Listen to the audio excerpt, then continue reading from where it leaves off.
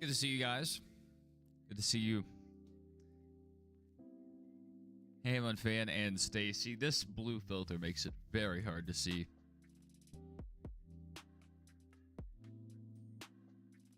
Your local track.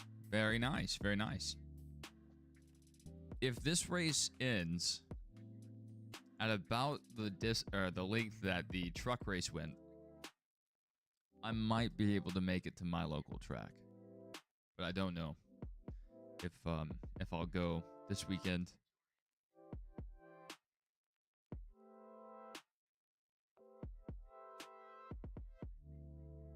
Because the truck race went around 2 hours.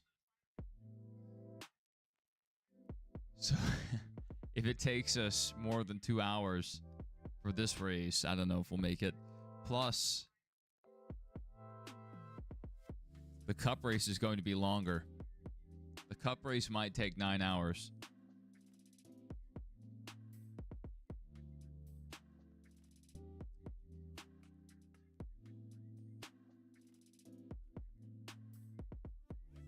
Trying to find our pit window.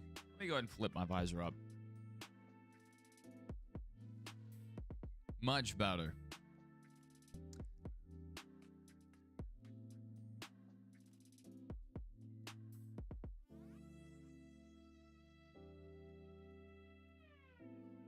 I don't see the pit information yet. Hopefully they add it if it's not here. Yeah, it's not on there yet. Yesterday, the pit window for the truck series was 24 laps, so it's probably around 24 laps, maybe a little more. We might be able to get 26 laps. This race is a little longer than yesterday, even though it's still called the Driven to Serve 250. Yesterday's race was the Navy 250. This is a 60 lapper, 10 laps longer. Stage is at 15 laps in, 15 more laps, and then a 30 lap stage to end the race. So that'll be our one long run of the race, hopefully. I hope it's not like just a bunch of wrecks. Good to see you, Hamlin fan. Good to see you. He said Pepper. I mean, he said America, but it auto-corrected, like it translated on my end to Pepper. So I don't know what country America means pepper, but I thought you said something about Dr. Pepper. It caught my eye. I was like looking over here. I saw Pepper. My left eye only darted over there. It was like Dr. Pepper. I don't have any Dr. Pepper. I'm all out. I usually cycle. I do some I cycle like bodybuilder cycle with steroids. I drink Dr. Pepper. Dr. Pepper, Dr. Pepper. And then I do like 1 case of Diet Coke. And then I go back to Dr. Pepper and remember why I like it so much. It's pretty good. The cars are rolling down pit road. I guess they're setting their speeds now. Making sure they have the right speeds. By the way, SVG on the pole for tomorrow's race. No shocker there. Let's look at our lineup for today. Brent Cruz. I don't think this is a surprise. I think a lot of people have circled Brent Cruz as the one that will be competing for today's win. Then a host of Chevys behind him. We don't have a single Ford in the field. That is a shame. Jesse Love going to have to come from behind. He's in our thumbnail, I think, and he's letting us down. I actually tried to find another driver, but only a couple teams had published photos at that time, so I made this earlier, not today. So there might be more photos out now. Austin Hill up here. Austin Hill's going to get some good track time here. He's one of the few drivers that's allowed to compete in both this race and the Cup race. They're not allowing the Cup guys to drop down this weekend. But considering he's points declared for the O'Reilly Series, they're allowing him to compete in both. So Austin Hill going to get some good seat time today.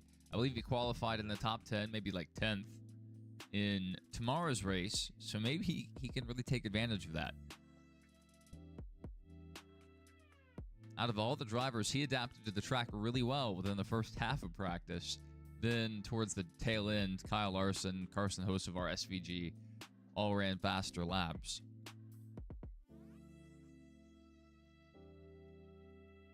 Who else? Who else has a shot here?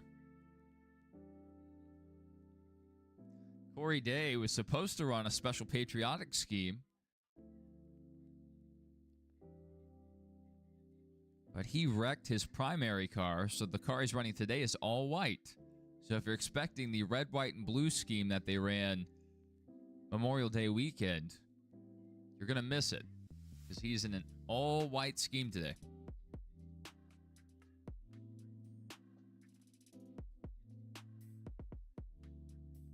I have to put on a, like, this helmet's huge. So to make it fit, I have to put on a thick beanie on underneath. But I thought this was the perfect weekend to break out the helmet.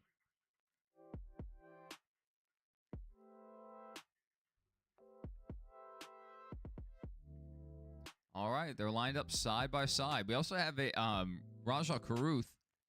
He's running a Navy throwback. It's HendrickCars.com sponsored, obviously. But it's a throwback to the Navy car that guys like Brad Keselowski used to drive. That was a really sharp-looking car, and it looks good today as well.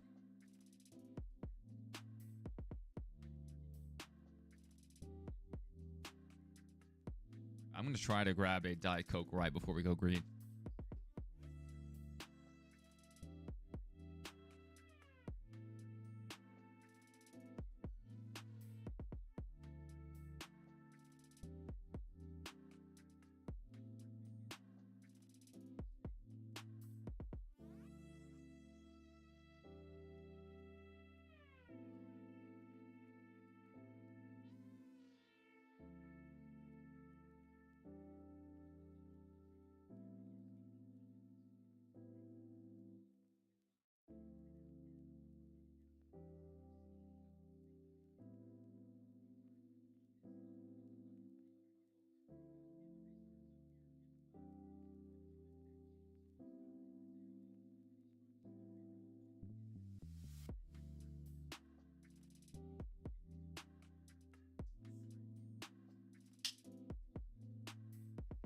All right, all right. Made it back with plenty of time. Pace car down pit road. I don't know if I did the speed thing yet. Yeah, I probably did.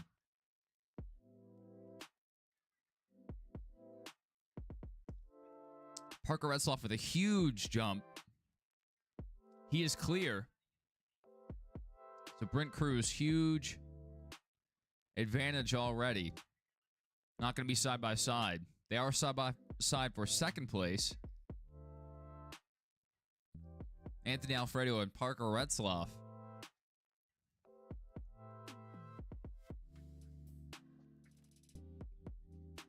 Really side by side for most of the field. Slowly single filing out. Now about the whole top 20 is single filed out.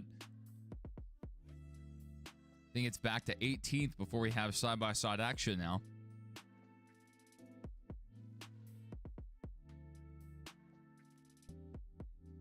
Now Quaffle and Sam Mayer, they were side-by-side. I think Quaffle got in behind him. Quaffle's still looking, though. Quaffle's trying to make this pass. Not going to be able to get it done. He's actually allowing Sheldon Creed to get alongside him, so he has to watch out here.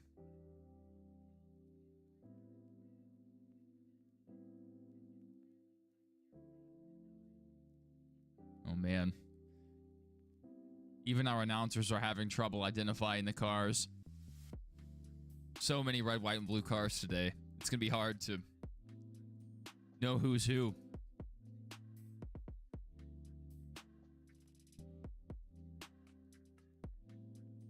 Good to see the stands full today.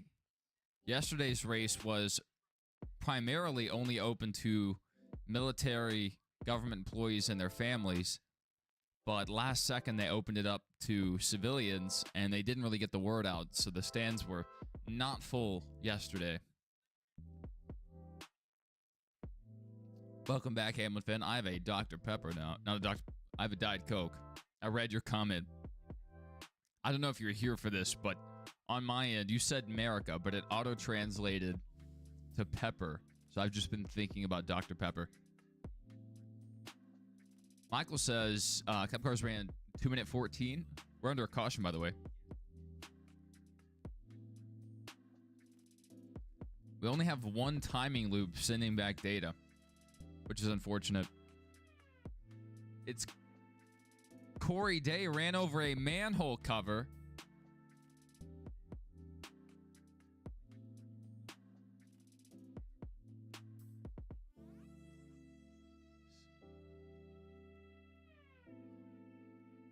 There's possibly a whole manhole cover in the front of Corey Day's car.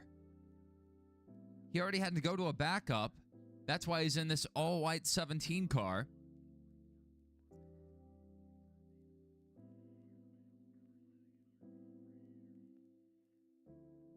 It is a whole manhole cover. NASCAR's going to have to go out and find wherever this was. I don't even know, like, do you go to the team and ask for the manhole cover and go try to weld it back on? I mean, what's the procedure here?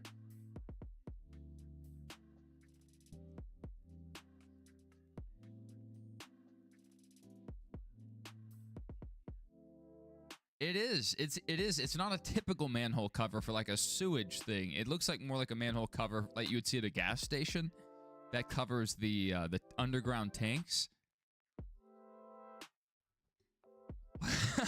What?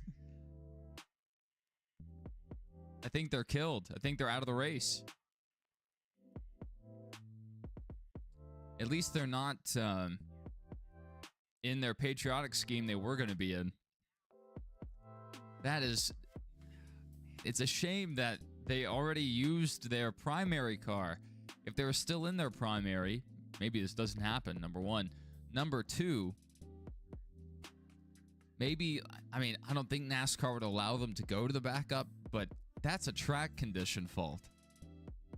It was only lap one. They hadn't even made a full lap. At my local track, if every car doesn't cross the start-finish line, they don't deem the start official.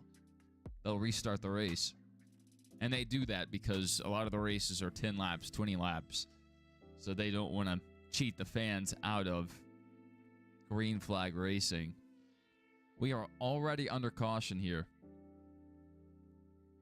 As soon as we can get a replay of that, we will get one posted. They don't really have a good angle of it. I just feel terrible for Corey Day.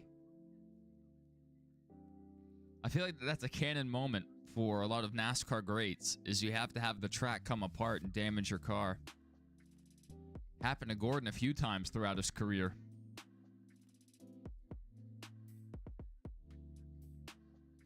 Most notably at Martinsville, when he had the best car in the race. Probably was going to win that race, and took a chunk of concrete through the nose of his car. Killed it. So this isn't a replay of the incident. This is just a replay of the start of the race. And that beautiful aircraft carrier. I believe that's the USS Carl Vinson.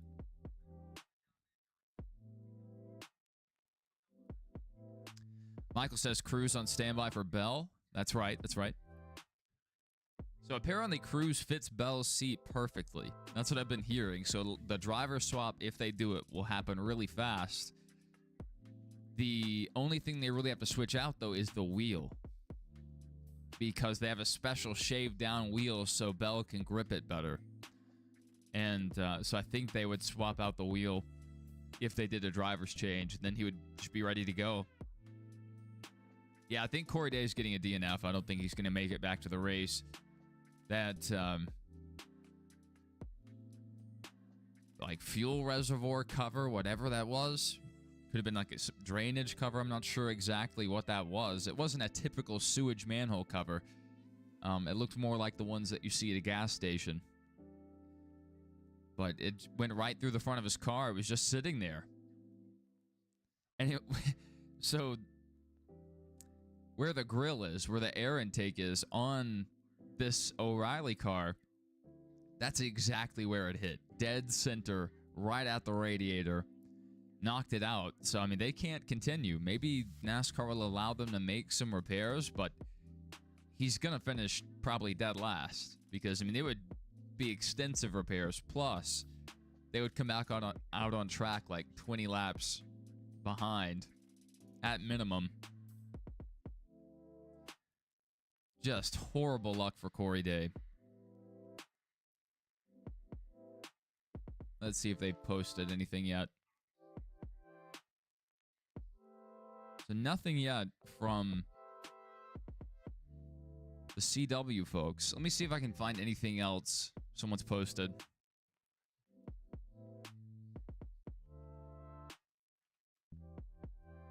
Super unfortunate.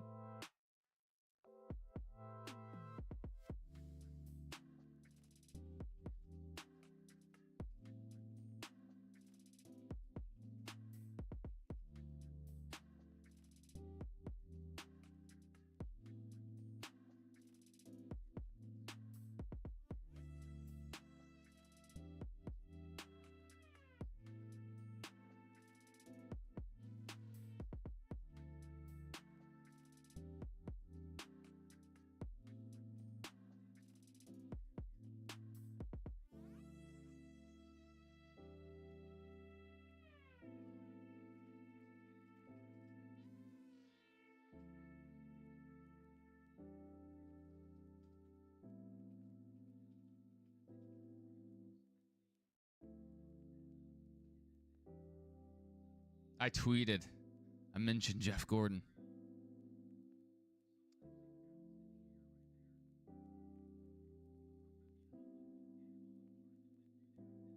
So they do kind of have a replay. Maybe that's what they're waiting on posting for the CW. We'll get that. Okay, we do have a video of Corey Day off the pace. Let's zoom in here.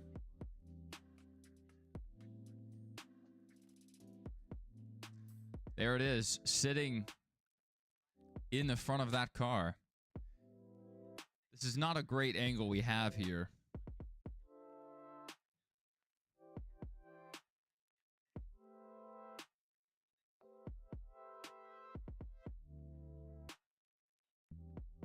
That's already after the incident has taken place. You can already see the smoke billowing out of the rear end of that car. That is insane. So that you can see the whole of it there in the dead center. That's the cover. And it hit the car perfectly to go right through the grill and into the radiator. So Corey Day out of the race. Didn't even complete a full lap.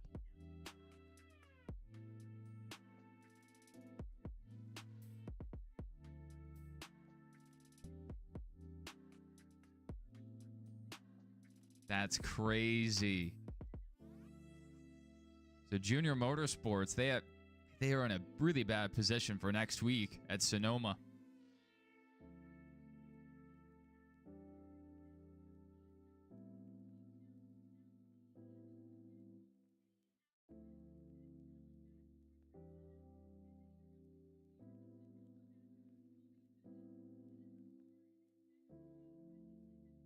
That's NASCAR and the U.S. government's fault. Yeah. Hey, those are our tax dollars right there. Those are our tax dollars in Corey Day's grill. So if you're not a Corey Day fan, if you're a Corey Day hater, which there are Corey Day haters, those are your tax dollars at work. I didn't vote for this.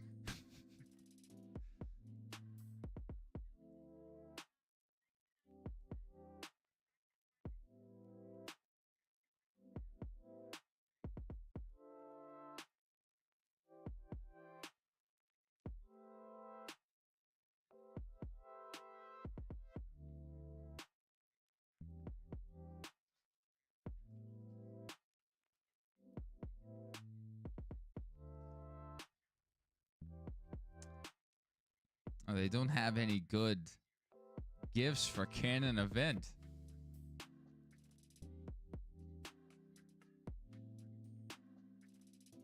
Well, fine.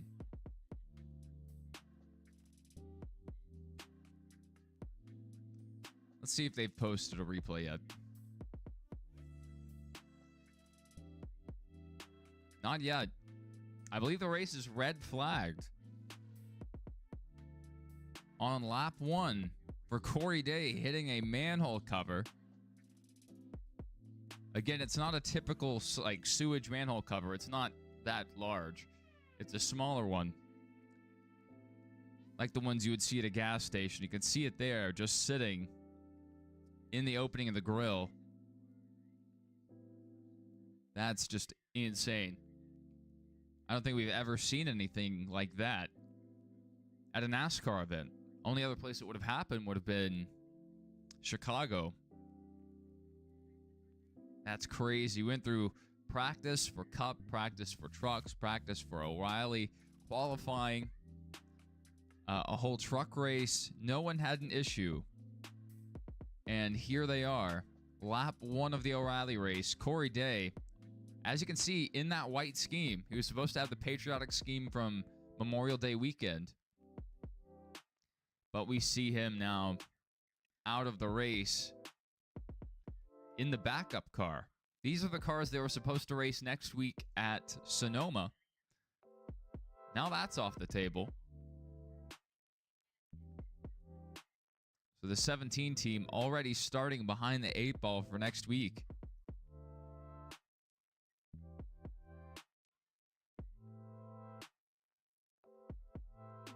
Still no replay posted yet. They didn't really have a great angle on this, which is probably why they haven't posted it. I'll try to find another replay angle.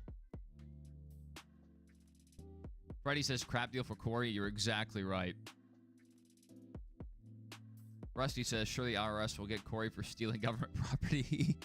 I bet the military paid probably $1,000 for that manhole cover. It's ridiculous how much they pay for stuff. Like, you lose a basic compass in the Army, and the line item price for it is like $500. That's not the actual number, but it's insane. Or like an e-tool, a foldable shovel. Call it e-tool, like excavation, I believe. I think those are like $150 or something. It's crazy. So that was probably a really expensive cover.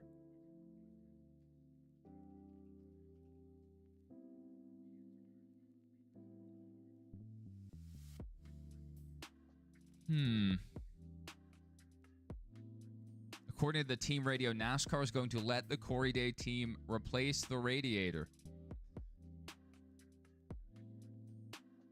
This is from Bob Pockris. They're going to go down several laps here, though. I don't know if they, can get that. I mean, the splitter's already bent out of place. That splitter is a very sensitive part of the track. Cars are rolling. So he's already going laps down here. I don't even think it's worth going back out. Unless you're just going to run off the pace all day and try to stay out of trouble. Because imagine Corey Day goes back out there, gets involved in someone else's incident, or causes his own. Then they're really in a bad place for next weekend. They're going to have to make some tough calls here. Being allowed to fix it, but it will be extensive time-wise. That's horrible. That's horrible. As an apology, he doesn't have a backup to go to. That's what I would say they would do for any driver. If that happened to any driver, let them go to the backup while they're under the red flag scenario, if they want to. And if not, maybe say, you can repair the radiator and we'll just send you back out 3 laps down, 5 laps down, whatever. That way he would still be last, but, it'd be a bit easier to make up, especially if we had a bunch of cautions.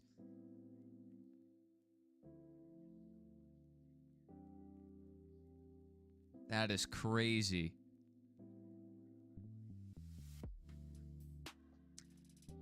Someone's leaking fluid on opening lap.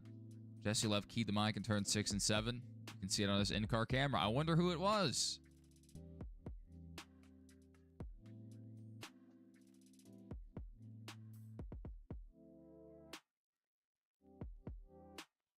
That is insane. So that's a shot of them coming in on pit road. And watch them pull this thing out.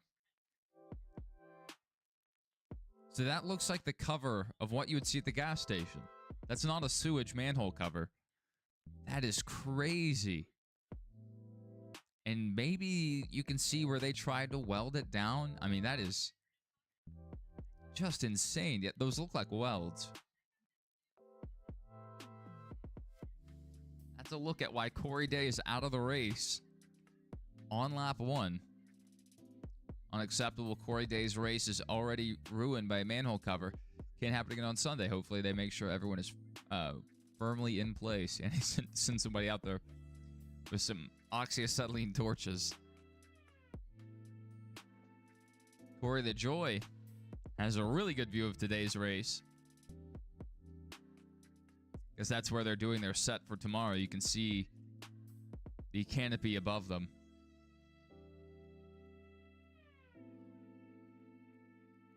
NASCAR said they welded 150 manhole and other covers on the track. Corey Day might argue it was 149. That's hilarious. That is...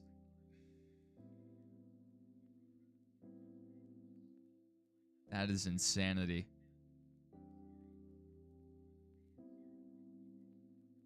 So that's the backup car he was in. That's pre-manhole cover incident.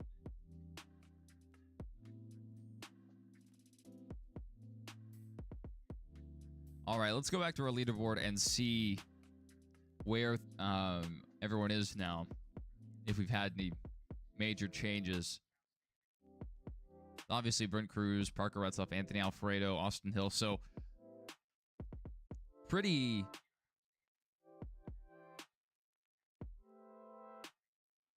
stable at the front of the field. Looks like Austin Green was able to get by Sheldon Creed. I hope I said that right. LeVar Scott top 15 right now. Brennan Poole, I think, did gain a couple spots.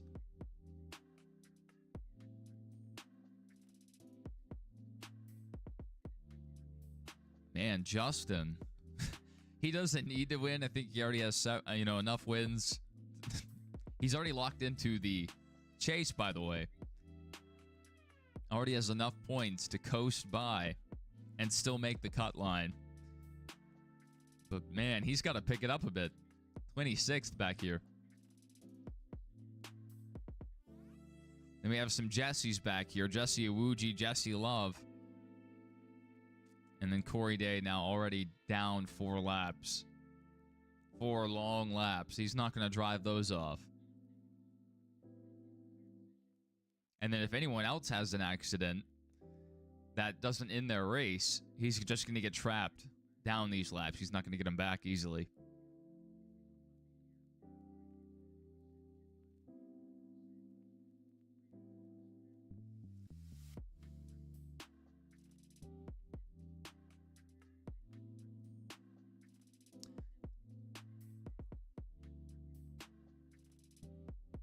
Oh, yeah. That could have been bad.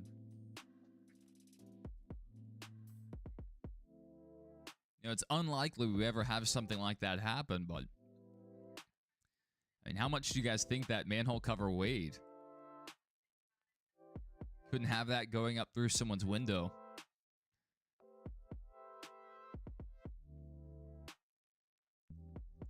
Rusty says, might as well pack it up and save what's left of the car. I mean, that's kind of what I'm thinking. Unless somebody crashes out of the race here in the next stage, he's not going to get his laps back. I mean, he might be able to gain a couple spots throughout the race, but then he's risking damaging his race car again or further, when they could just take this time to load up and go wherever they need to go, or even just start repairing the car for next week. Michael says Cup teams get an extra set of tires for the race tomorrow. And Michael also said Jesse Love in the Wood Brothers 21 next year. That's right. Big news so far. We know Corey Haim's going full-time racing for 2311.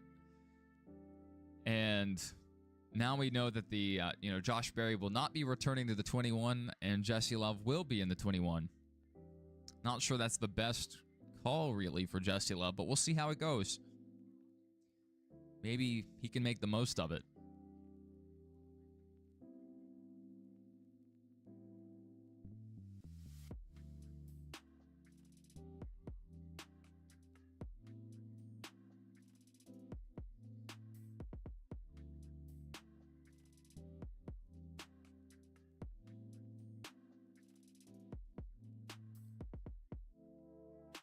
Wood Brothers car is basically just a rookie car for Penske. Kind of. Paul Menard and Matt DiBenedetto would be the notable exceptions, but Ryan Blaney, that's kind of how they did it with him. And that's a Penske prepared car. It just never runs like it. But really, all the Ford is down. And if Penske's getting, if the Wood Brothers are getting Penske hand-me-downs, it's no wonder they're not running well. No matter who you're going to put in that car.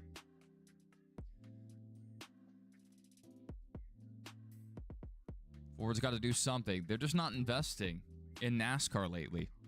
And you can see it in our running order right here. There are no Fords on track. Not one Ford in today's race. Let's move some of this around.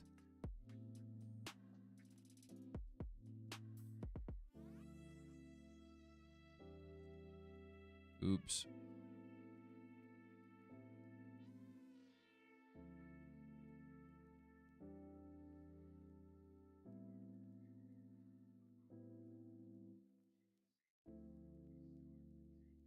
Actually shortened some of their names.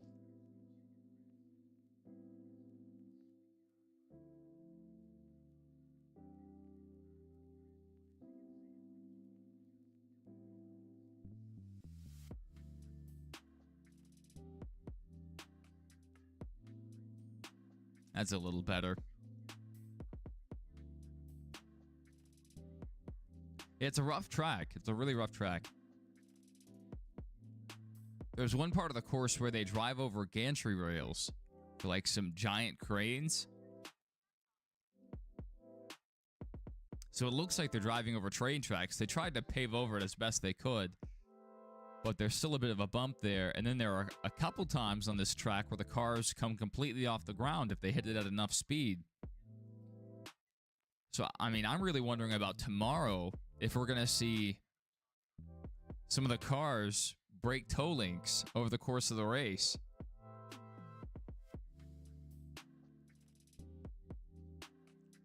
Rusty says 92 degrees here, and he's dying. That's not too bad.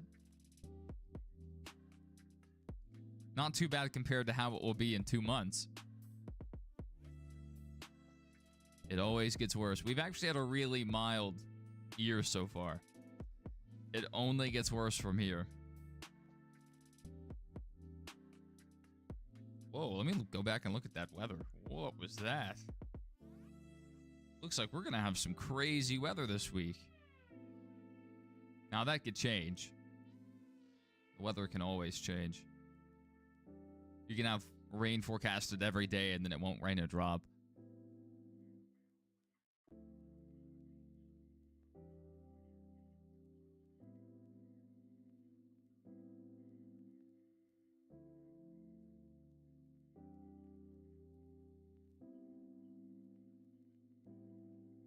Thank you guys for liking today's stream.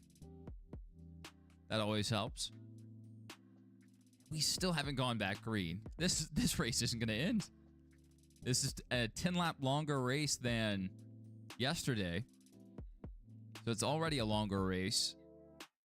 Even at full speed, that would still take like 25 additional minutes to run all those laps. Michael says he predicts mechanical failures tomorrow. We've been talking about it.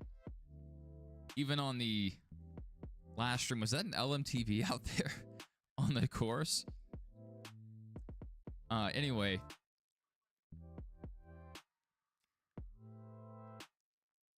I don't know if the jumps on the track and the bumps on the track are big enough to break a toe link by themselves.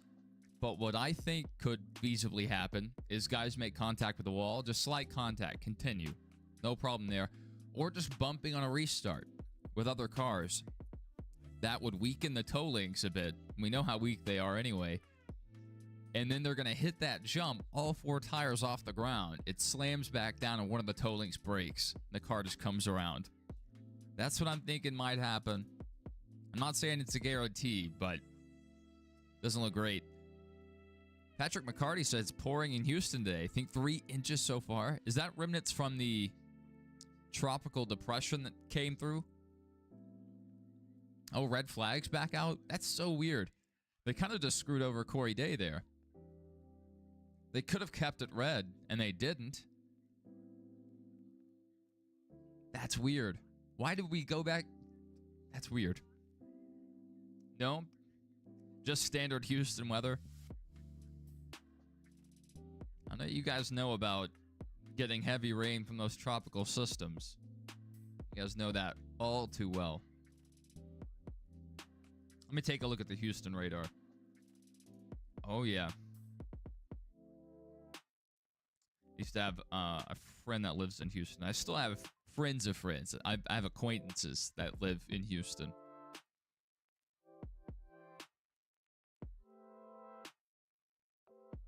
Yeah, some pretty heavy line of storms that have moved through earlier in the day. And still some just sitting over the city right now. Really, the whole city, including the suburbs, is covered by rain right now. Looks like there's a bit of lightning through a lot of this storm. How about that? I'll show you guys here in a second. We'll pull it up on the big radar. Let's take a look at what Patrick's dealing with.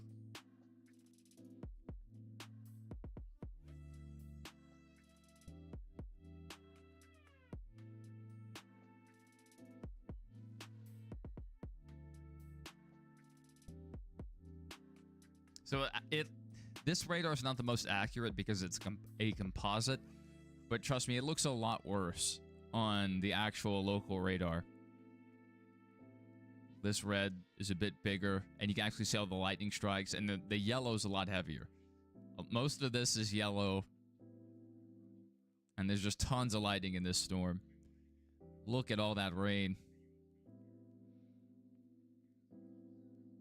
And then, as always, you know, a lot of these storms that push through Houston end up sweeping through the lower boot of Louisiana. Continue through South Alabama, probably. Yeah, big system. And then Florida, just always, you know, especially this time of year, always has some kind of thunderstorm going on at some part of the state. Always. Even if it lasts for 15 minutes, it will dump crazy amounts of rain. Orlando looks pretty good here, but let's see, where are those Disney parks at?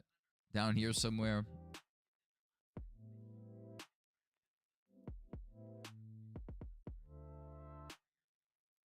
More like probably over here.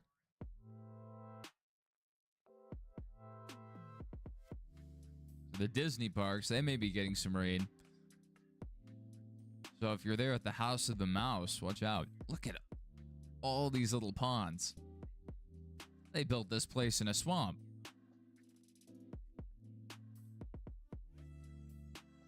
And then Titusville over here. This is where they launch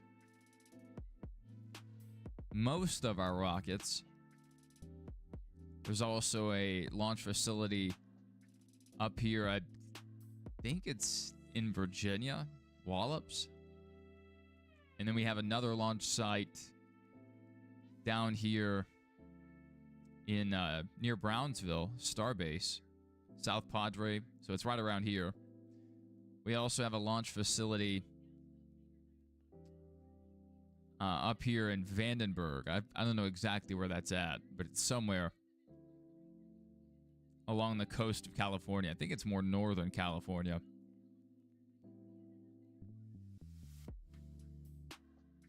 I can't recall exactly where it's at.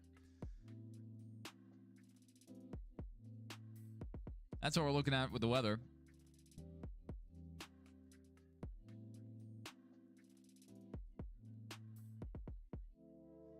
Let's go back to the CW. Let's see if they have anything additional for us. They did post another picture of an aerial shot of the track.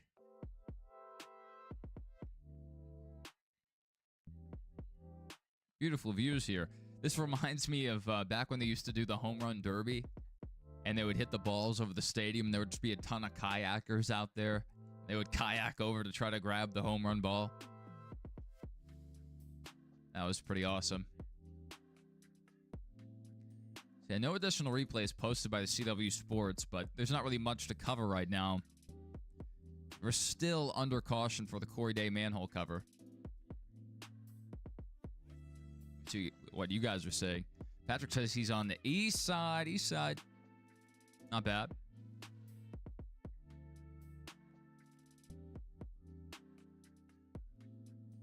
I've only been in Houston a few times, but I've been all over.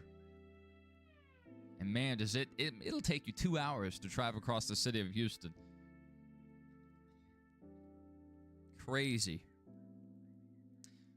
My friend lived in the northern part, closer to the Woodlands.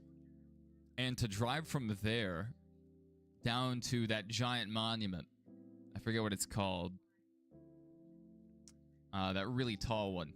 Kind of like the Washington Monument, but it's not. It's like San Jacinto or I forget what it's called. I'm not even going to attempt to remember.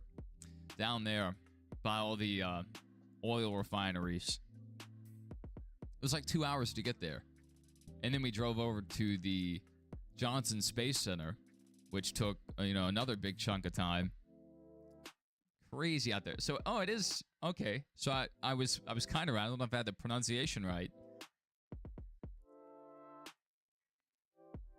I don't know how I remember that, and sometimes I can't even remember how old I am. People ask me, I'm like, give me a minute. Let me do the math. Got to count on my hand. Rusty says it's going to be hotter than all hell just sitting in those cars in a red flag. Patrick says, where Texas won its independence. Yeah, it was very cool to go see. But when I was there, the elevators were down. So you couldn't go to the top. So that was sad. But it was cool to go see. Still able to walk around and see all the relics from the war. Show you guys what we're talking about and look that up. We have nothing else to do right now. I just want to see what the breeze is in San Diego.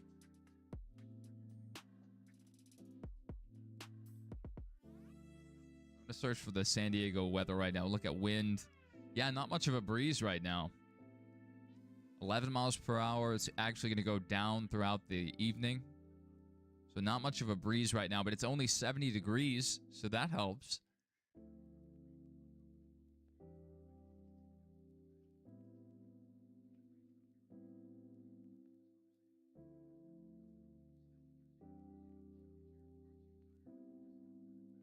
So this is what we're talking about. I have a picture of a shark eating this thing. It's a giant monument. Able to drive out there and see the battlegrounds and also see I don't know if they have it repaired yet. They probably do. It's been years. But you can go up there to these observation windows and look out from the top. And they have tons of artifacts on the inside. There's inscriptions all around it, include like at the base. It tells the story of the conflict. What a massive image. Bring it down, bring it down, bring it down. Who thought this race would turn into monument coverage?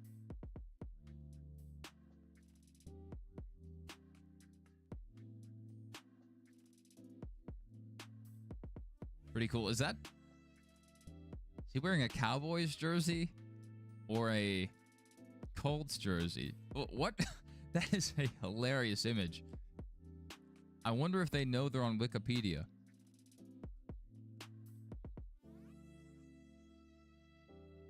That's funny.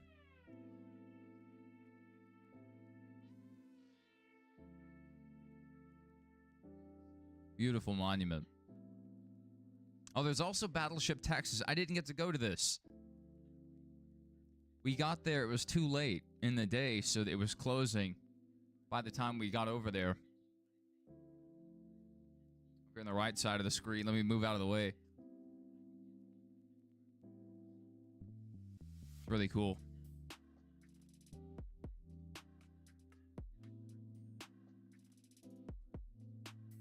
Some good aerial shots there.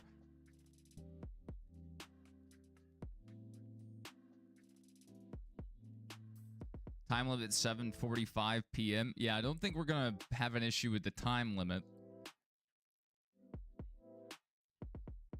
As long as we don't have more red flags like this. This is actually crazy how long this is taking. I don't know if NASCAR's going out and inspecting all the other manhole covers. That's maybe what they're doing. Why this is taking so long. It wouldn't take this long to weld that thing back together.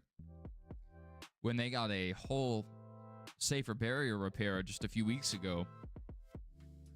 Thank you, Doodlebug. Darkside says, greeting from a sick Darkside. Because you stayed up late. Gotta get more sleep, man. Oh, they moved the battleship. It's in Galveston now? Oh, I think I heard about that. That was a while ago. Yeah, I think there were, like, issues with it. Maybe Galveston has a dry dock or something. There was some reason why they were moving it out there. I can't remember the whole story behind that. Yeah. We snort Monster and go about our day. I don't have any Monster anymore. I hate going to the store, so I just haven't bought any. Which is actually good. Drinking less caffeine. It's great. But I do still have a Diet Coke with me. Don't even have sugar in this thing. Jesse loves sleeping in his car. Jesse loves a funny dude.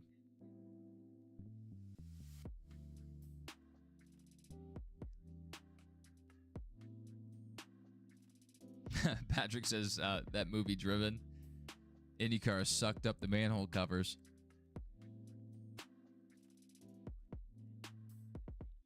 The Cup cars, you know, they have all that underbody underneath.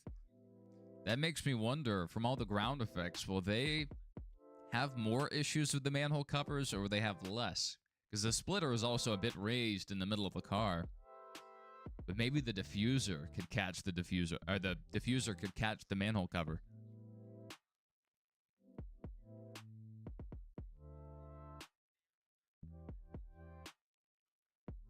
So Jamie just said it, so I was right. They are going around and checking all the manhole covers. My goodness. This is going to be an extensive period of repairs. My goodness.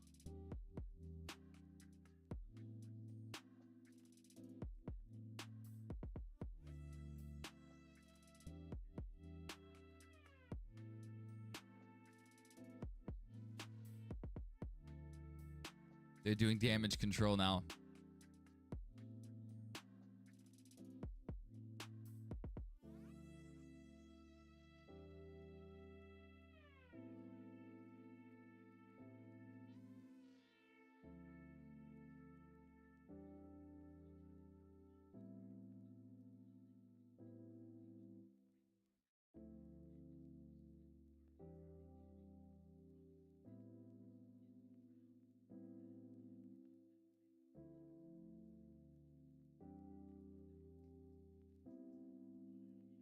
Looks like they have the 2.5 ton out there. That's an older model. Maybe the engineers use that more than we did.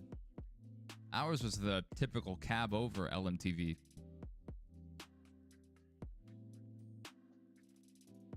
Show you guys. Let's see if they have some pictures of these beauties. You can buy an MRAP for $300,000. Do you guys want to donate some money? Only $300,000. If everyone donates $100,000, we can buy a few of these and race them. Jesse Love got a penalty for incorrect lug nut size. Are you kidding me? Yeah. Here's the problem. You can run into this. It's crazy this didn't happen to us at Chicago. The 2 times we went there.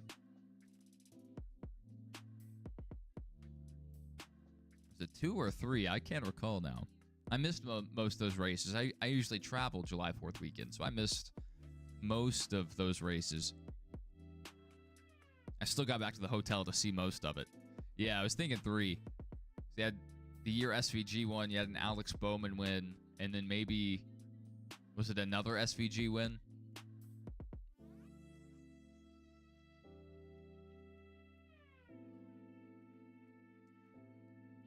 So that's more like the typical LMTV, and that's the style I'm used to. Right there. Look at this beautiful truck here. 2.5 ton. Beautiful vehicle. Now it's painted up for the desert. This is more the standard camo pattern we had in the BDUs. That was before my time. Way before my time. But they've started converting a lot of them back over to the greenery, because the former DOD was anticipating our next conflict to be against a adversary in a jungle environment or a forested environment, so a Russia or a China. So a lot of the Army equipment started converting from being painted this desert tan color back to the olive drab. A lot of beautiful trucks here, though. Man, they're so affordable. That's actually a bit cheaper than your standard, like, optioned out F-150. Hey, Corey Day's pulling back out on track. If NASCAR hadn't screwed him by running these laps under caution, he would only be, what, 1 lap down at most? Sam Ayers playing paper, rock, scissors with the camera. SVG, Bowman, SVG. 3 races at Chicago Street. The Bowman one was wild to me. So I probably saw the 23 one live. I don't think I was traveling that year. 24 and 25, both years I was traveling. But I know the 24, I got back to the hotel in time to watch it. Or maybe 23 I was traveling too. That may have been the year I got married. You've driven an ex-military deuce and a half? I had to take a license course for one. It was my first and only time in a truck that big. Or like driving one. Been in one several times.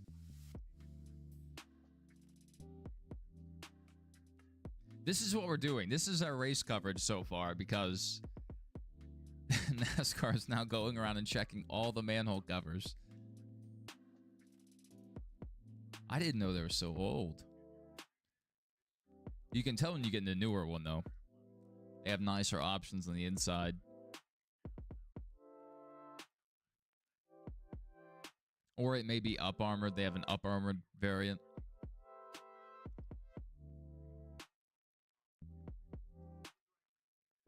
I liked the ones with the big canopies on the back. Get in there and be safe from the rain. All the gear would be safe from the rain as well. All right, cars are rolling. Let's shift back into race coverage mode. With the leaderboard back open. They really screwed Corey Day there. They should give him his laps back. They red flagged the race to repair the first manhole cover, and then they ran a few caution laps, and then they threw the red flag again. I mean, at most, Corey Day 1 lap down. I would say, Corey Day, you're 1 lap down. Good luck. Hopefully a caution falls, well for you. That's just ridiculous. If they just kept it red flagged, he would only be a lap down right now. I guess the benefit is they let Corey Day keep repairing the car under the red flag, which is not typical. So, I guess you could excuse that.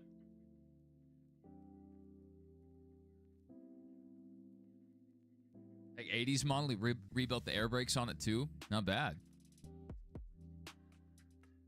That's good experience to have.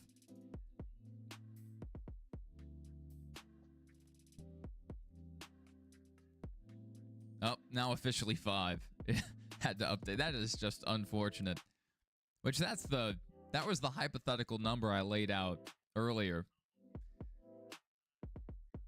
If we got a crazy amount of cautions that didn't take out cars for the day, which would be like weird to have happen, then maybe Corey Day could get his laps back, but it's going to take some guys having day-ending accidents. So, I mean, I don't even know if it's possible for Corey Day to get a top 30 without something wild happening on one of these restarts that just collects half the field. And it's got to be day-ending, too. Or severely, impacting their days.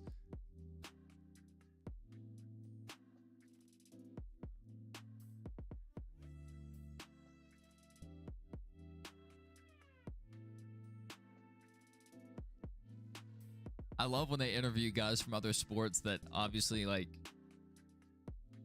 aren't prepared for the interview.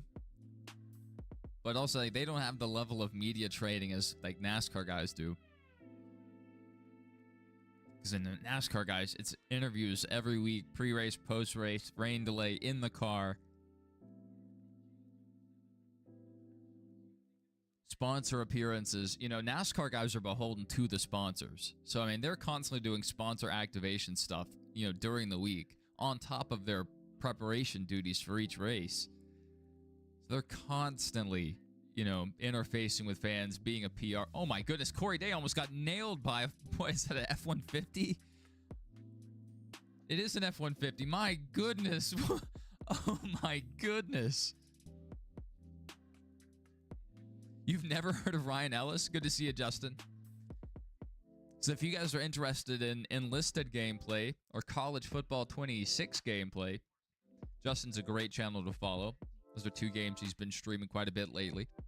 He also does a lot of high school sports coverage, which is, what inspires his name. Corey Day's not having a good day. That would have...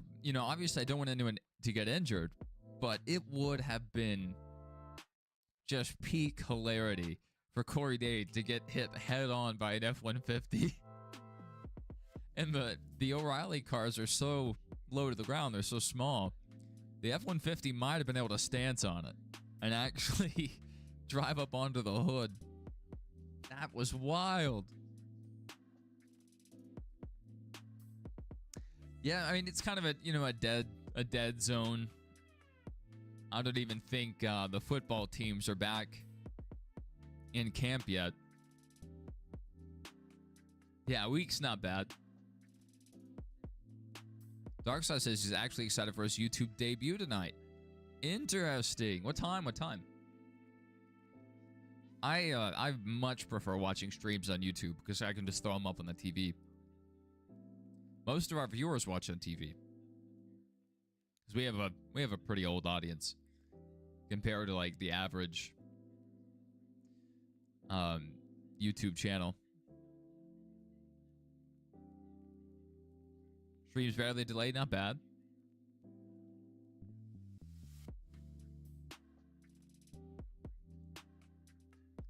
That is so unfortunate. Corey Day's 5 laps down now at no fault of his own.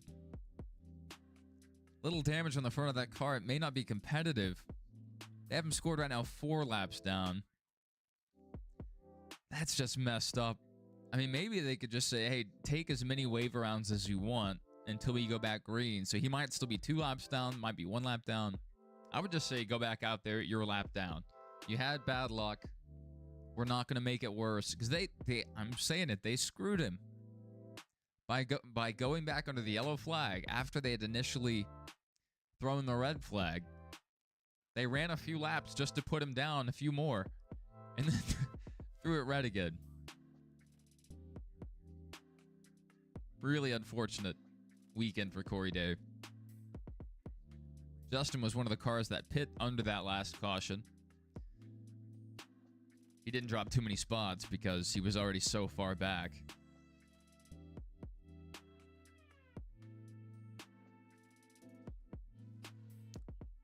They're giving Corey Day his laps back? Okay. That would, I guess, make sense why he's turning laps so quickly. I have the TV on. I just, when I'm talking, I can't hear it. Good. That's the right thing to do. That's the right thing to do. It's such a rare circumstance, too. It doesn't really set a bad precedent.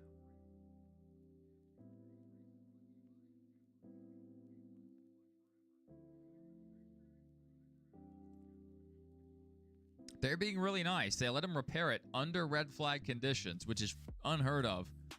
Plus, they're giving him, I guess, all his laps back, which is pretty wild. You know, I'm just saying, you know, one lap down. You're still penalized. You were the guy that found and broke the manhole cover. Now, Justin's back there with him.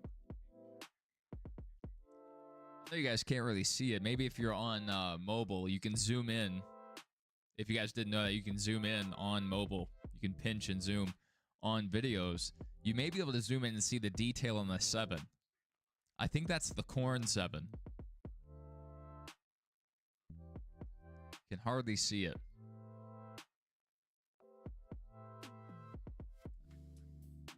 Come on, Corey. You got to get your laps back, buddy. You got to go faster. This is ridiculous. We're an hour in. We are an hour in. And we haven't even turned a full green flag lap, I don't think. I think only a few guys maybe made it across the line that first time before the caution flew. That is insane. It's rare NASCAR does the right that, yeah.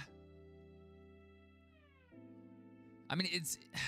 So, I was saying they should give Corey Day his laps back, or at least most of them back. I didn't think they would, though, because any other occasion where the track has come apart, they don't do anything about it. I think it was a unique circumstance because the race stayed red flagged. They had it repaired, and it was convenient to give him his laps back. It's not convenient if, like, the track comes apart, one guy gets his radiator knocked in, and the race is still green, to then give the guy his laps back. That doesn't work.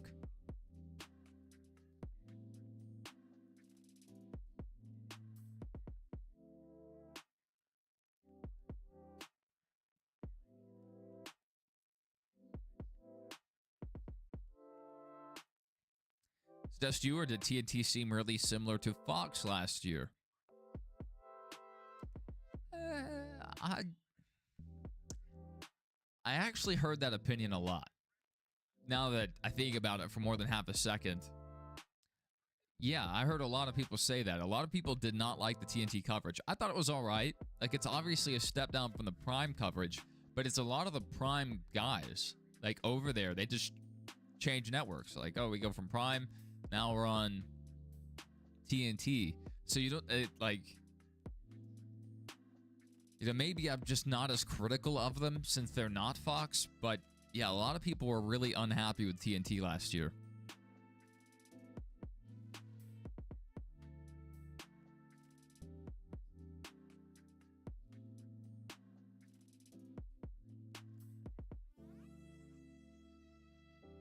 So we're literally just waiting on Corey Day right now. Is it a transponder deal where the transponder really has to cross the line that many times, or can no one just go in there on the computer and punch in He's back on lap 7. This is wild. So the race was basically delayed an hour and a half because of the manhole cover. Oh, there's no shot Corey Day wins this.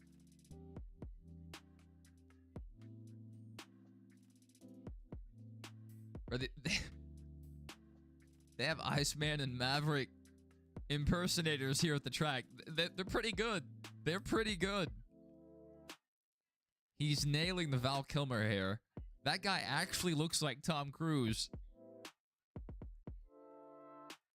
Oh my goodness, he's pretty good. That's awesome. They should have gotten Tom Cruise to wave the flag tomorrow.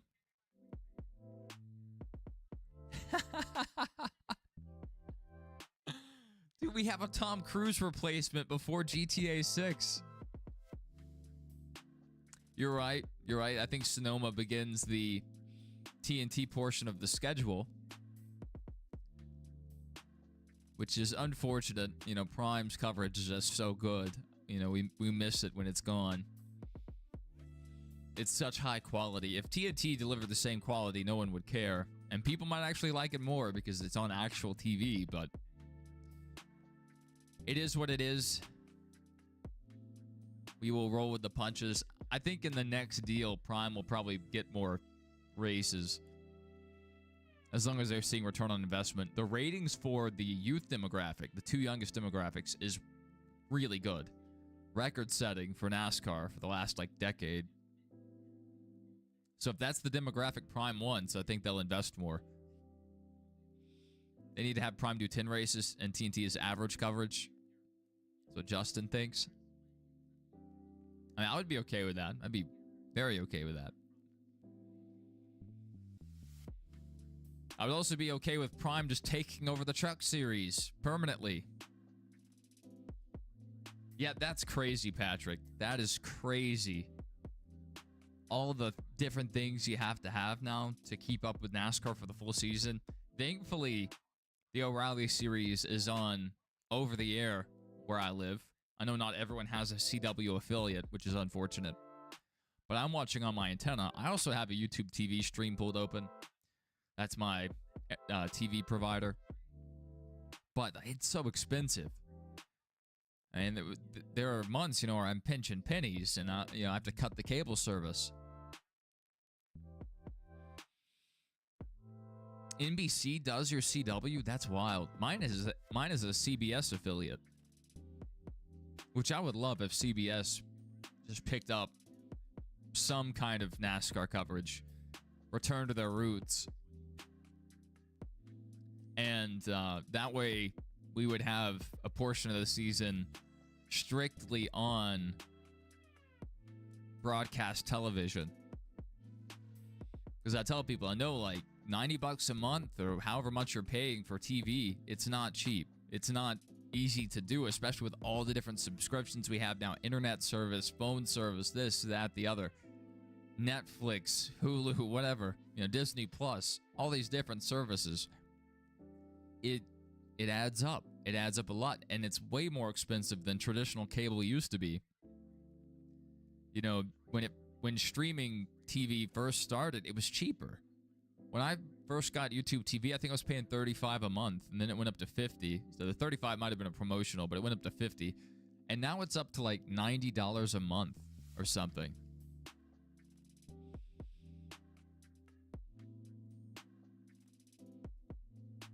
Michael says Fox cuts in and out on Hulu. That's wild.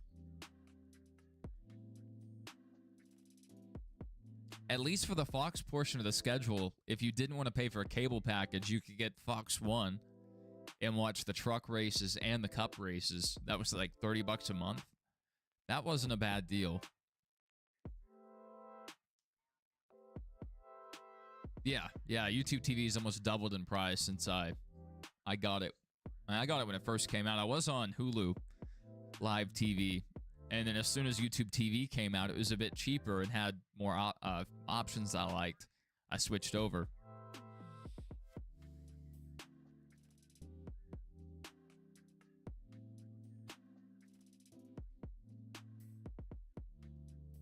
And then for a couple of years, I used a maybe not the most authentic cable service or a TV service. I had channels from all over the world. It was awesome. I could have commercial-free NASCAR coverage. It was great. I would just tune into the UK channel, whatever it was. Commercial-free NASCAR.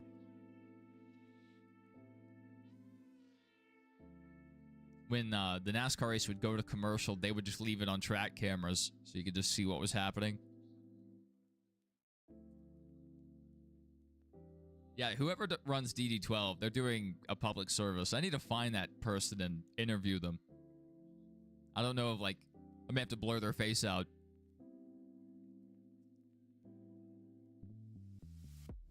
Double A says, at least the red flag's going to launch the race. It's your fault. They red flagged it for you. Siouxland only has NBC and ABC. Man, I'm lucky I have all the local affiliates. My antenna pulls in like 40 channels, which most of them are like garbage, but I get the CW, CBS, NBC, ABC, Fox, all that stuff.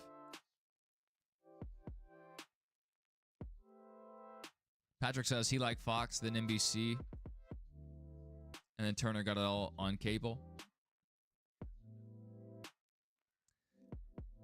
Yeah, I mean, this year NBC, they didn't make me very happy. You know, they had only a few races, like 3 maybe, last year on big NBC over the air.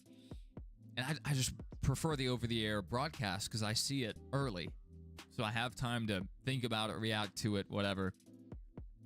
And when it's on streaming only, sometimes I'm delayed. And that, you know, ruins the stream a bit. But, you know, it's just free to watch. And it's crystal clear, at least where I'm at. Great coverage. But this year, all the NBC races, I think, are going to be over on USA. So now that's, you know, if you just had the basic channels, USA's not going to be on there. So there's going to be even more people missing out on NASCAR Cup races because NBC spun off USA into its own company. NBC and USA are no longer the same group.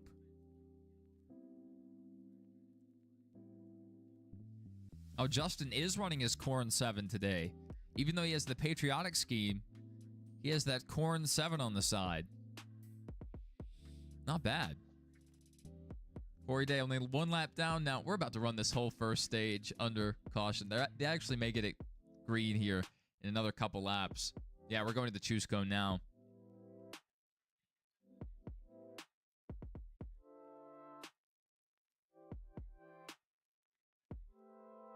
Corey's laps are going to be pretty used here compared to the field. And he's using way more fuel than they used. So he's still behind the 8 ball. He's going to have to take a longer stop under this next stage and starting from the rear. You heard a manhole cover came out and hit Corey Day's car. I'll pull it up for you. I find it.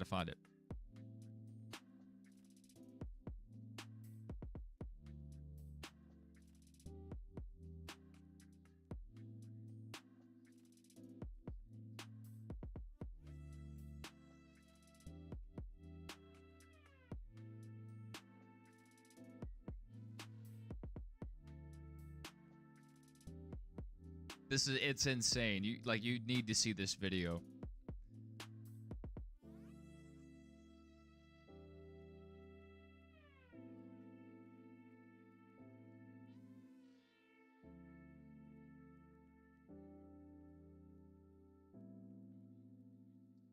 We're about to go back green, so that's the manhole cover if you can see it. So let's see if they show him pulling into, yes, okay. Coming down pit road. This manhole, it was the first lap of the race. And it's not like a traditional sewage manhole cover. That looks more like a cover for either a drain or like an underground reservoir. Like you would see at a gas station. But it was just sitting there resting. just sitting there resting right in the grill, and just obliterated the radiator. And somehow they were able to get it repaired. NASCAR did the right thing, gave him his laps back. And it took them a while. They went and inspected a bunch of different covers across the track. And the pace car is off, and we are back green. Brent Cruz did not get as good of a jump there.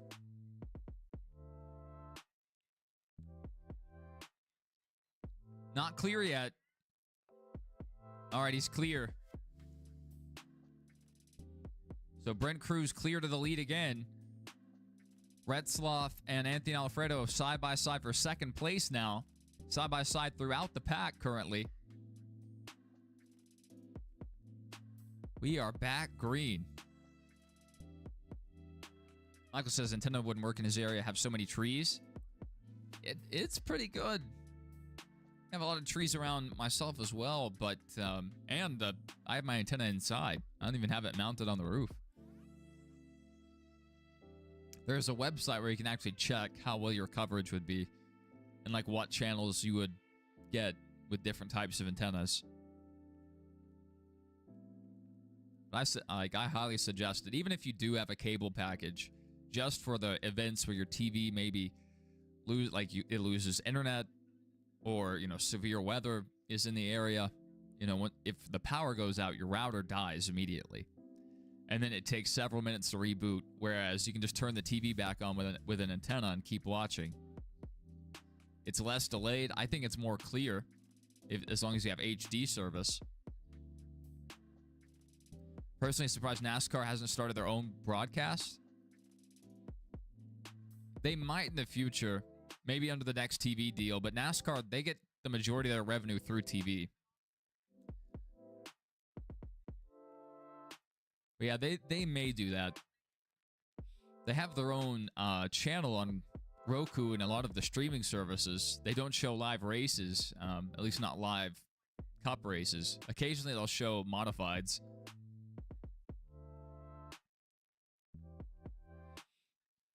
But they do have their own broadcasting team. They actually manage the camera work and the production. So I guess it's more of a production team than a broadcast team. So maybe in the future, we'll have a NASCAR streaming service you can buy. $15, $20 a month, whatever. Maybe. But that'll be several years from now because the TV deal doesn't come up for renewal, I think, until like 2031 or something. It's a while.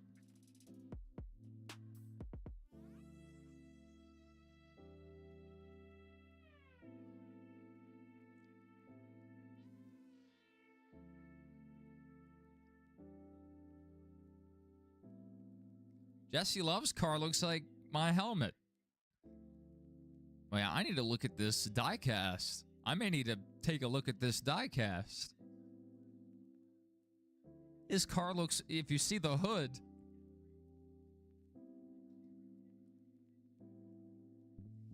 I didn't plan this.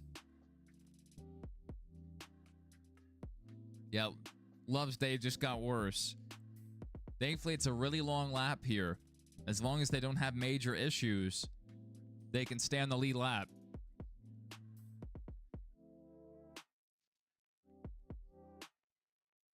Look at that Corey Day, not dead last anymore. How about that?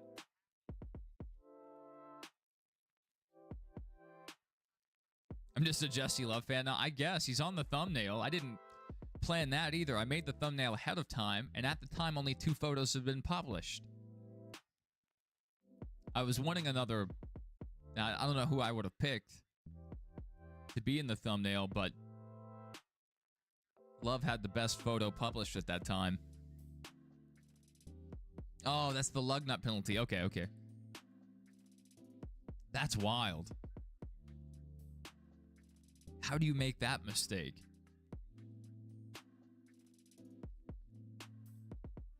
See, I think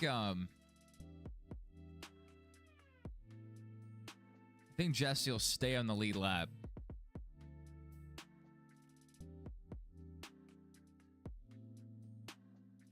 And now, I mean, he could even just fuel save for a bit if he wanted to.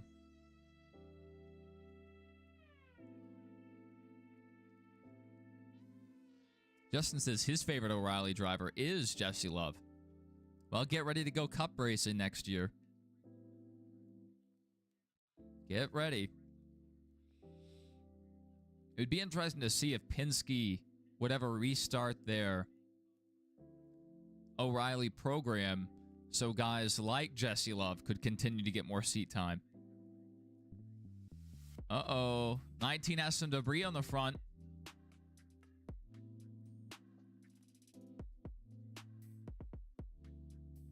Well, let's see if this affects the handling or if that car will overheat.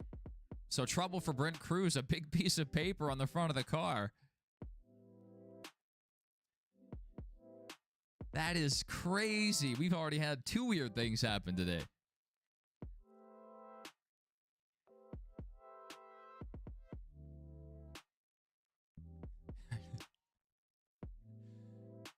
Yeah, I know Ford in the O'Reilly series just makes me mad. It's like they don't care at all. And it ruins their feeder program. It is a huge piece of debris. You know, typically when someone has debris, it's a tiny piece, and it really, like even the tiniest piece will make a car overheat, and they have to lose the lead and get behind somebody. Well, here, and this is a massive piece, it's taking up almost the whole grill.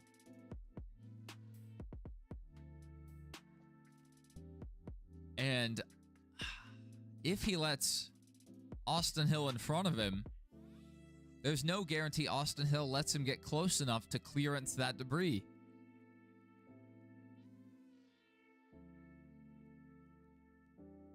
I guess Brent Cruz, he's going to flip the stage here potentially. That could save him. He could come in this time by, flip the stage, and just run the next stage out. Yeah, Brent Cruz coming down pit road. Austin Hill not going to come with him. He faked me out there a little bit. Do you like this track better than Chicago? Yes, 100%, 1,000%, million percent. Chicago was just a bunch of 90-degree corners. It sucked to drive, and it really wasn't the most entertaining thing to watch. That was about the worst street circuit design you can get. And a lot of times with street circuits, you end up with a lot of 90-degree corners because that's how roads are laid out typically. Well, thankfully, you know, they are using a few public roads here, but most of them are, you know, along the runways and areas where they can just make up their own design.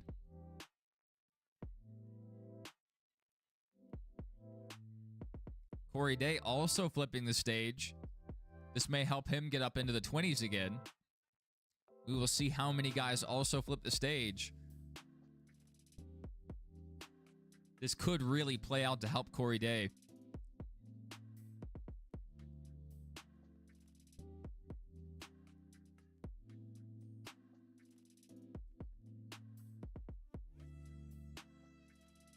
So Austin Hill, now our leader.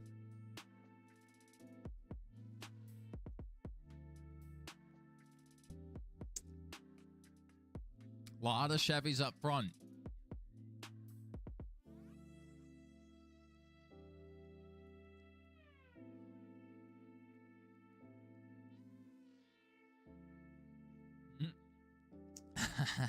The Americanized version of Monaco.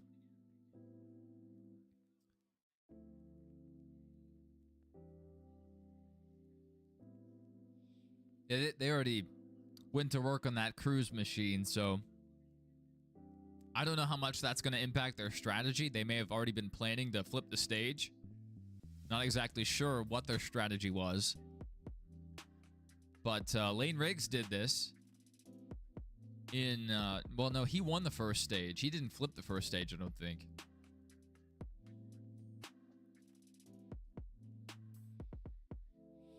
But no, we've seen this strategy work before. But that was at typical road courses where there's actually a lot of room to pass, more runoff. Here, there's no runoff, and it's definitely harder to pass. Yeah, that worked out really well for Brent Cruz. I think that they made the best of a really bad situation.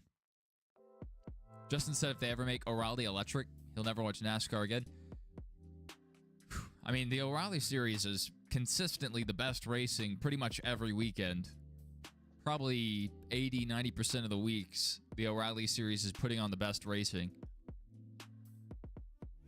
If they ditched this platform for anything else, it would be very unpopular. Day speeding penalty? Oh, dear.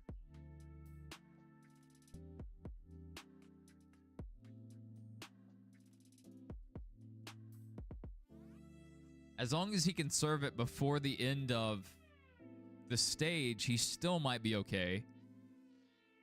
But if he can't, then that's going to nullify their strategy of flipping the stage. I just don't think it's a good idea to add an electric series, period. They could have an exhibition race maybe a few times a year. But I know for myself and a lot of other racing fans that, you know, go to races in person, a big part of it is the sound. You can feel it. It's not just a, you know, an auditory thing. It's you feel it in your chest. It raises the excitement level. Gentlemen, start your engines. Whoa, you're like, oh, this is crazy. If it went electric, it would just be like whoosh, whoosh, whoosh. Just cars. Or there would be like making a humming sound. I don't want to hear that. That's pretty lame. I think it would be an interesting opportunity to bring NASCAR to other cities. Run the electric series as a, you know, an exhibition series in places that typically don't have NASCAR races. Go to, you know, I know Detroit has Grand Prix, but you can go to Detroit and actually run it downtown. Go back to Chicago. You can run even a shorter circuit to take advantage of the great acceleration the electric cars get. Go somewhere in New York City. Or you can just go to New Jersey instead. Gentlemen, hit the on button. Yeah, it doesn't hit the same. King Mako says the 91 font looks kind of weird, but he likes it. I don't know if we have the right font for it. Oh, 91? Yeah, that's probably the correct one. I'll have to inspect it closely. Oh, my camera's... It'll do that sometimes. Whenever I sit back to watch the TV, occasionally it goes blurry. Not sure why, because I'm still here. But I have to sit back so I can see the television. It's at a really bad angle. I need to move it over like 2 feet.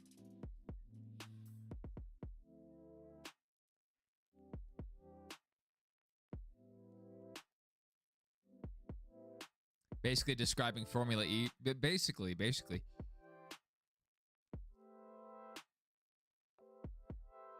But I mean, you could even... I mean, maybe run it in... I don't know if you would build out more stadium tracks. That's pretty expensive, so you can't really do that. But you could run it in the parking lot of big stadiums.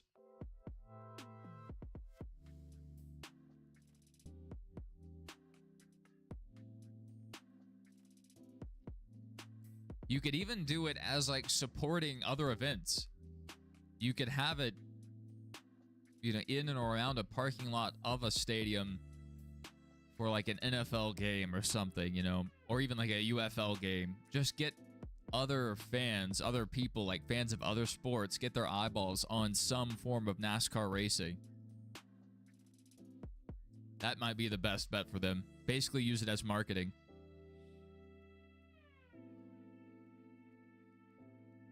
I think that'd be cool.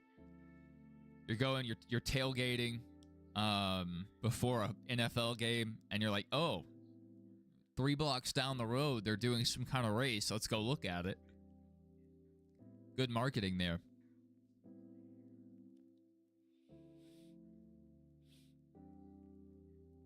NASCAR could also go a different route and run it as a celebrity series, which I'm not sure the manufacturers would go for that. But Toyota used to host that every year. They would host a celebrity racing event. And they would have like musicians. They would have maybe sometimes politicians, athletes from other sports. And it was really fun to watch. I don't think they still do it. But they could also do that. That IndyCar outside the Astrodome for a few years. I saw the Arlington Grand Prix was really cool. That was a really nice course they had just outside of Dallas. It was a really high-speed course. I wouldn't mind seeing NASCAR there, honestly. But, man, Indy, they were so entertaining when they would go to Texas Motor Speedway. And that track was just starting to widen out and age perfectly. And they stopped going there. Disappointing. Justin says he wants to see Aaron Judge in a Cup car. It would be interesting. Have like every manufacturer field 2 or 3 electric vehicles and then pick celebrities each week.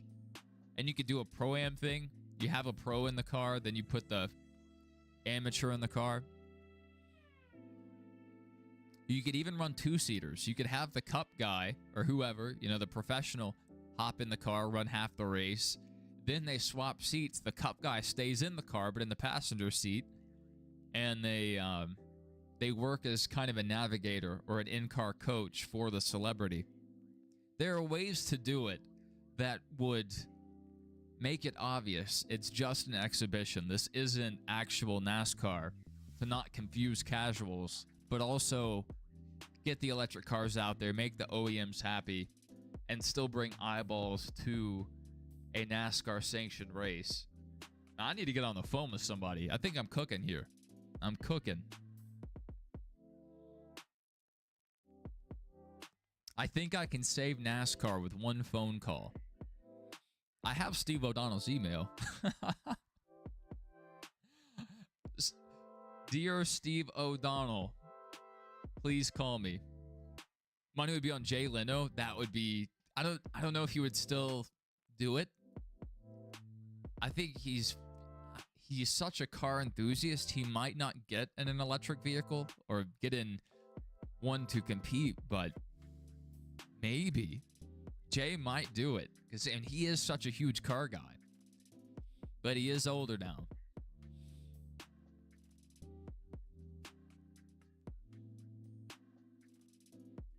I like that idea. Get Jay Leno in there. David Letterman's from Indiana. Goes to the Indy 500 occasionally. I know he knows about racing. We can just have all the old talk show hosts back. Let's call up Johnny Carson. Say, first place. No one's going to get that reference, but, you know, it was worth a shot.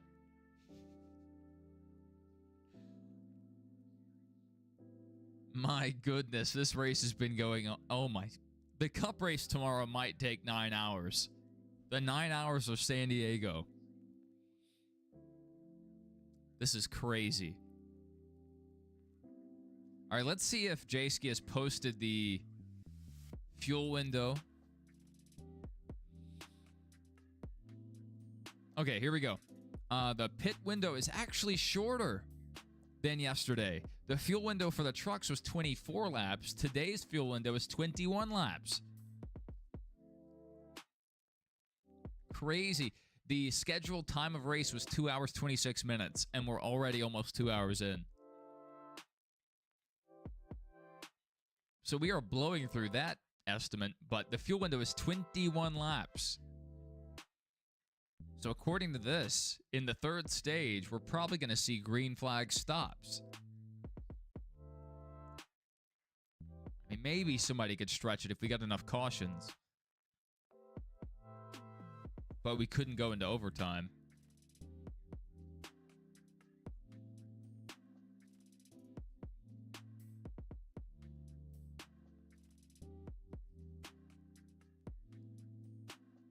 Let me show you guys that piece of debris. We do have a replay. This is an interesting thing to show a replay of. Look at this giant piece of debris in the front of Brent Crew's vehicle. That is a giant piece of paper. I'm not sure who threw their chili dog holder out onto the track, but my goodness. That's massive. So he flipped the stage. A lot of these guys are coming down for tires. I don't know if Corey Day is going to rotate to the front of the field because of that penalty, speeding on pit road, but we'll keep an eye on that.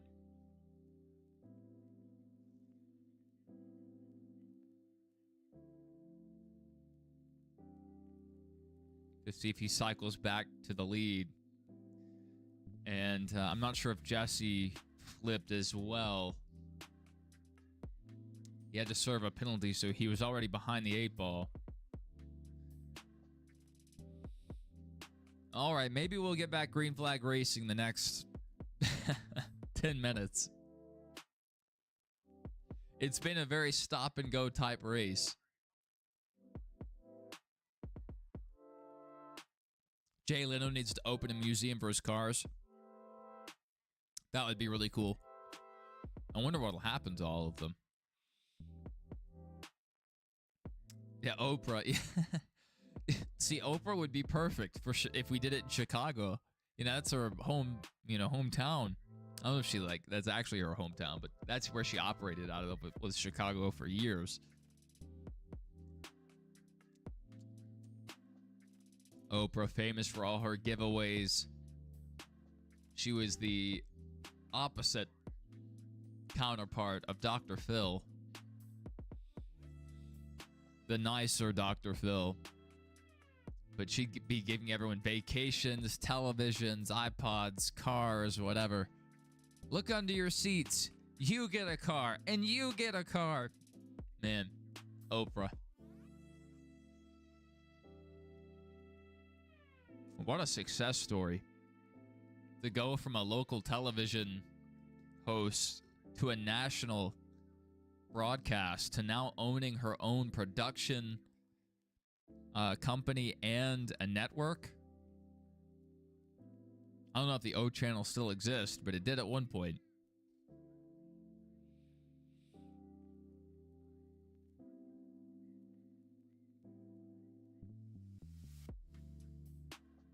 I don't know, NASCAR seems to get a pretty good bump whenever Cletus races the ARCA series, or specifically ARCA, but probably brings a good amount of eyeballs to the Truck Series and the O'Reilly Series as well. I just think maybe if we did this electric Pro-Am idea, we could bring a lot of eyeballs to the sport. And then let's say you put a guy like a Carson Hocevar in a car with like Rob Gronkowski. It seems like something Gronk would do is, get in a car and do a Pro-Am race. So it would get eyeballs on Carson Hocevar as a personality. I'm cooking here. I'm cooking.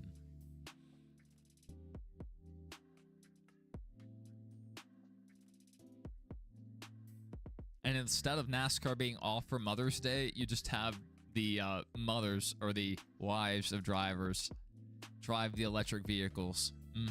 We are really cooking here.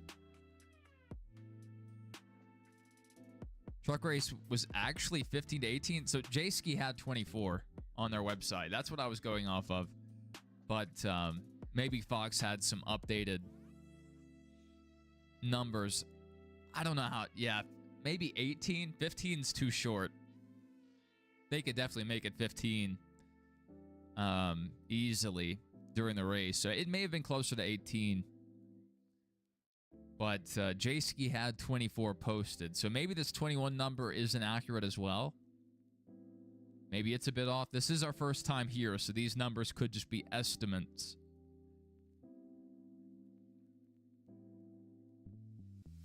Let me go back to the... And they already pulled it down.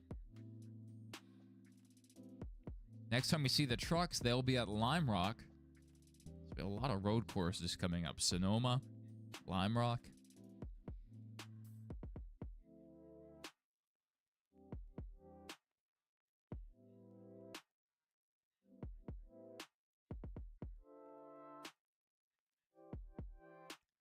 Disappointing there. Clunky stop there.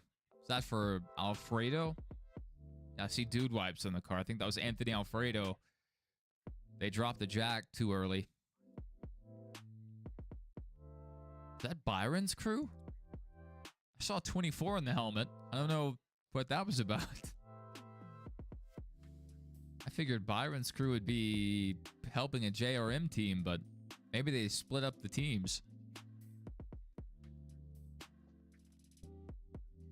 A destroyer, the one that's right off the track, they have a carrier. I believe it's the USS Carl Vinson. I'm not sure what else they have. I know they have a few other ships out there, so they may have a destroyer. I saw they had a ship further out yesterday, so I'm not sure where that ship is today. This is the naval base, so we're destined to see, you know, quite a bit of different stuff. I'll try to pay more attention and see if we can spot any other naval ships. Oh, yeah. That's... Okay, I see it now. That may be a destroyer class. I'm not sure. I know that battleship class is scheduled to come back, so it wouldn't be a battleship class yet. And it might be a bit too large to be... I think a frigate. I wasn't in the Navy, so I don't know too much about the Navy. I know I can tell you stuff about the Army, but... the Navy, they have a lot of different customs. A lot of different equipment, too.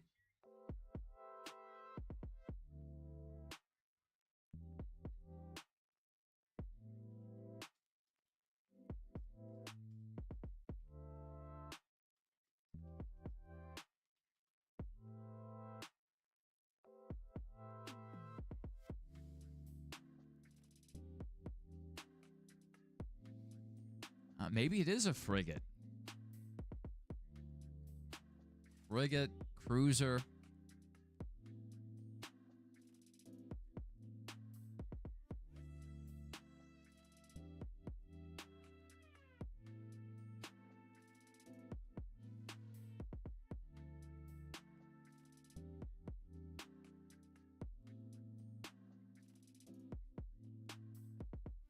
I missed something massive.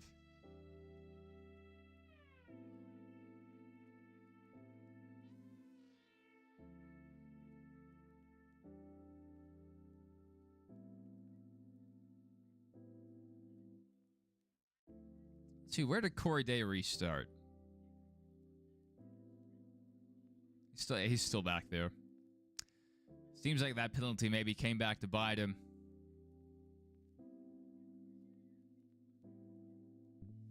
Oh, wow. My goodness. 32 almost lost it. That's insane. Good driving there. Andrew Patterson.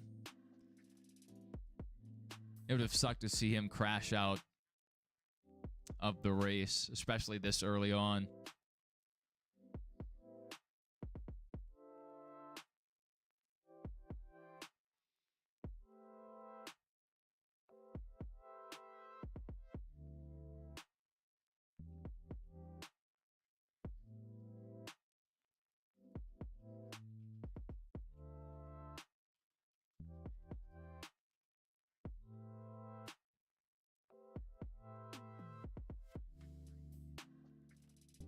So, amphibious assault ship or amphibious transport dock.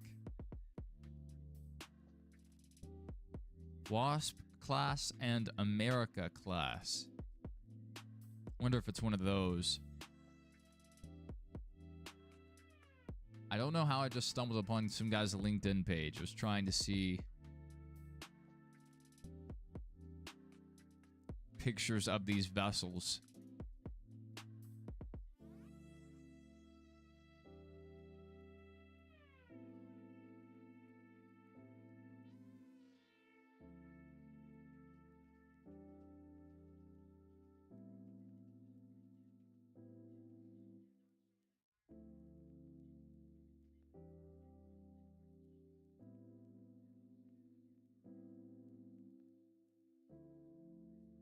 So it could potentially be the USS America, US Macon Island, or the USS Boxer or Essex.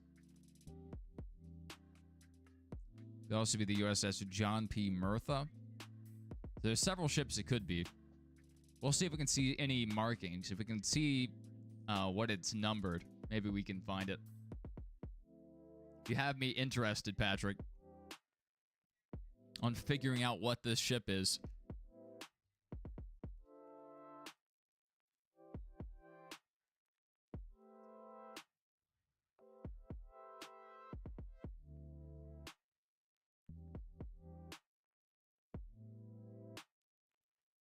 I'm sure they've done some camera shots of it. So I could probably find a good shot of it somewhere and really nail down what it is.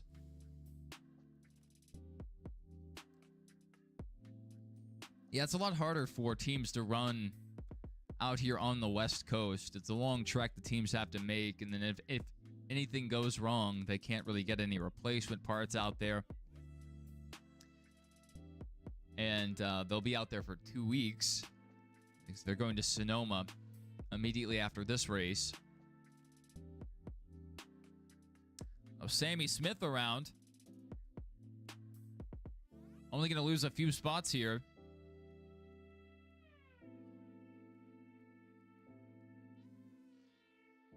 Not too bad. That Arby's car went around. Shame to see that Arby's car struggling here. But only lost a couple spots. So not too bad.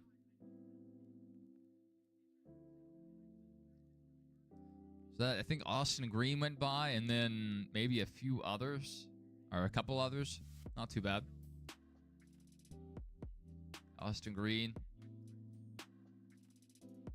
Cruz had already gotten by, so I guess maybe it was Burton and Mayer that went by, yeah.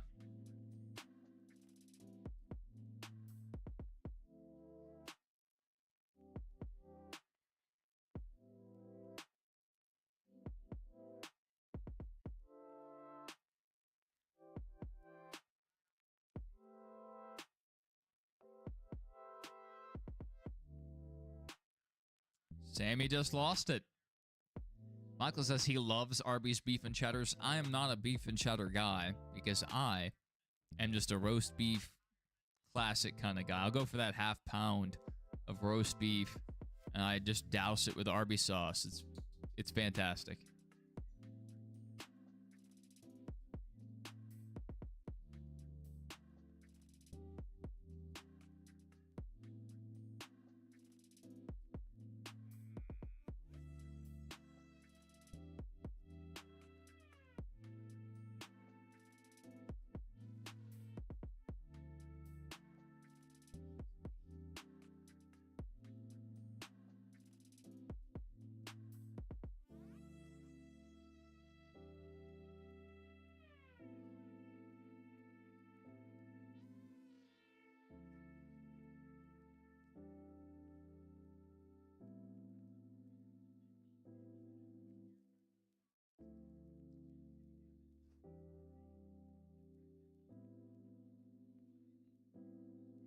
So I had plans to maybe go to my local short track after this race, but we are not going to complete this race in time. Oh, Patrick's losing Arby's left and right.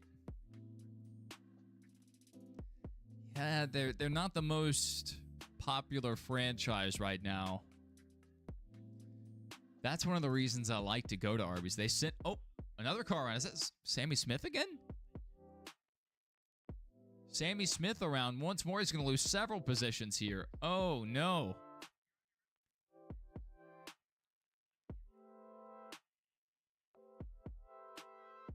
He's going to have to flip the stage here to try and hope and pray to get his laps back. Or not lap, but his positions back. That is awful.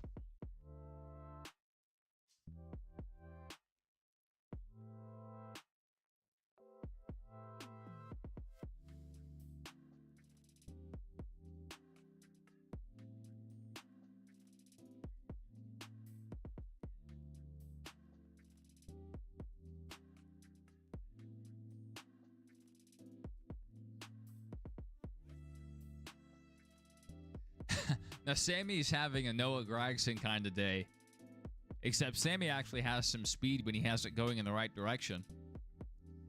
But Arby's, they send me coupons in the mail. And it's a shame that we were just talking about Arby's, and then the Arby's car goes around for a second time. But the deals and the coupons are so good. It'll be like a 3-course meal for 2 for like $16. It includes a meal, a side, like a appetizer, I guess you could call it. It's like the mozzarella sticks, different stuff. And it also includes a dessert. So like a turnover. Great deal. But when we go in person, there's hardly ever anyone there. So you have the whole restaurant to yourself. It's fantastic.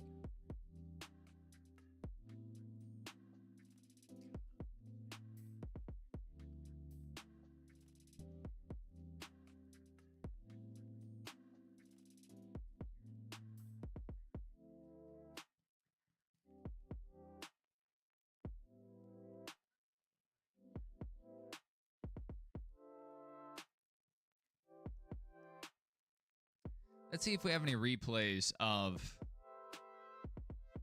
the adventure that Sammy Smith has been on recently. Maybe we have his first spin.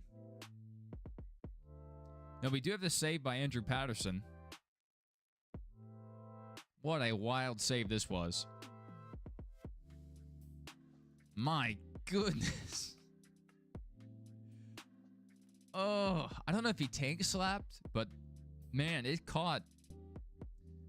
He was able to bring it back around. Not bad. Right in front of just a nest of cars. Let's slow that down.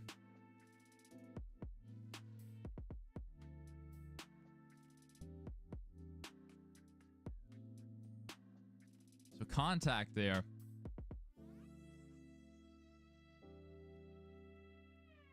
May have just caught the wall there. If not, he was able to bring it back around either way. And had to catch it a second time there. So really fast hands for Andrew Patterson. Glad he was able to continue. That was an incredible save.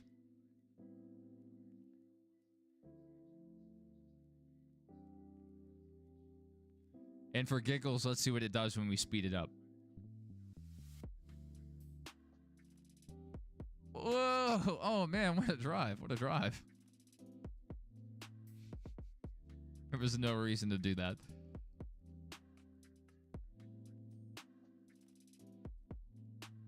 Wild stuff, though.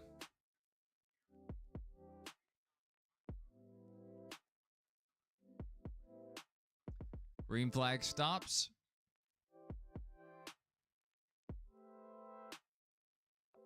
Yeah, a lot of guys, seems like they're going to try to pit here and then stretch the fuel midway through stage 3 and then pit one last time. So we might actually be looking at a pretty accurate fuel window of 21 laps. That's what Jayski says. Not sure if they've said otherwise on the broadcast. Oh, uh-oh. Baltazar and Justin getting together. It's the 42 and the 7.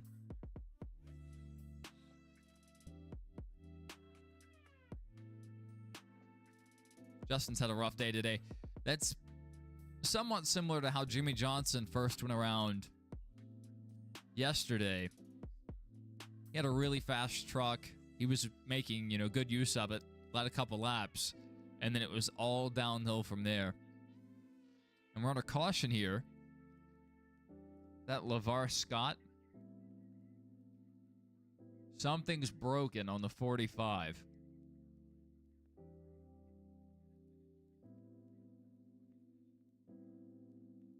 That is LeVar Scott.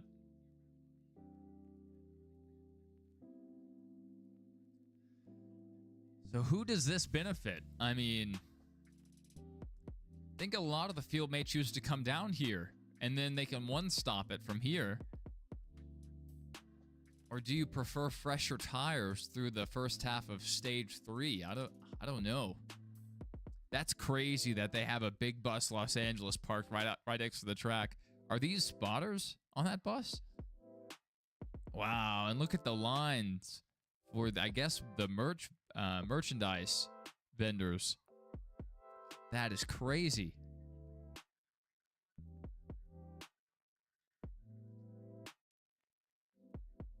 Pretty orderly line, though. Not bad. They have plenty of room. Double A says he doesn't mind Arby's sometimes. So I have to go there in person and make sure my order's correct, because whenever I order it, they hardly ever get my order right.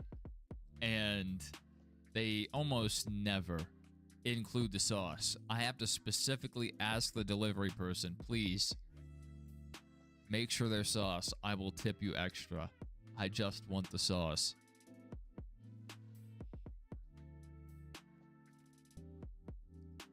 Michael says he has an Arby's in Pennsylvania. I have a few people from Pennsylvania that tune in regularly. There's a good racing scene in Pennsylvania. And what a rough day for Sammy Smith so far. Now, where did Corey Day cycle out and all that? So the 17 is right now, I don't know if this is up to date yet, currently scored in 17th. Running order doesn't look too out of place at the moment, but this may update any second.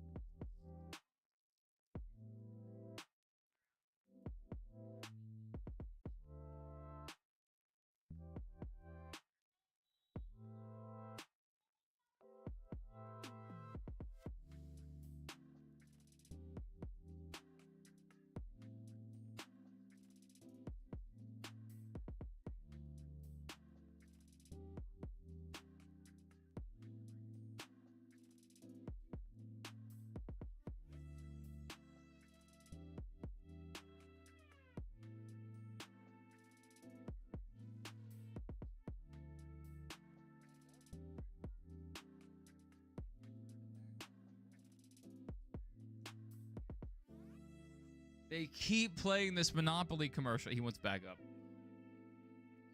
Come back up, buddy. Goodness. How did Jesse Love get up to 7th? I have no clue. Good to see you, Jason.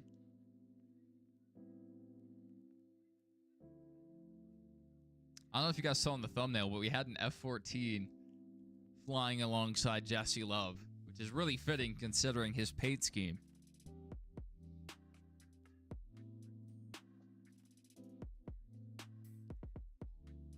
Oh, USS Cincinnati. I thought it was the Carl Vinson. Where have I heard that name recently?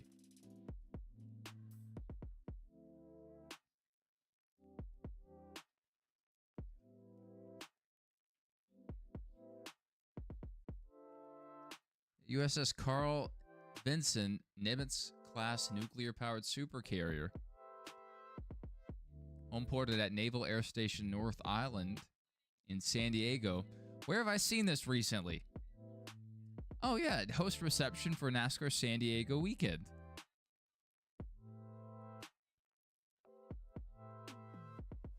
All right, they confused me.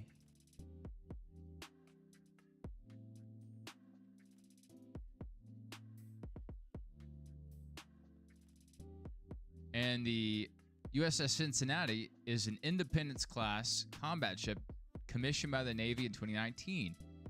So that's the other ship that we were looking for. You were exactly right. Was that Justin that said that? Oh, no, it's King Mako. King Mako said it was Independence-class. So that's the USS Cincinnati. I swear I heard, I think it was Adam that said it was an aircraft carrier. Maybe I misheard. I was so confused. I thought that was the Carl Vinson. But our answer to the question, what was that other ship?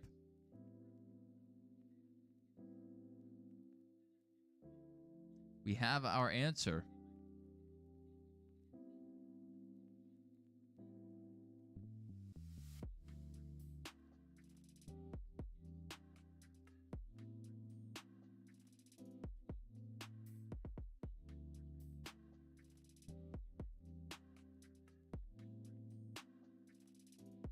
No replays of the Sammy Smith spins yet. Either one.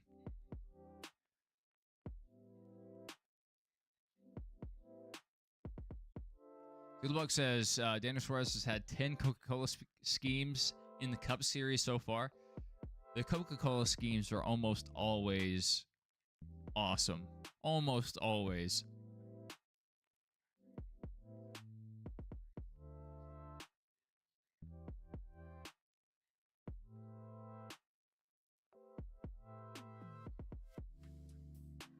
They're really showing Banana Ball on the CW.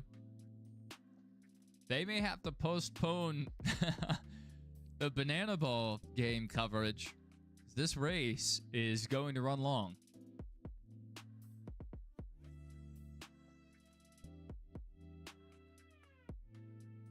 Oh, not bad, not bad.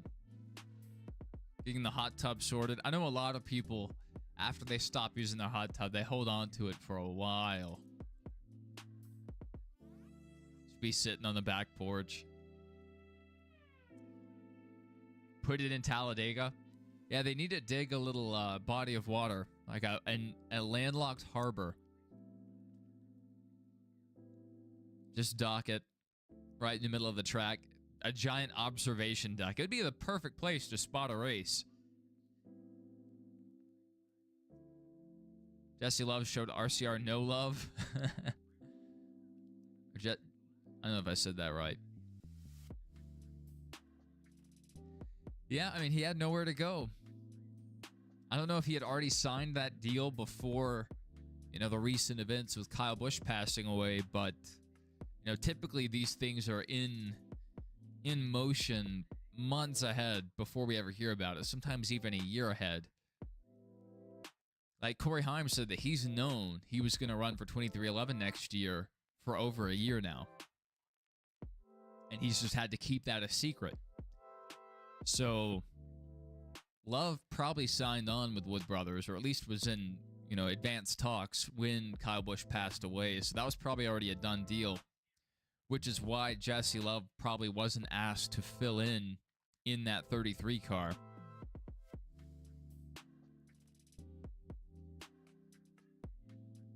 But right now, Austin Hill's driving for a potential shot at that 33 car. They may end up going with either a Josh Berry, maybe a Noah Gragson.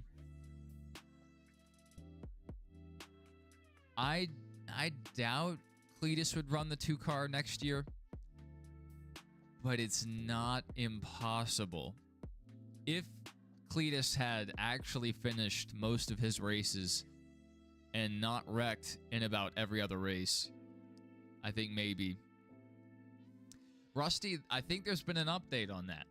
I think Cletus has said he's willing to run full-time if the right opportunity comes open. I think maybe not full-time in Cup. I'm not sure what series he was talking about. He may mean full-time ARCA.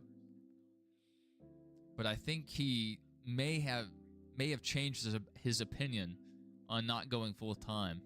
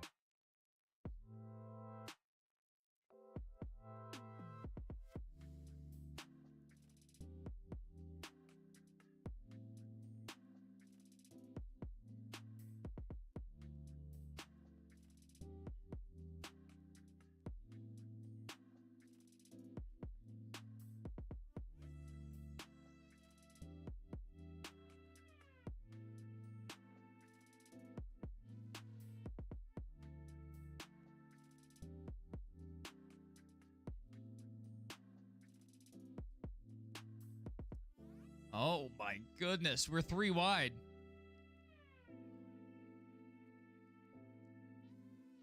Jesse Love running the pattern on my helmet. I'm sure he did it for me. He knew I was going to wear this helmet.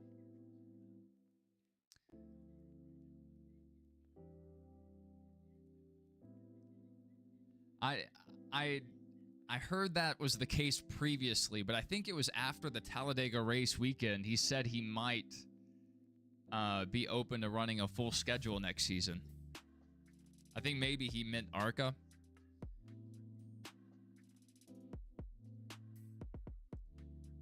But Cletus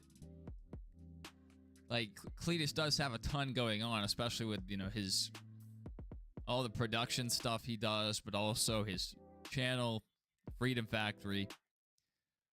But that's the luxury that you get, and it's also the sacrifice you get when you are involved with so many things, but you're your own boss. Cletus, he has a ton of money. He could make it happen if he wanted. I forget where I saw that news. I think it was a YouTube video.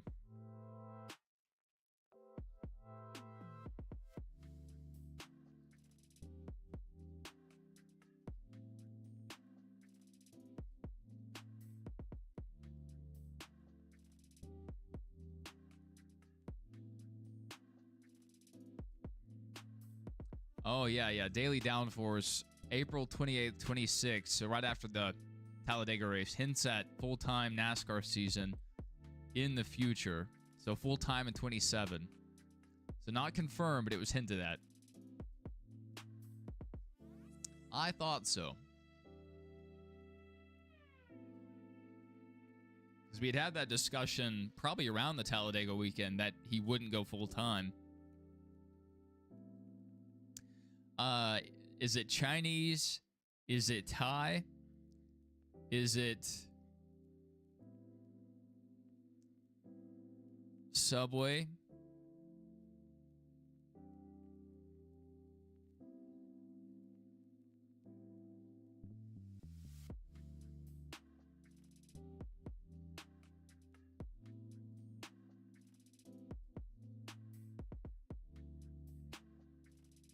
So let's see exactly what Cletus said.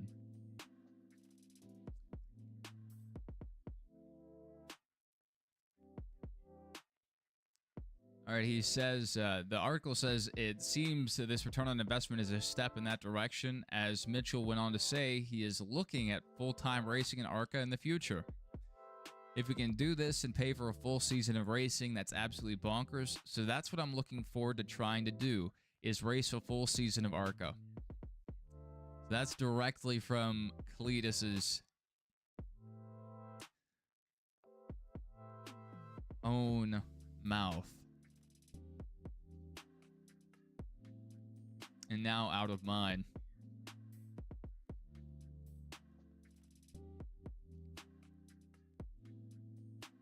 I think you could definitely pull off an ARCA full-time season.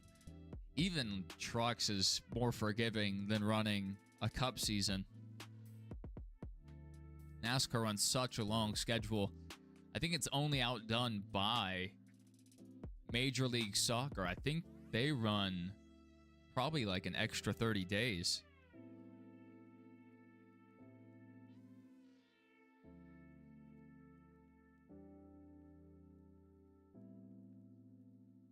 So pretty much year-round for MLS.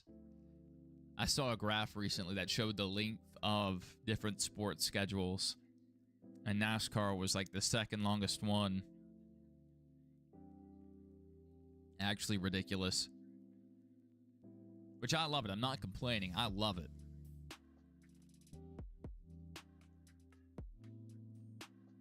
Oh no, Justin around again. Justin has had a horrible, horrible day.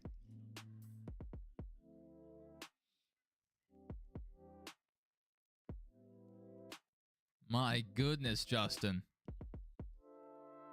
He's great on these ovals. He's great on concrete tracks, but man, you throw a couple right-hand turns on there.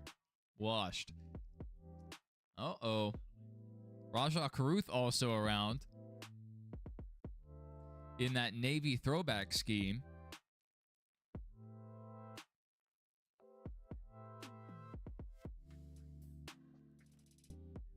Let's see, did he get help? No, he just lost it.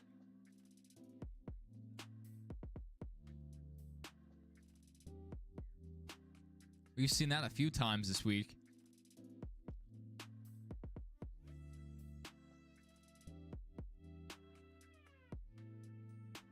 And what a recovery. Corey Day, after hitting a manhole cover on lap 1,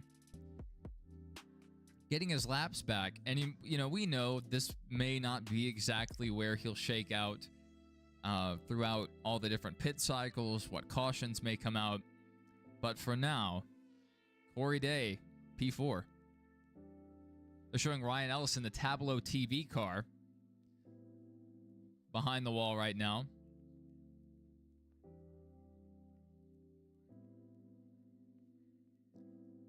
I know Eric Estep has a partnership with Tableau. That's a TV antenna service where you can actually DVR your stuff and actually stream your antenna television to your phone and to other devices in your house.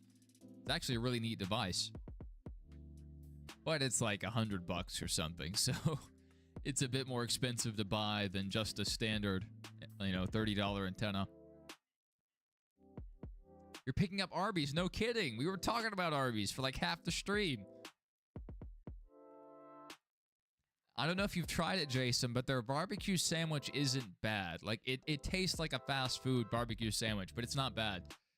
Especially with the spicy barbecue sauce. Which I really like, spicy barbecue sauce. Good stuff. The Navy throwback reminds me of when Brad K drove for Junior Motorsports. That's exactly what they're throwing it back to. It's, they put the Hendrick Cars sponsor on there still, but it's a really good throwback. I just feel like with a little elbow grease, they probably could have got Navy on the hood.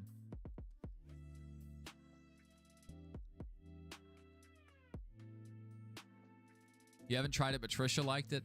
I tried their barbecue sandwich recently, and I tried their burger, and the burger was not very good, but the barbecue sandwich was all right for like a fast food. It doesn't compare to a local joint or even a nice homemade barbecue sandwich, but it works for what it is if you're not expecting too much.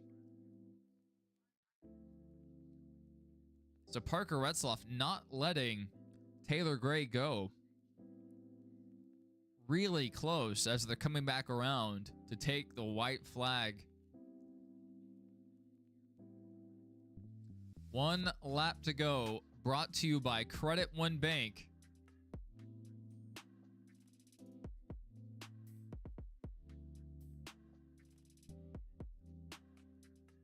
She had the barbecue while you had 8 regular beef and cheddars. Michael was just talking about beef and cheddars. He said he's a big beef and cheddar guy.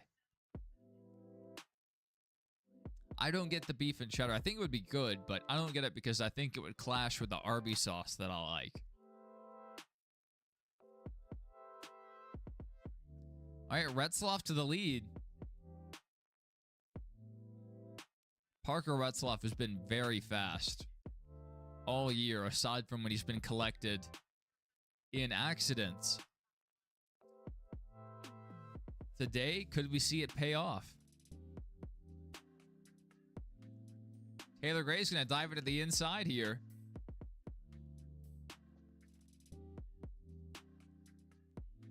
They stay side by side. They're beating. They're banging. It's like Craven and Kurt Busch. They touch. They touch. All right. Gray has the inside through this corner. Now Retzloff will have the inside coming into this corner. Left and right, left and right. All right. Retzloff's going to drive it in deep, not able to stay alongside of him. Little contact with the outside wall there. Parker Retzloff tank slapped it, almost lost it. Hopefully that didn't hurt the spoiler angle. So it looks like Taylor Gray will take the stage win. Retzloff and Alfredo looked really good. Still up there. They've been running well all day. Corey Day, 4th right now. Not sure how his strategy is going to help or hinder him going into stage 3. But here he is. Back up in the running order. Not too bad. If Corey Day somehow won this race, it would be an all-time NASCAR O'Reilly Series moment. First race on the Naval base, maybe the only one we ever do. And on top of that, the manhole cover, the backup car, I mean, just all these different things. Imagine the diecast. Please, Corey Day, win this race so we get an all-white diecast. Please. Please. All right, we'll see you tomorrow for the Cup race. Jason also left us with this. He said, don't ever forget how truly blessed we all are.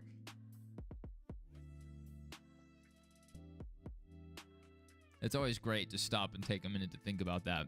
You know, we have Thanksgiving, a whole holiday built around that. But it's good to think about that every day. And even as you know, we have our own problems in life, it could always be worse.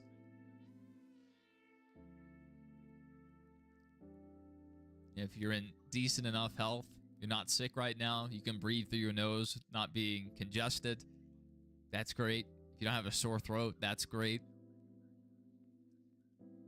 If your back's not currently hurting, that's great. Like, there are all these things that you don't realize are important or how much you value it until you don't have it. If you don't have a toothache, that's great. Jason said it's his favorite saying in life. That's a good one. Or if you are in an air-conditioned room right now in the United States, that's fantastic. For much of the United States, it's pretty warm. Let's see if we have any other replays cooking. Has the CW posted anything else? Whataburger commercial. I hear they used to be really good before they were bought out by the Chicago-based organization. A hot honey sandwich. Does it also have pimento cheese on it?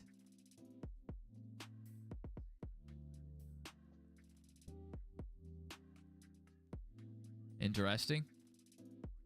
So we do have a replay of the Justin Allgaier spin, this last one. He's had a rough day. He's been around a few times. Started towards the back of the pack, came down under the first caution period, restarted in the back, ended up making contact with Baltazar, went around, and once again here on the restart, going around once more, right in front of the pack too. So Justin has had a rough day. We'll let that loop for a bit. Jason said he likes to lift people up and help them stay positive. Positive thoughts, positive mindset. That's great. I feel like nowadays everyone is very negative. If it doesn't agree with 100% what they think or what they're feeling, they hate it. So a lot of negativity. So it's good to have some positivity.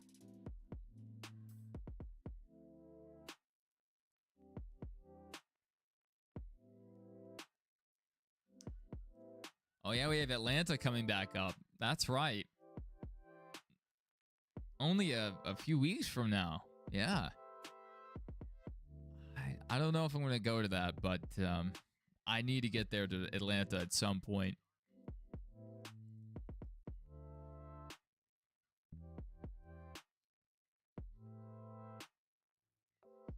It looks like an excellent race.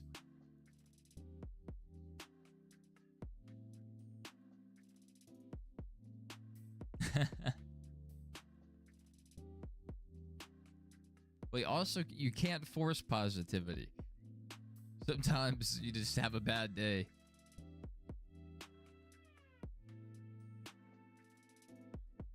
I know sometimes you'll have something that hits you midway through the day, even early in the day, and it will just put a cloud over, at minimum, the next several hours. Sometimes it's hard to move on from things. But with the ray of light provided from Jason, we can regain our positive train of thought. All right, who's coming down pit road here? Corey Day, that's not surprising. Gonna give up his track position here.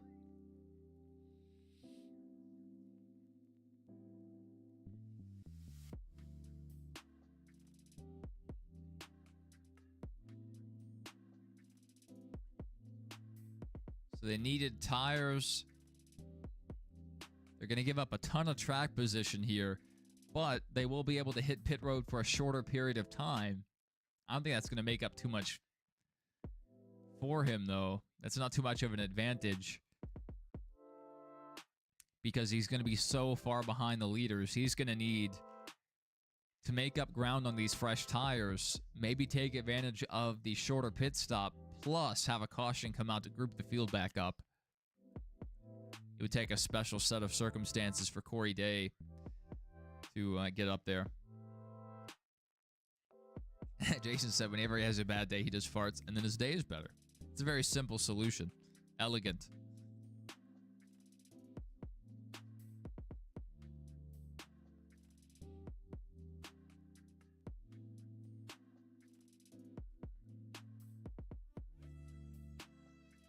Some great aerial shots here while we're under commercial, side by side. That's why we're doing side by side when they're under caution. We do not normally get side by side under caution. But they have a lot to look at, though. Some beautiful shots here.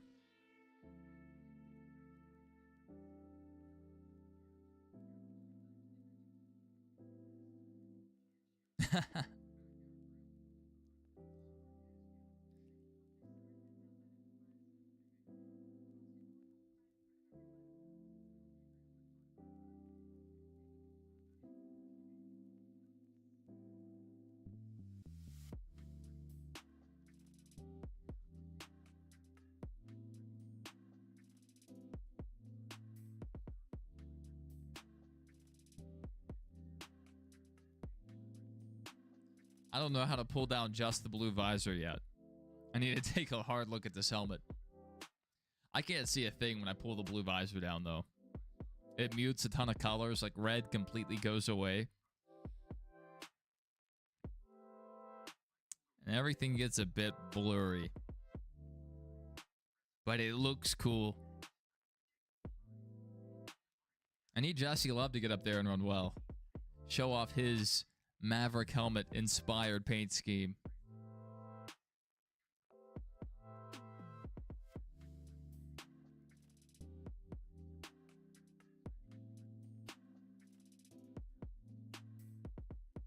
Some great side-by-side racing here from Retzloff and Taylor Gray.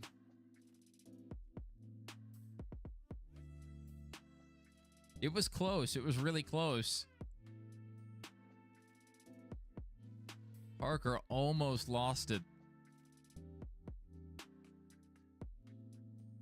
One guy would have the advantage in one corner. Another guy would have the advantage going into another. A lot of fender banging. It's very close racing. And man, Retzloff, I mean, he's just had so much speed all season, and I'm not sure how, good those cars are. So I think Retzloff is a very talented driver. I don't know how he would adapt to the Gen 7 car, to a Cup car, but at least in this series, he has a ton of potential.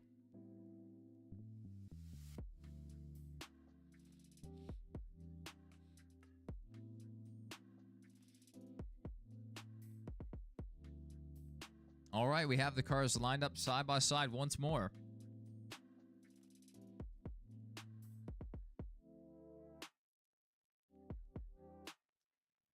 So I was worried about the spoiler on the back of Parker Retzlaff's car.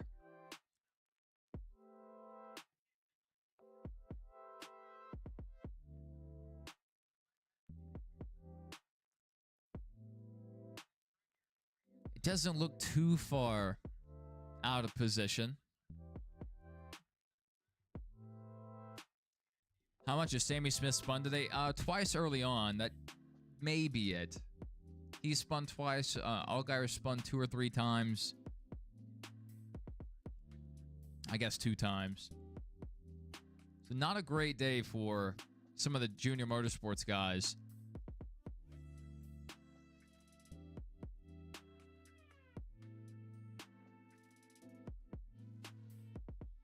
Oh, Rajah Kruth also went around 1 time, so really, if you have Hendrick affiliation here, you're going to have a bad day, apparently. Hopefully tomorrow goes better for the Hendrick guys. It's going to be hard to beat SVG. It will be hard. With a special set of circumstances, weird pit stops, cautions falling at different times, maybe SVG gets buried back in traffic. Somebody else steals it. But man.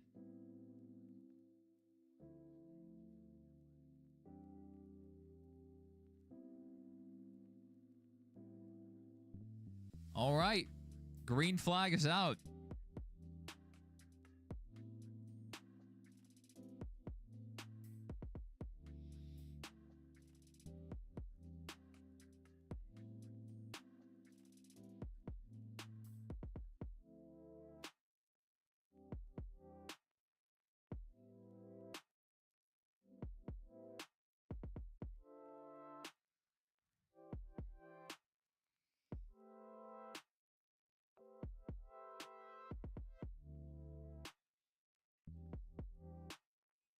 I have dog hair all over me.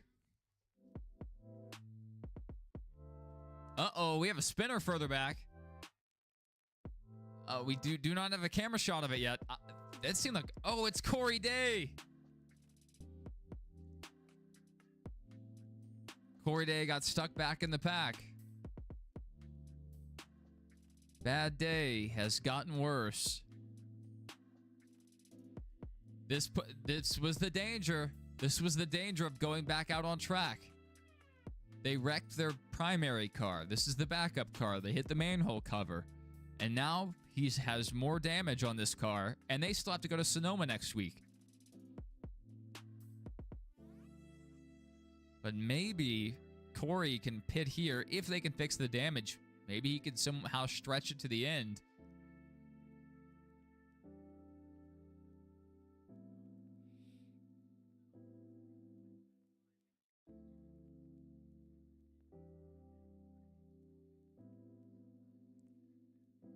Seems like Corey maybe got a little help there.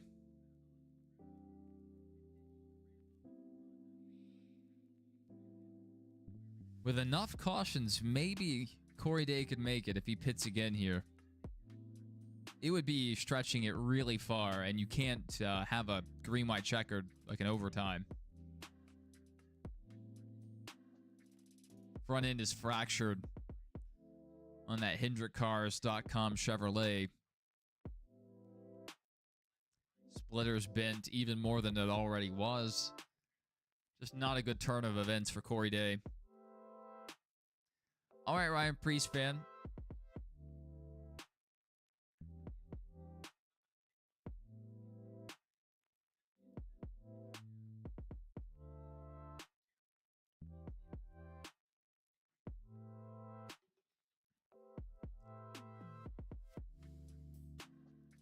Let me see what's going on over on YouTube. I want to see if there's any big news going on.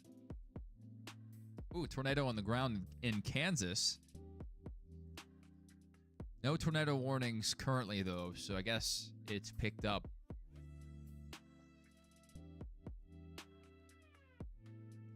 A few NASCAR YouTubers are streaming video games. I don't really know why you would do that during an active race.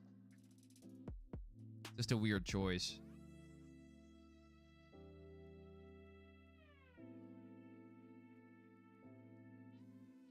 Not seeing anything crazy.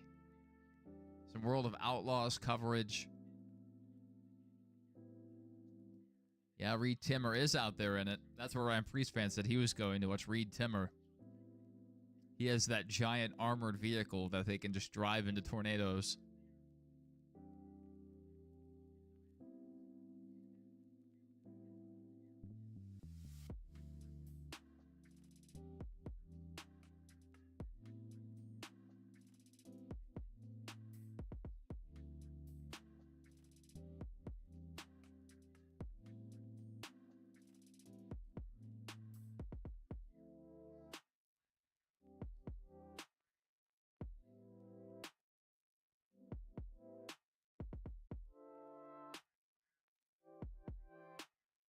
I just found a cool video I'm going to watch after the race.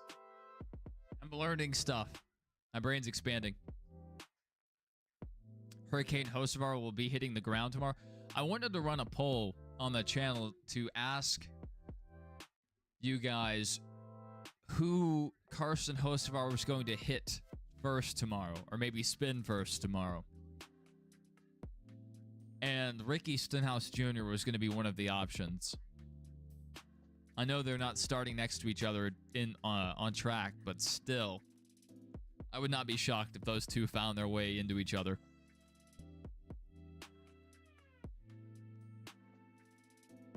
Which would be hilarious.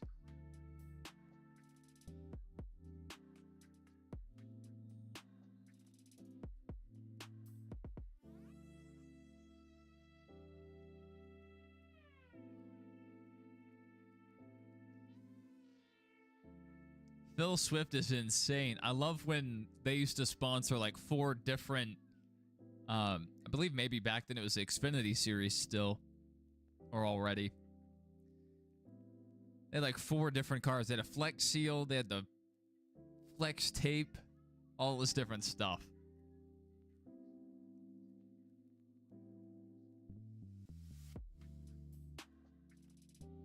Bubba? Maybe. I would not be shocked to see someone get Hocevar tomorrow, but Hocevar's been running some pretty fast laps. Fast Hocevar is a dangerous Hocevar. I think tomorrow we're on Hurricane Watch.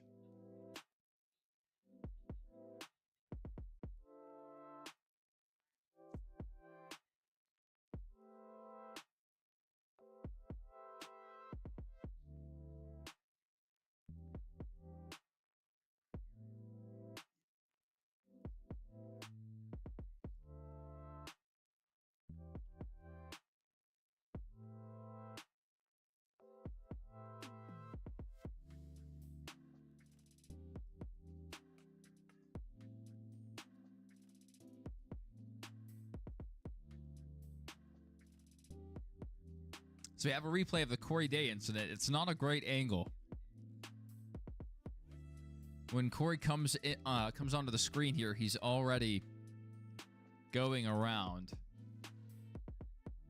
Not going to be able to see it zoomed in. So admittedly, this is not the greatest angle, but it may be the best one we have.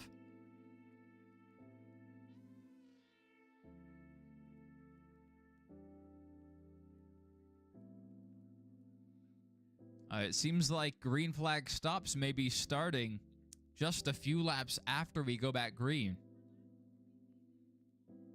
So that'll be the next big thing we're looking at.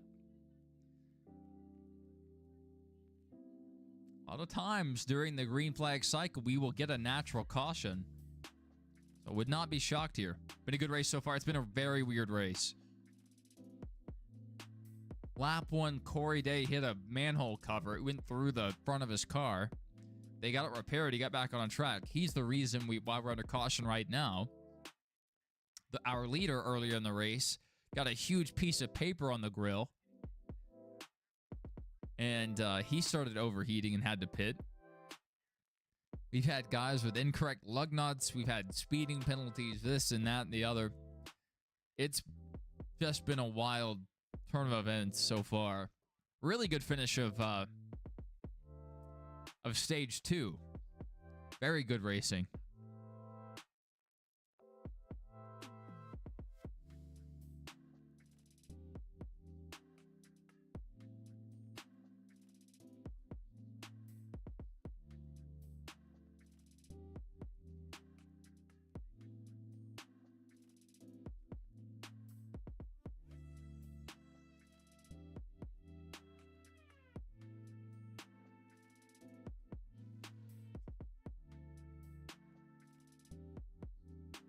Oh, he wants back. I'm going to get covered in hair again.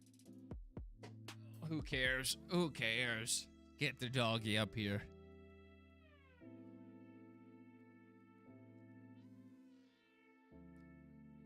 There is a Ford on track. I'm not sure if they're doing it for every race, but during the truck race, they swapped out OEMs. So they had a Ford out there. They had a Ram out there. They had a Chevy out there. It was fun watching them swap. Oh, no, a massive pileup. Oh, my goodness. We might have 10, 15 cars involved. Oh, my goodness. The big one has struck. This is what we've talked about for weeks, that this could happen. Massive stack-ups are known to happen on these street circuits, and we just got one. We're going to be under caution for the next 20 minutes. Well, if you needed to go do yoga, if you need to stretch, if you need to walk your dog, now's a great time. As soon as we get as soon as we can get a replay, we'll get one up. My goodness, Sam Mayer possibly done for the day here.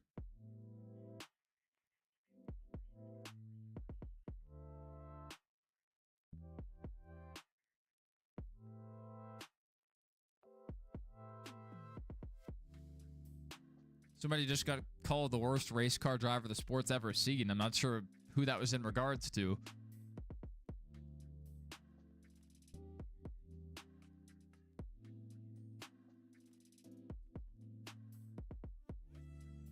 Yeah, the fence has been moving all weekend. This is, I think, a different system than they used at the Chicago race. I think it is. Because in the Chicago race, we never really saw walls move like this. But it seems like these walls are moving quite a bit under really any contact at all.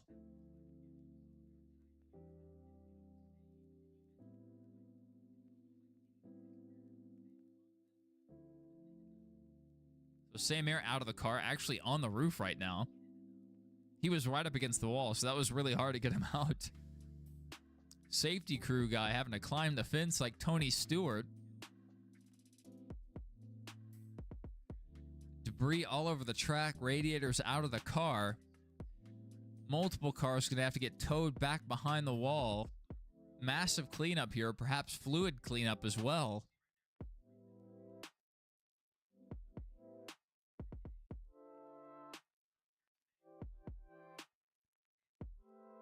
If that benefited anyone, that may have benefited Corey Day. I don't know if he made it through without damage, but honestly, well, I guess the Corey Day wreck kind of, or spin caused this. Without Corey Day spinning, we wouldn't have had this last restart.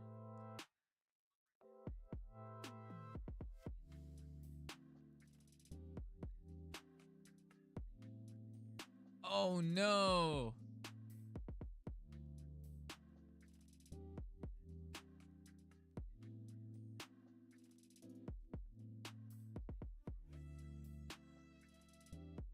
There's a massive hit from Sam Mayer. And then a second really hard hit.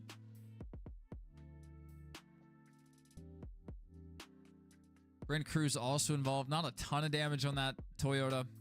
Just a massive stack up. Not really anywhere to go on track. Thankfully, this was one of the widest portions, if not the widest portion of the track. If this had been one of the more narrow corners, everyone behind would have piled in.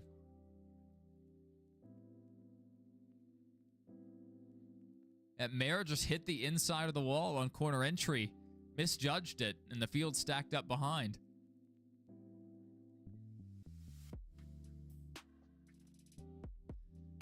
See if we can get a replay up now. I doubt we have one posted yet, but we might. Oh, we do. Hooray! Here's a replay of why we are under the current caution. Just massive.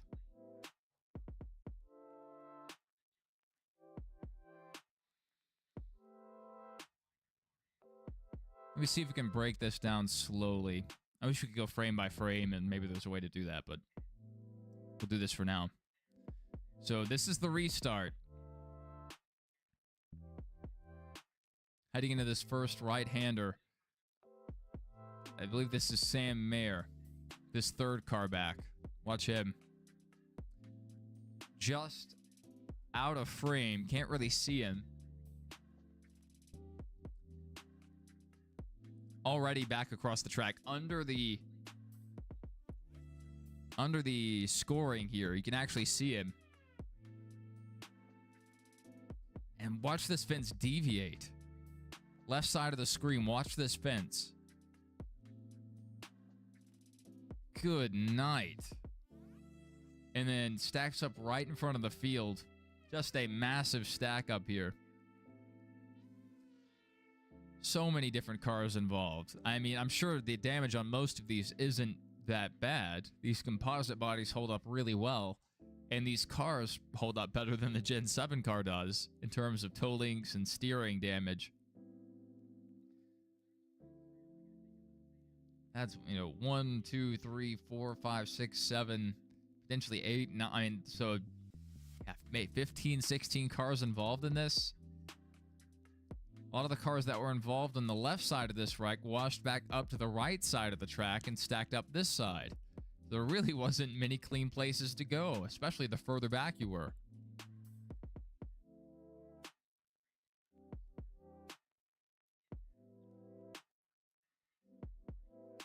So we'll play this back through at full speed.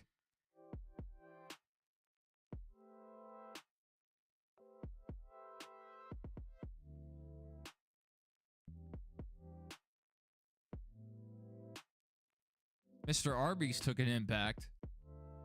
That is the weirdest looking buyer suit of all time.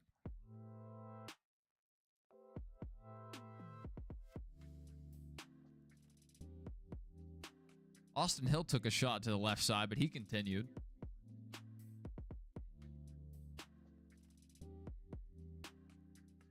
There's nowhere to go for a lot of these guys.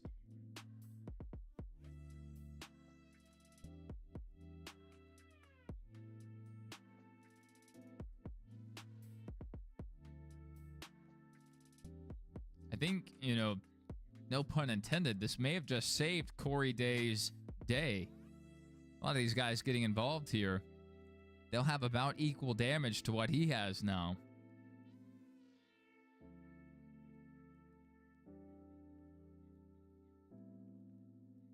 This is going to be an extended repair period. This is what, the third red flag of the day? We had one red flag on lap 2 when it flew, and then they ran it yellow for a few laps, put it back under the red flag to go check all the other manhole covers, and now we're back under another red flag. Oh, that's the YouTube video I'm going to be watching later. Don't worry about that. Backrooms escape together secret level.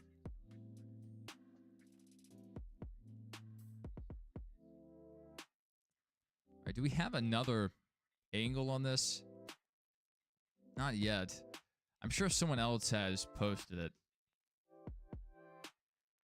Let me see what Twitter is saying here. We may have another angle on this.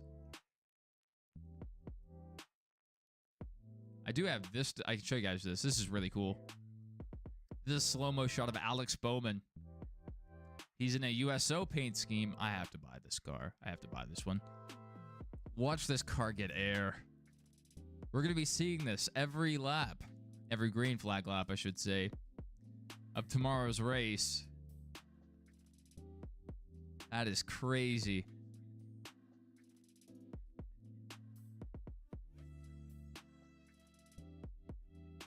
Let me see if we can find another angle here.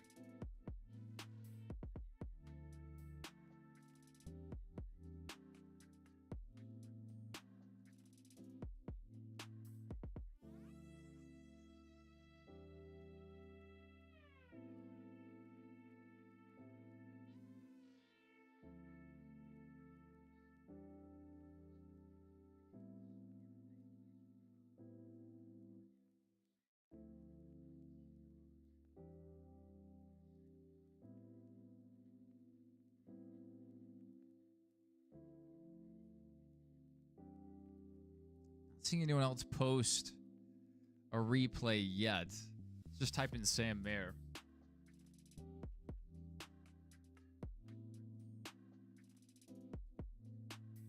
I'd like to see another shot of this, but I'll show you guys this image. It's posted by Steven Taranto. He has great coverage, great follow on Twitter. Even when he's not at the track, he still covers the races really well. But you can see the line. That's what the wall was aligned with and how far it's deviated. These walls don't really have any structural backing to them. So given hard enough contact, I mean, they will move several feet. Look at these, dude. Donald Trump, yay. Oh my goodness, Kanye. What a wild group of people to suggest. Oh, you guys can't see it. Oh, now you can. That's wild.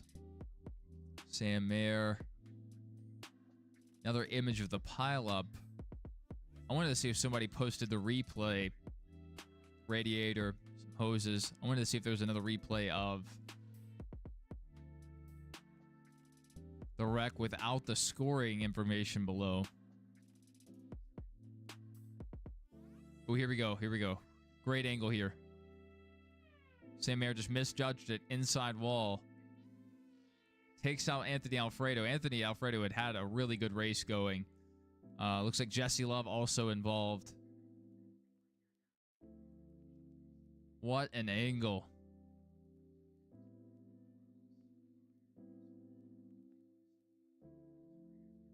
That's crazy.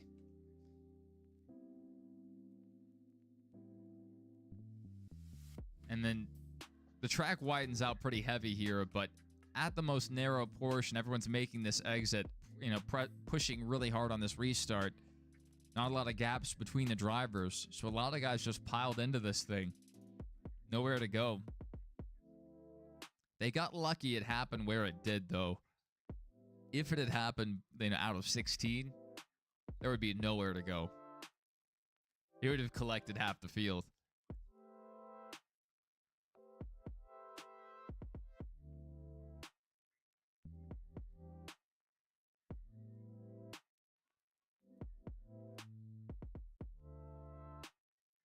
How about that? Let's go ahead and save that bad boy. That is wild.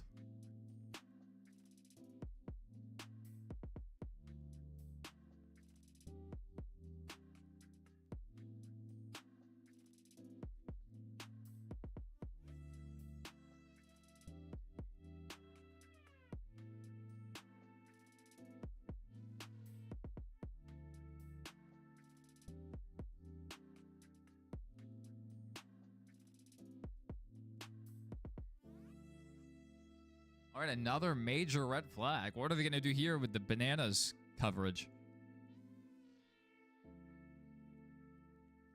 So they were supposed to have a bananas game, you know, that like Harlem Globetrotters type baseball team. Do a lot of dances and stuff. I know it's fun for families, but it just does not appeal to me. I'm not the target demographic, and I'm okay with that. They entertain fans. They pull in the numbers, too. A lot of people enjoy Banana Ball. So no flack towards what they do.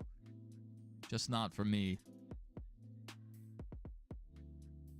Which I recently won tickets to a baseball game. That'll be fun. On July 4th.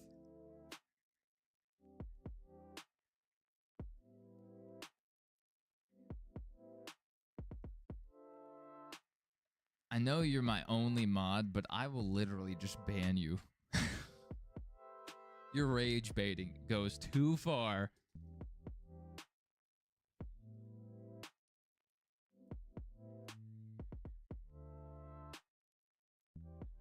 All right, this CW posted another. It's the same angle we already looked at, but this is a longer video, so let this roll.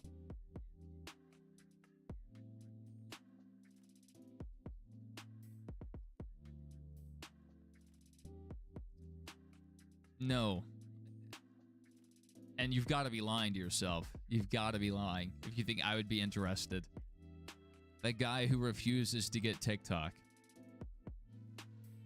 Even though TikTok isn't what it was, you know, even 4 years ago. See, but you have a family. So maybe that influences your decision a bit. Yeah, so the NASCAR radio, it's interesting. You know, they still use the analog signals, right? Because they want people to be able to use their scanners at the track, their current scanners. They don't want to have to update them.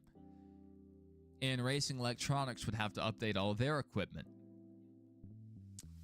And I've heard other solutions to this. They could run the radios digitally, like Formula One does. You get the really crystal clear audio. You can hear everything. You can understand everything they're saying. And then just rebroadcast it over the radio frequencies. That would be a good solution. But NASCAR's holding out and not switching over to digital. Not yet. But maybe one day. Maybe one day, maybe the Gen 8 car will switch to digital.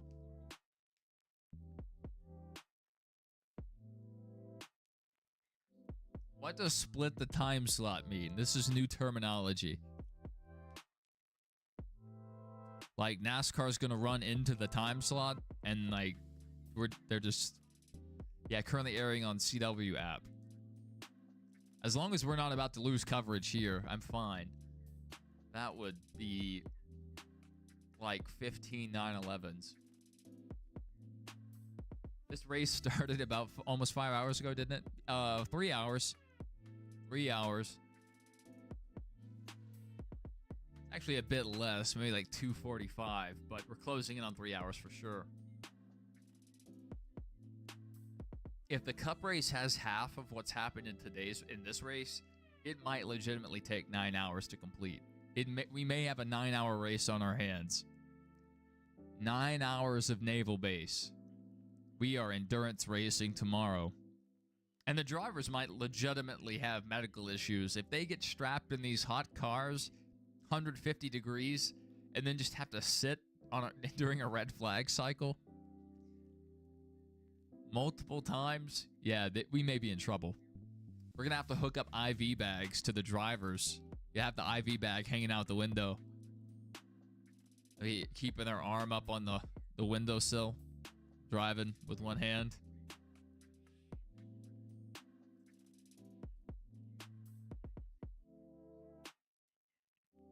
Still under red flag. If we had the naval base on the NASCAR video game, we would play that to save time. Ooh, we have a new NASCAR Fan Rewards code. So if you're a member of the NASCAR Fan Rewards program... Oh, no, we don't. Someone was asking if they had it.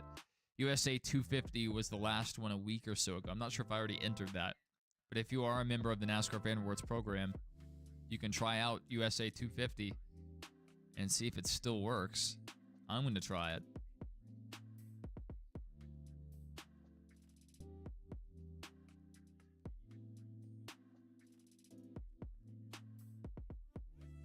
Oh, I did it. I got points. I have 4,301 points on the year.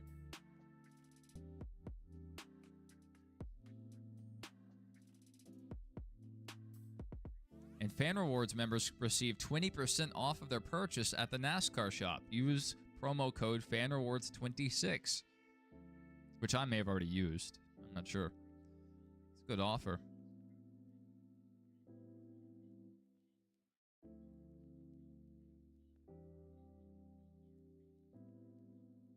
For an autographed helmet signed by Austin Cindric, it's 12,000 points.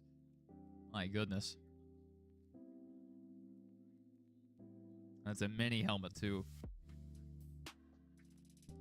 We see digital gift cards. Man, I don't even have enough for a DoorDash $25 card. They are making it impossible to earn points nowadays. Back in the day, it was like 1,000 points for a $25 gift card. Like, really low. Golly. They are getting stingy.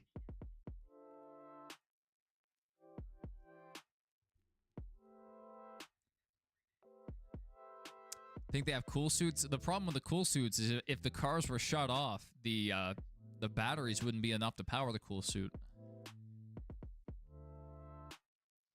And then you also have to worry about the cool suit shutting off. And like, it helps, but there's no way the cool suit completely negates being in a 150-degree race car. That's almost completely sealed off compared to the older cars.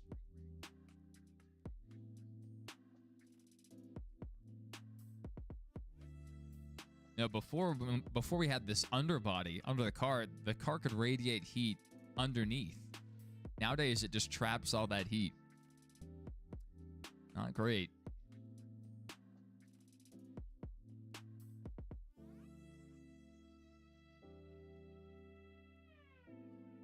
Go ahead and loop this again.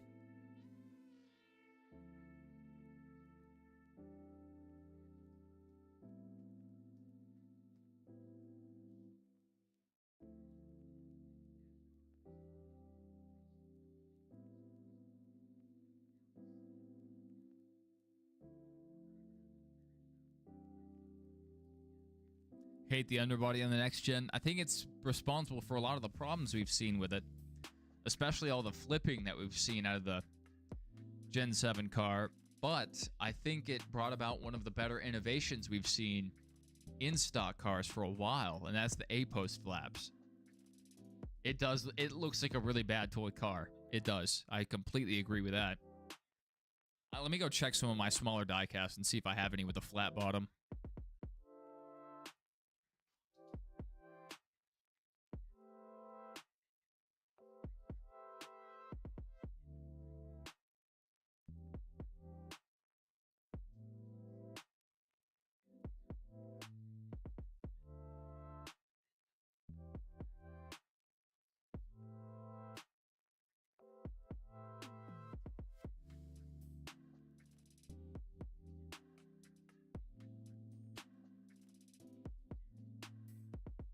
The answer is no. The 1/64 scale ones I have all have, different exhaust things. You can see the suspension, maybe the axles, like a lot of detail on a lot of these. Even this Jeff Gordon hot rod I have. Show you guys that. It's a little broken, but you'll get the idea.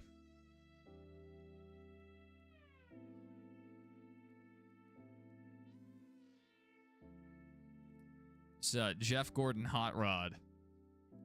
Oh, the green screen doesn't like it very much. But even this one, you have exhaust pipes in the bottom.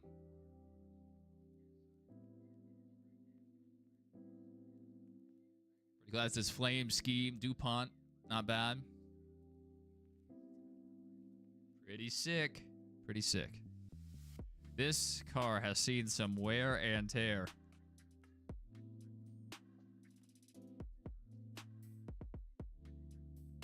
Yeah, I don't think I have many Hot Wheels. I may have one out in the trunk of my car.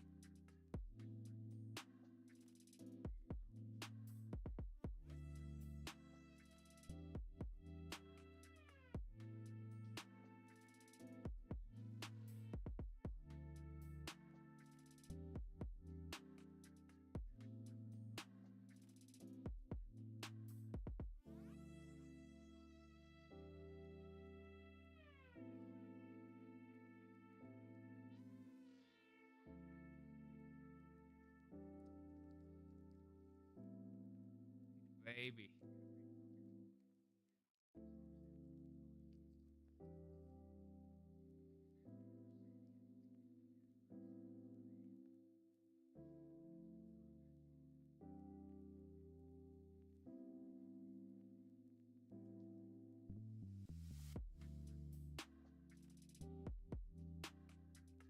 Yeah, these red flags are crazy.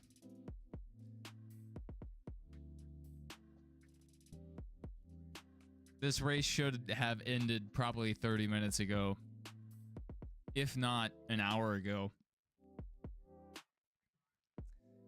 Actually crazy. So involved in crash: Alex LeVay, Sheldon Creed, Jesse Love, Justin Allgaier, Sammy Smith, William Sawalich, Brent Cruz, Brandon Jones, Austin Hill, Harrison Burton, Dean Thompson, Blaine Perkins, Andrew Patterson, Ryan Sieg, Sam Ayer, Brennan Poole, Preston Pardis, Jeremy Clements, Brad Perez, Austin Green, Leland Honeyman, Anthony Alfredo, and I missed one too.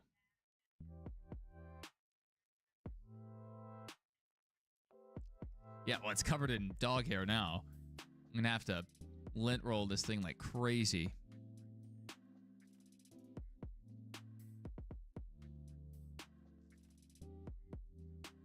Hate that for Sam Ayer. He's had some really fast cars this year, and this is certainly going to shake him a little bit in terms of confidence, but maybe they can come out next week and have pace and recover from this.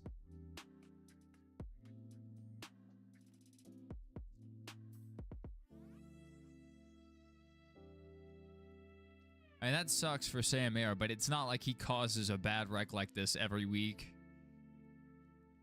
You know, so I can forgive him on this one. It sucks that so many guys were involved in his accident, but that could happen to anybody.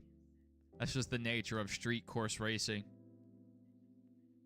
Yeah, today maybe 6 hours of Naval Base, but tomorrow we're looking at 9 hours of Naval Base.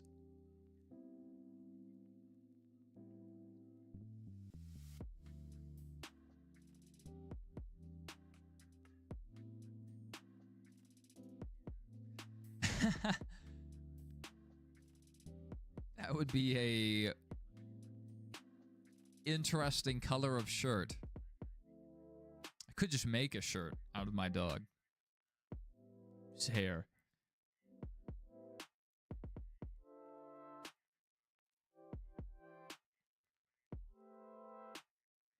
"101 Dalmatians" type stuff, you know what I'm saying?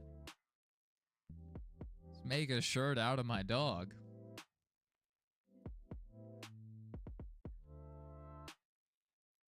There's dog hair everywhere. It's actually crazy. And I hate it so much, but I like my dog more than I hate the dog hair. So it's a net positive.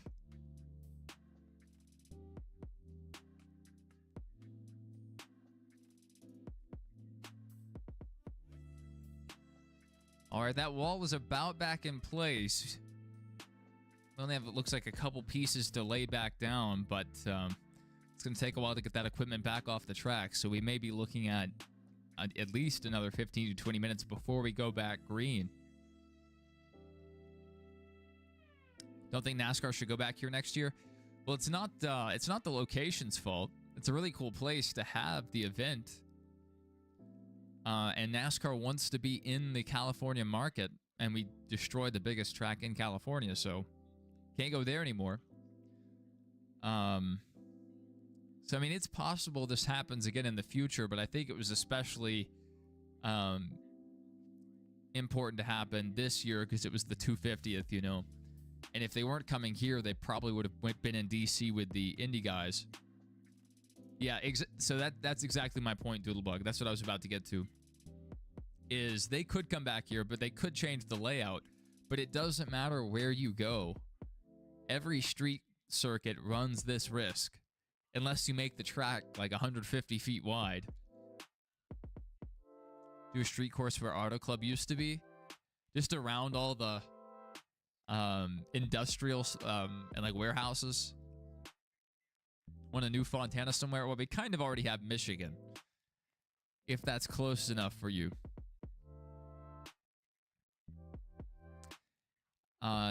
Sadly, they demolished Texas World, so we can't go back there. There may still be some parts of the track left, but I know they demolished the corners. But that was standing up until just a handful of years ago. That would have worked.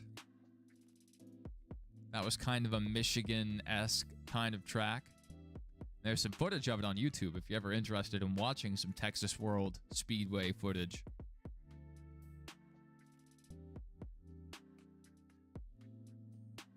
You need a second Michigan race?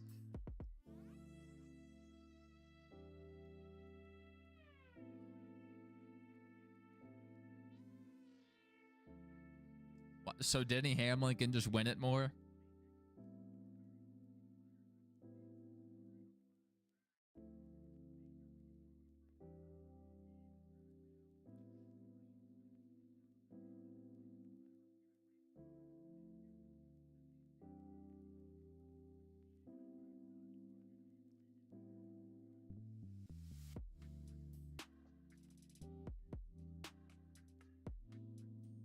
Why does the public affairs officer have a flight suit? Maybe he used to be a pilot? I see the officer rank on his shoulder. So maybe he used to be a pilot.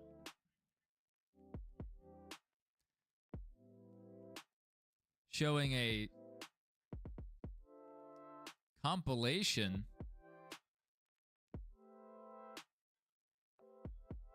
of Parker Kligerman meeting all of these different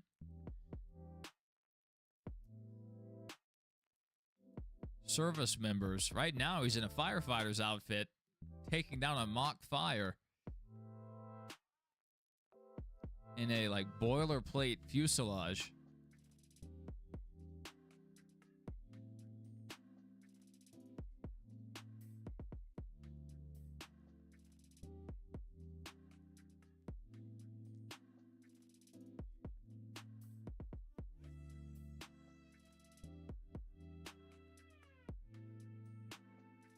Oh my goodness, what are they doing to Parker? Are they drowning him?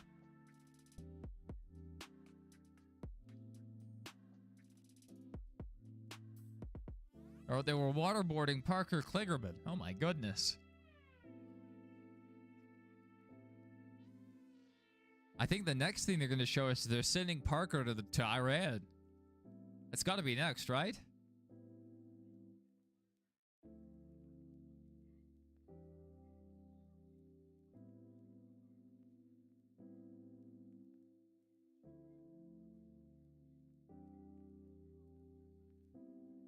That's crazy.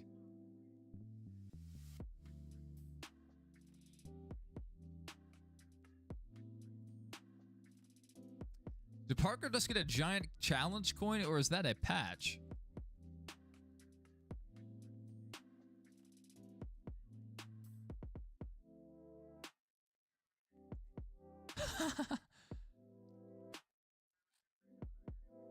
So some people online have been like saying, "Oh, this is just a propaganda race. This is just propaganda for the military." Yes, it is. Like that, they're not trying to hide it.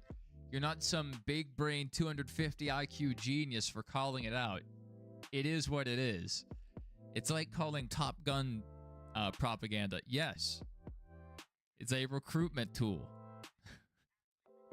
It's 100% what it is.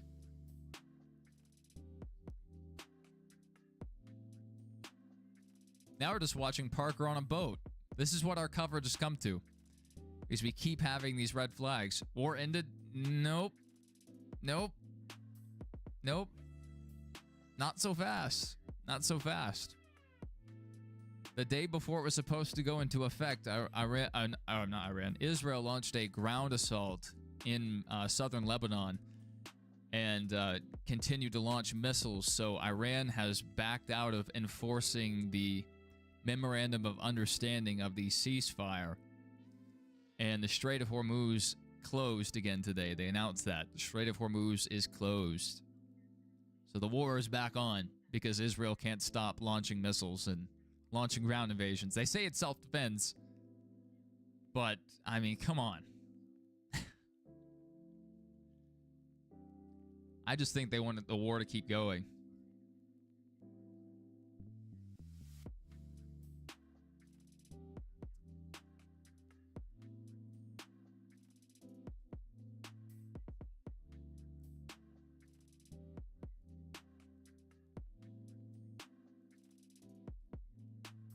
See if we have any other angles of this crash yet.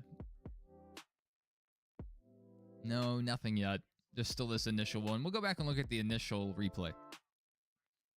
Sitting in New York City with a Spurs jersey. Yeah, that's literally a war zone, King Mako. You're a genius. Should have put the layout on the runways. They could still be using the runways. And like, you know, this had to be planned out like way in advance. So like you wouldn't want to shut down your runways ahead of time and have them completely off limits. Like, sure, you still have the aircraft carriers right there, but they're also using the aircraft carriers for spectators. So that may shut down their functionality as well.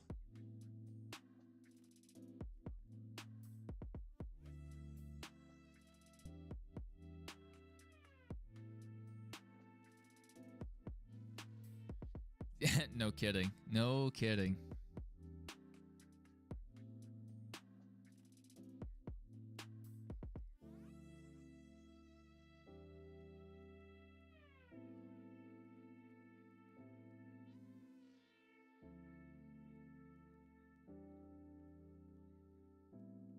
It might get to the point where Trump just says, hey guys, like Israel, we cannot help you guys. You're on your own. We're going to end this thing with or without you. And it's to the point where you really can't trust anything that comes out about that war until you let some time pass and see how things turn out. Anytime they say they have a ceasefire, they have a deal, it just comes apart. Oh, yeah, yeah. The day before it was supposed to go into effect, Trump had already signed it, too. He had already signed his part. It was set in motion. We'd have like a 60 or a 90-day ceasefire plus reopening the strait. Which the strait, that's the biggest thing. That's why there's such an urgency to end this, is so people can return to shipping things through the Strait of Hormuz. I mean, the oil will return. So the global markets will stop panicking.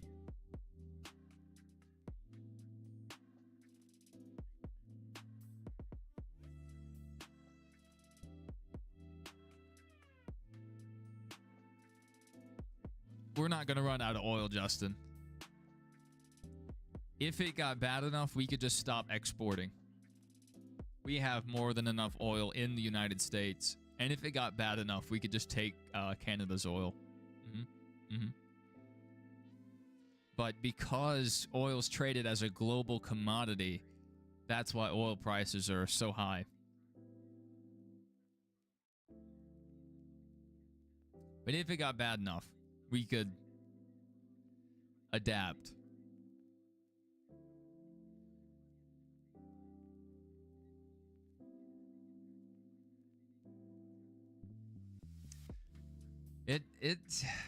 It's a complex situation.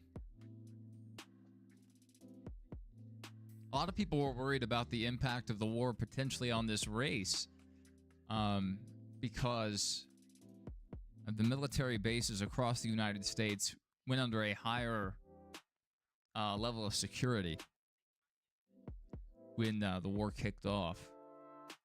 But they were still able to make it happen. And so far, you know, obviously these red flags suck, and how long it takes, the caution laps, and, you know, the pit cycle, that's rough. But I think this is a better track than the Chicago Street Course. And it's such a cool event to have our military out here on display.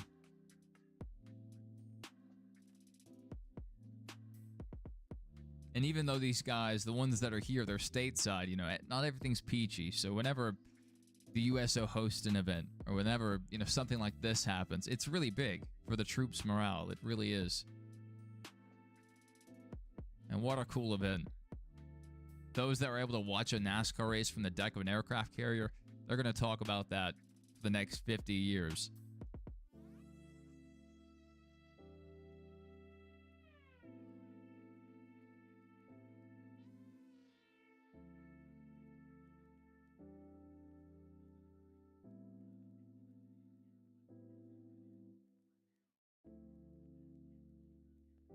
Why was old boy hopping over the fence? What are they showing here? Let me run this back. Oh, he went and talked to Sheldon Creed on track.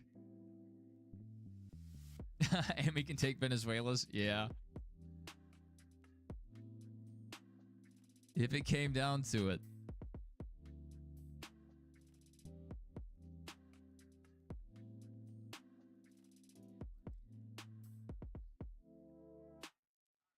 "23 car wreck." That's what Michael says. And it's a mess.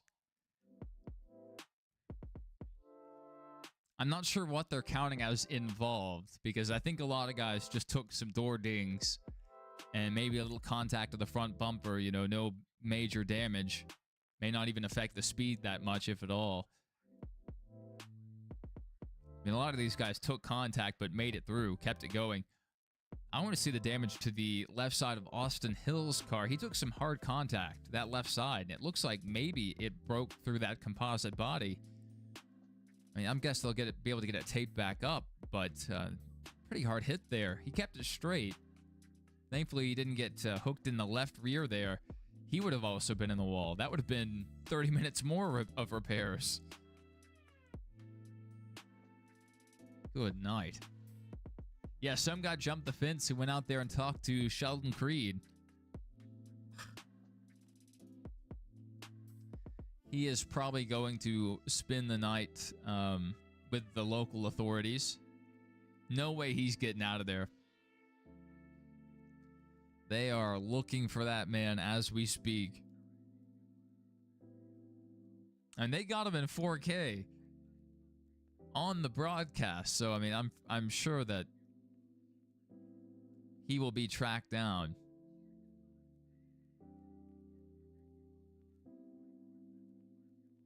But we saw that years ago. I think it was Watkins Glen. Jumped out, and I think he went to, was it Matt Kenseth? He went over to Matt Kenseth and got an autograph or something and ran back out into the infield. See if I have a replay of that posted. By far the biggest hit of his life. That's what Alfredo says. Oh dear. You never want to hear that.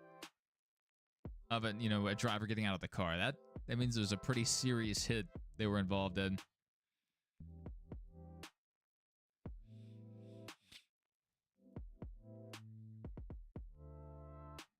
Yeah, that was a pretty rough hit there. So no replay of the guy jumping the fence yet. That's the biggest news we have for the last hour.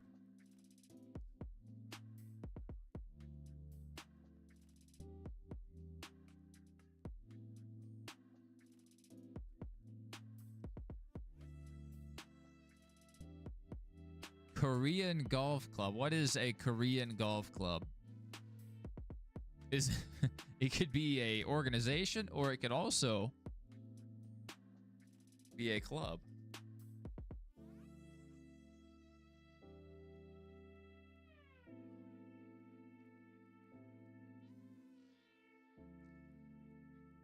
Oh, is that a team on Live Golf? I haven't watched much Live Golf at all. I just still watch PGA, and that's only on rare occasions. A few times a year I'll catch maybe a weekend. I always watch the Masters, obviously.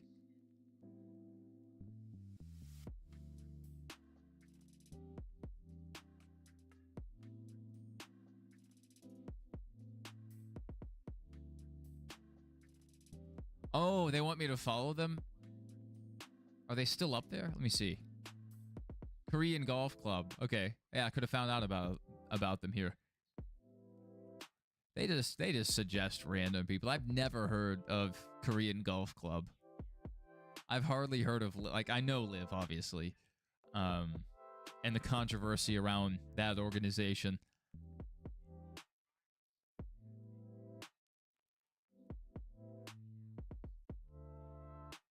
What? Oh, I thought we had more fans climbing the fence, but that's the repair team. I was very confused when I looked back over. So no video of the guy that jumped the fence yet. They may not put it on the social media. They may not want that to influence other people tomorrow. Yeah, still red flag. If we were not on a red flag, we would probably have the leaderboard up.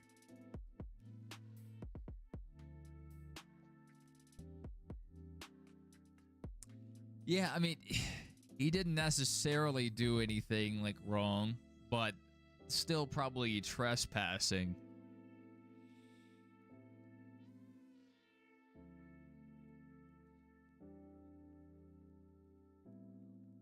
No, we need to tell all the IMSA fans and all the fans of World Endurance that this has now turned into an endurance race. We can get ratings up, way up.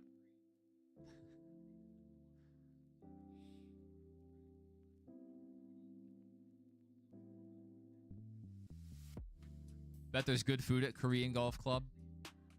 I would doubt it. Doodlebug says, look at the Discord server.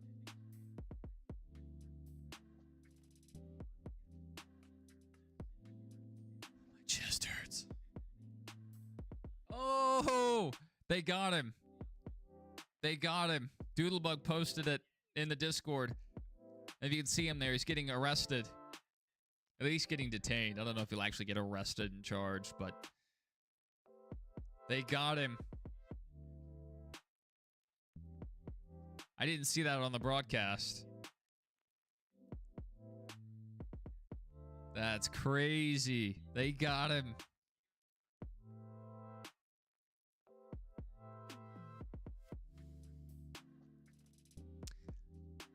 I have a message from Zach. Can't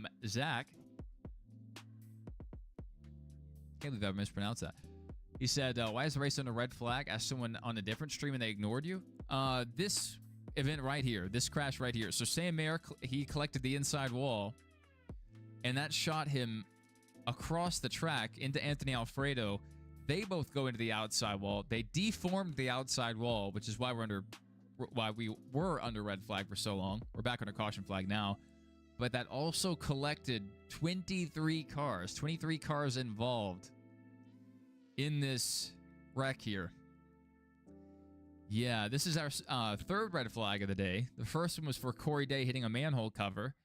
They dropped the red flag, picked it back up, put the yellow out for like 4 laps, put it back under red flag to go inspect all the other manhole covers. And then now we have this massive one.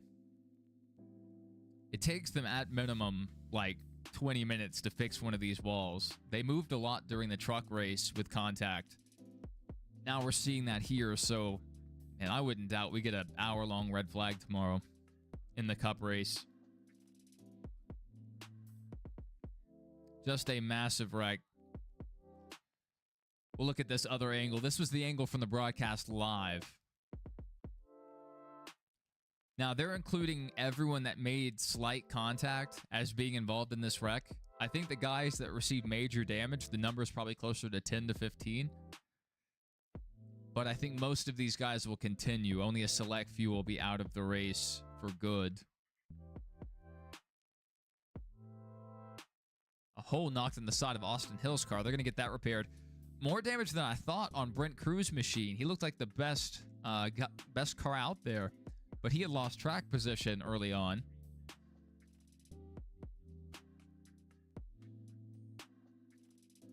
So this could be Taylor Gray's race.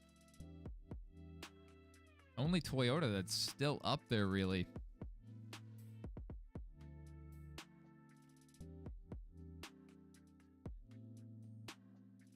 So a massive wreck there, Zach. That is why we were under red flag, but we're back under caution flag now. So we're going to drop the replay, pull the scoreboard back up, close out the Korean Golf tab.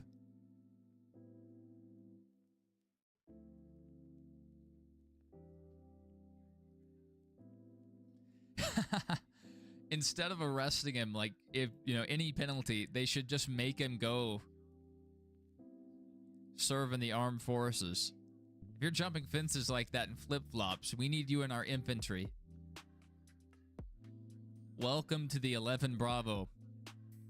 The life of an 11 Bravo.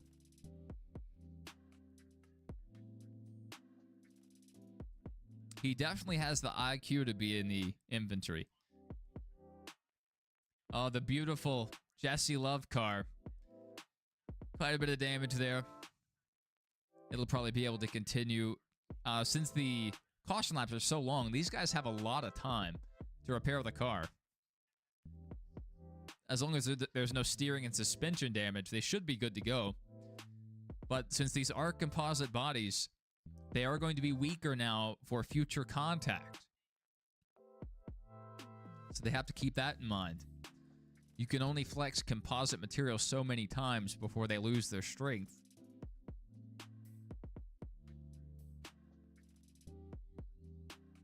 Zach said he had storms Thursday morning this week.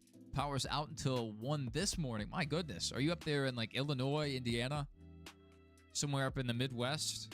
Or it also could have been from Houston to New Orleans. I mean, there was a lot of storms this last week in the United States. More storms today. His TV won't turn on, so you think it quit. You can't watch races anymore, so you have to watch on YouTube. So one thing you can try is you can unplug your TV and hold down the power button for like a minute. Maybe that'll work. Probably not. It could, maybe, I don't know if you check the breakers. Maybe one of the breakers, maybe the one that went to the area of your TV, flipped. So maybe it could be that. A few things it could be. I hope it's not your TV. But we're glad to have you here, Zach. Let me give you this other resource, Zach. Just follow this comment. Follow these instructions, and hopefully you'll be able to see the race, all right? That's a good resource there. You just follow those instructions, and allegedly you'll be able to find a stream of the race directly instead of... And you're welcome to stay here with us, Zach. Trust me, we love having people here. We love talking NASCAR with everyone that's here in the community and all the randoms that join. But that resource is a pretty good one. As I say that, we do 5 people drop off. Hey, I'm a man of the people. I gotta help the people.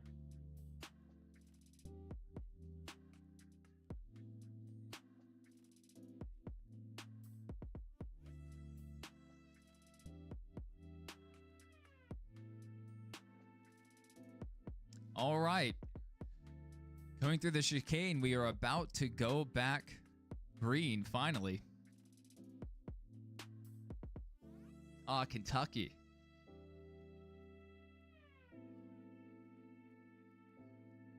Yeah, you don't want to turn off the air.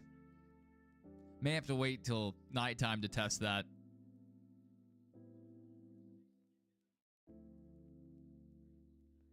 We almost had a repeat of the last caution. Carson Quaffle into the outside wall there.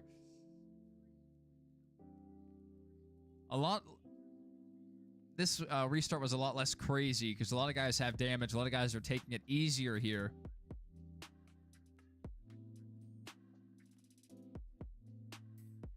Corey Day, even after his damage, back up there inside the top 20. What a up and down day he has had. Several cars ruled out, though. My goodness. Let's actually look at this. Let's see if they're ruled out here. Sam Mayer, Alfredo, Sawalich, Sieg. I think even more will be added to this by the next lap. If you ruled out as unknown right now, that means they are in the garage. Yeah, Corey Day benefited a lot from that last caution period. We'll see if he can hold that position and maybe even improve. Rajah Carutha spun earlier in this race. Justin Allgaier was around twice earlier in this race. They both benefited massively from this massive pileup we had. And Parker Retzloff to the lead. And Carson Quaffle hasn't really been up here all day. And here he is, challenging for second place. Try the 1 minute thing. Yeah. So what that does is it makes sure that all the electricity inside the capacitors is discharged. So sometimes even if you unplug a device, it'll keep some residual energy inside. And so the device doesn't actually shut off or reset.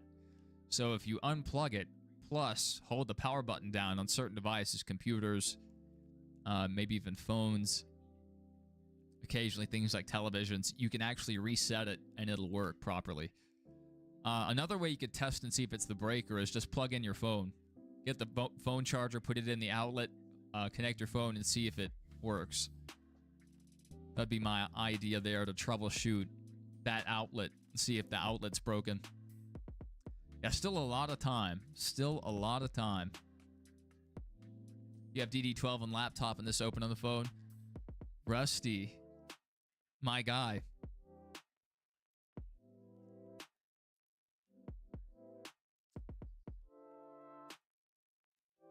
Yeah, DD12, it's a little delayed when it's a television broadcast, but on the Prime broadcast, they're like half a second delayed. At least they have been when I've checked it. So they do a great job. So if I was watching DD12 every week, I would drop them a couple dollars, couple bones. Look at what Jordan Bianchi just posted about the guy. What did Jordan post? Jordan. Golly. I saw a picture of him sitting in first class in a green Adidas tracksuit, had an earring in. He had it on. He actually looked too comfortable to be in a tracksuit. Unzipped halfway, chest hair in the wind. My goodness, like this guy is actually kind of styling right now. Let's look up Jordan Bianchi.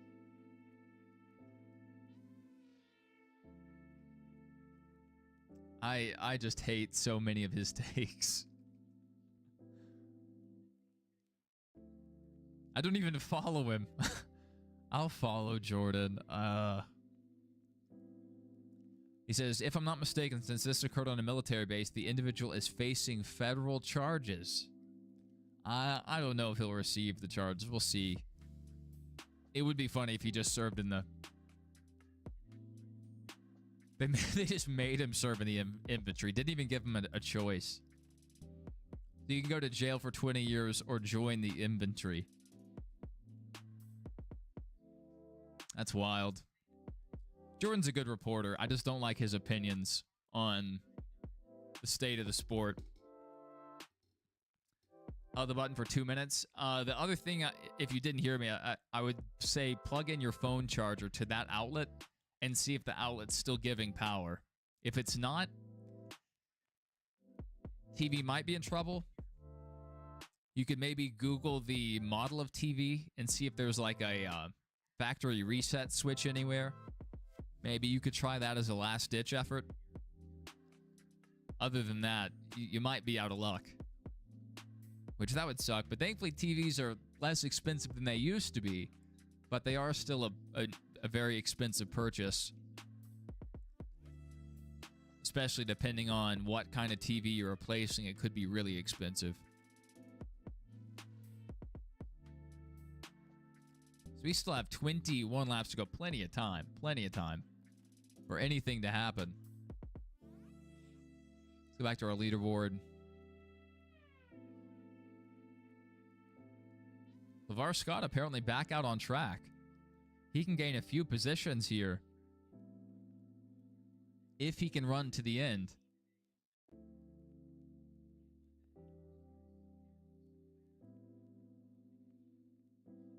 Jesse Iwuji actually running really well. He's not the greatest driver, but he is also a service member. I forget which branch he's in, but he's an officer.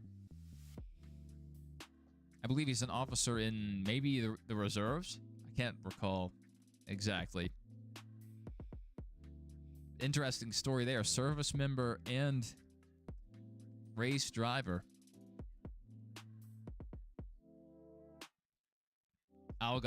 Justin Allgaier not able to take advantage of the track position. Fell back immediately. Corey Day, even with the damage to the front of his car and from the second incident, up there in 13th.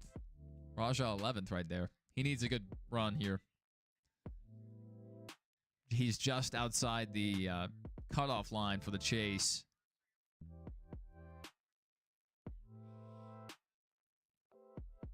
Alex Labey up there in the 0.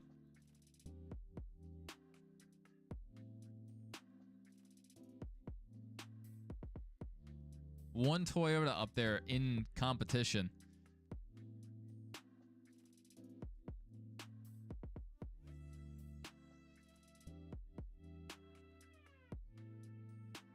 Now, Coughlin second. He's still a second. Oh, no, Coughlin's in the lead. I didn't know he got by Retzloff already. These red, white, and blue cars are confusing me. That's crazy. Maybe Coughlin could. You know, we don't know exactly what strategy he's on compared to everyone else or what could still happen throughout this race. Someone could knock down a wall, stall it. Anything could happen. Another manhole cover. But he's running well right now. He went up there and took the lead.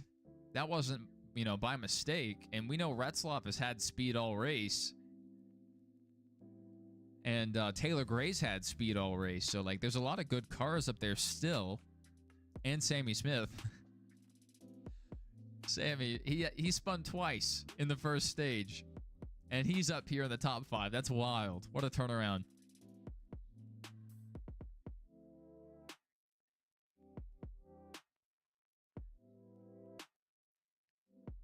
I don't know. When's Jeb Burton going to knock down on the wall? He's usually good for 1 wreck per race.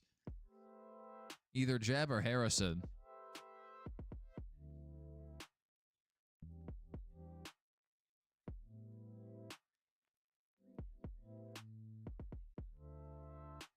He's getting sent to Alligator Alcatraz. That was wild. I liked the idea of a themed prison. We do an alligator themed prison. We do a underground lava lair themed prison. You could. I know prison's not supposed to be fun, but no one said it couldn't be cool. Once we get like space travel nailed down, put the really bad criminals on the moon. Yeah. Then it would be like Space Australia. Send all of our criminals to... Oh, dear. Is that Jesse... Not Jesse Iwuji. The 92.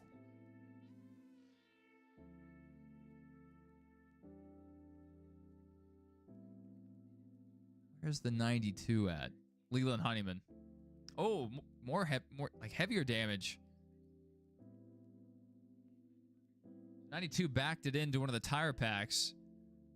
Nothing terrible there. There was some more extensive damage that may have moved the tire barrier far enough for caution. We stay green so far.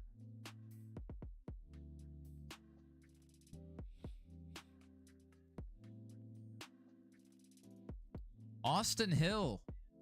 Austin Hill's... Look at... He's a half second faster than the leader. He is still 6 seconds back, or he was 6 seconds back. Does Austin... Now, yeah, okay, so now he's up to 4th. Austin Hill could challenge, especially if we get another caution or if they play this strategy well. Because I'm pretty sure everyone's going to have to make at least one more pit stop. We are just inside our fuel window now. According to J-Ski. They said the fuel window is 21 laps. Not sure how long it actually is.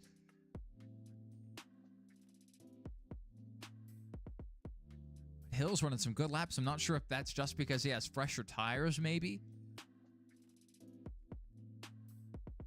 But Austin Hill he's still getting good seat time. He's going to be in the Cup race tomorrow. That's important to note. He's going to have the most experience out of our Cup guys on this track.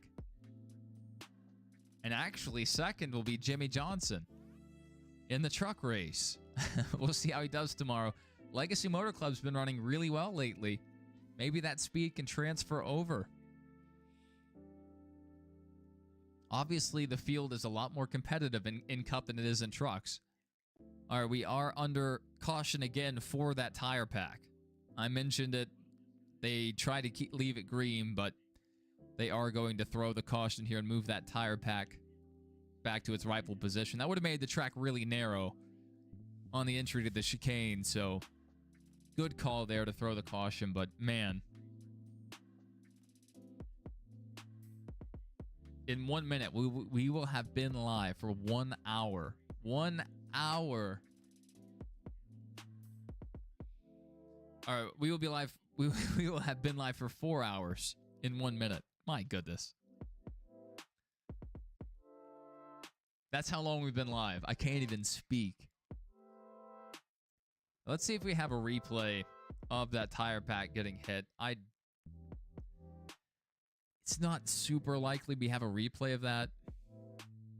No, we do have a replay of Carson Quaffle to the lead. Oh, we do have a replay of the trespasser. Sheldon Creed said, I think he's wasted. I think he also said he couldn't understand a thing he said over the radio. And leaning in there talking to Sheldon Creed.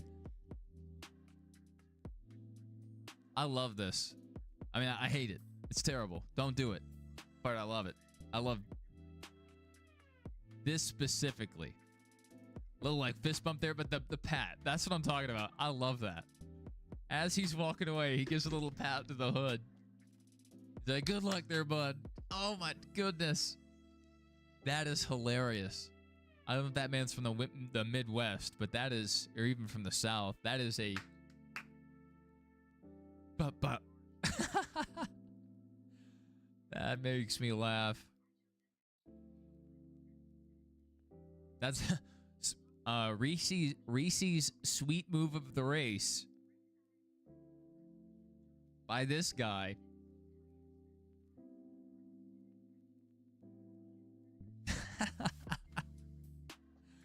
Oh, that's good. And then this is pretty impressive. In flip-flops. Terrible choice of footwear, but he's making it happen, though. Up and over. Shirt gets caught there for a second, but not long.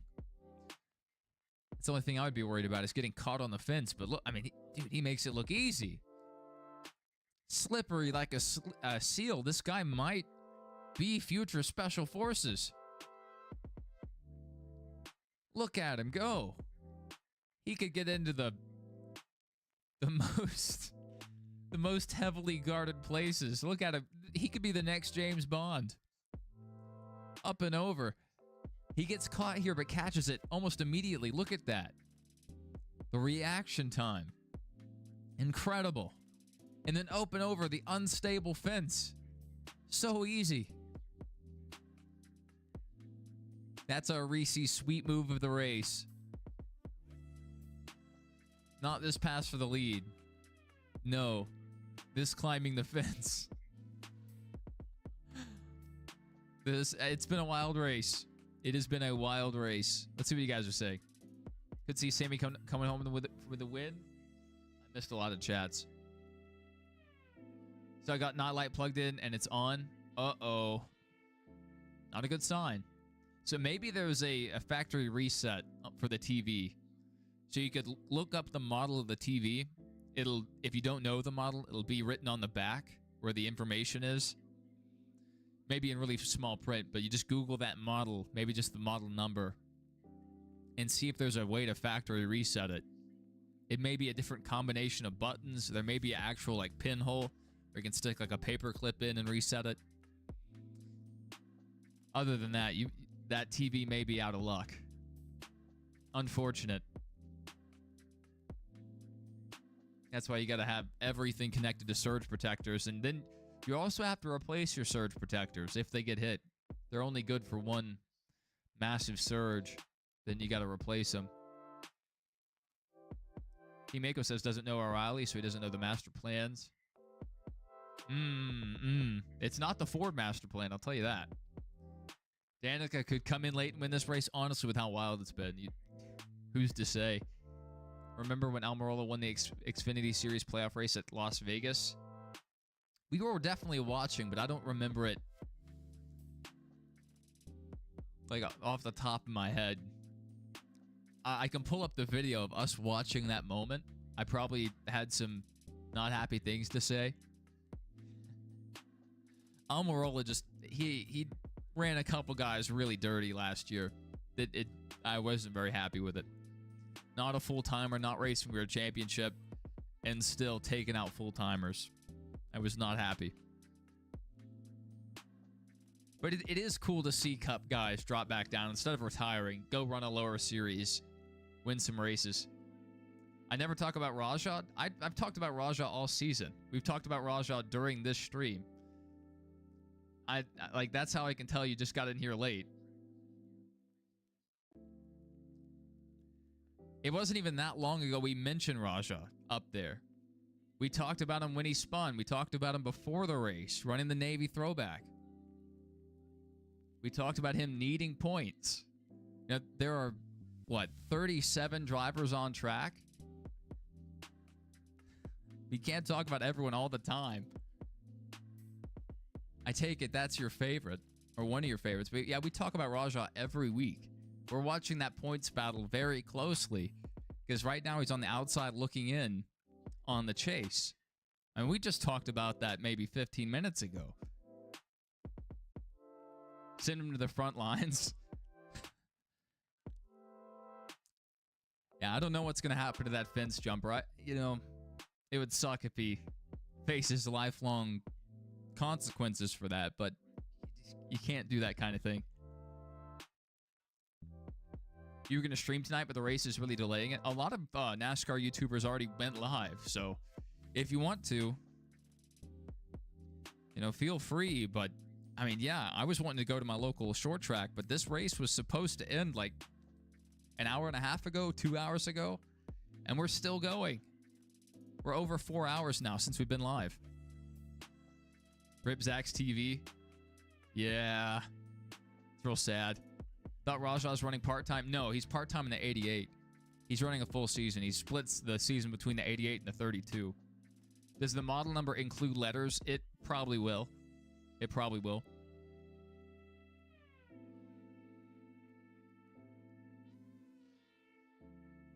Even like, especially with today's AI, you might even just be able to snap a picture and have Google pull it up. Like the Google Lens thing. Say like, find the model number. Probably do it. I know sometimes those little numbers are really hard to read.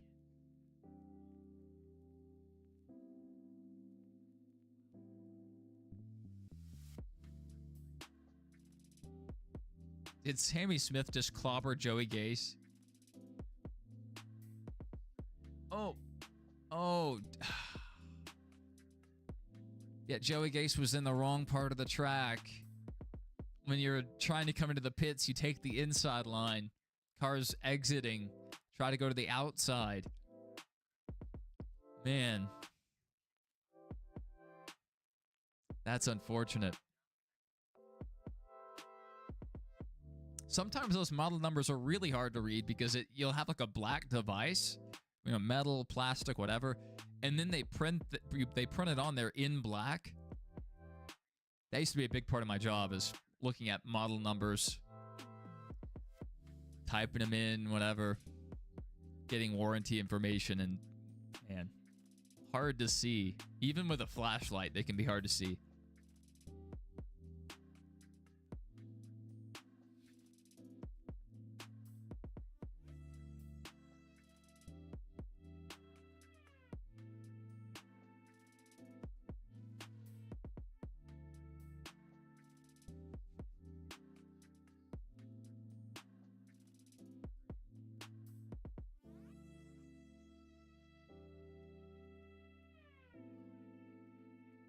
Yeah, the breaker is probably not the issue.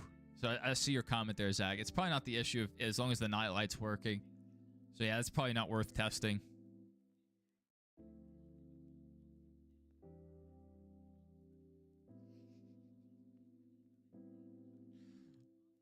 Charles put me on a tangent there for a second.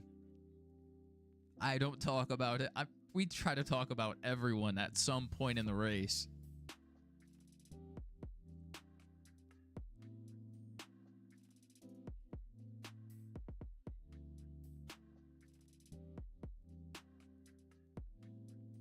Still under caution here. So I think as long as you pit under that last caution, I think they can make it to the end from here. So fuel shouldn't really be an issue. I'm not sure if anyone is trying to run long here or short pit in terms of like taking less fuel intentionally.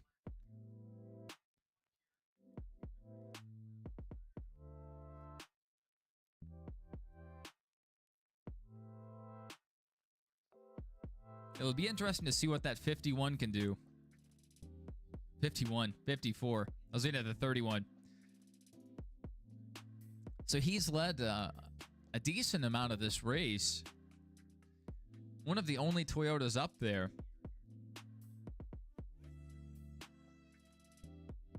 What can he do with potentially clean track? Cruise car smoking pretty bad. Yeah, he had a lot more damage than I thought just from seeing that initial replay.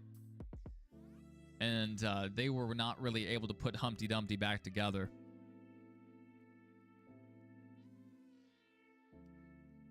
We even talk about how Cody Ware gives us our government-mandated entertainment caution for the Cup races.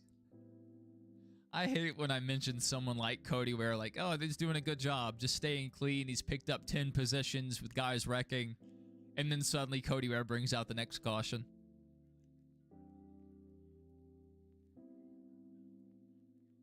That happened to us. That's happened to us several times this year.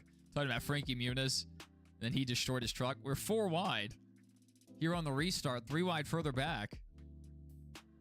A lot of contact. Ow. Still a side-by-side for much of the field. They've got a single file out at some point, and we're going to see another caution here. All right, Austin Hill in second now. Austin Hill was running some really fast laps before the caution. Quaffle third. That was our leader. Lane Perkins up there. Harrison Burton, good recovery. He was further back. As I say that, he's side by side fighting Austin Green for position. Those two are the first 2 cars side by side on track. Everyone else is single filed out. Little lock up there either for Creed or Carruth. I'm not sure which one. Few cars locking it up, actually. Oh, no. Oh, several cars contact there. Jeb Burton, I was just talking about Jeb Burton knocking the wall down, and he almost did it. Carson Quaffle tried to force the issue there with Austin Hill. Almost took him out.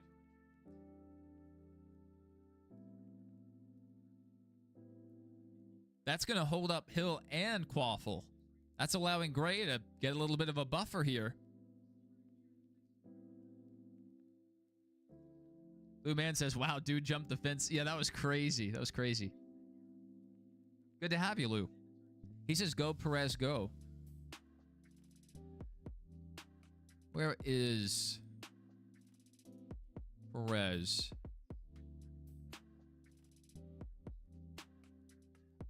Whenever I'm looking for one specific name, I have the hardest time finding him. Oh, yeah, Brad Perez. There he is. So, Brad, I don't know if you saw him. I think it was last year. He went overseas and he ran, I believe it was him that went over and ran some of the Euro NASCAR races.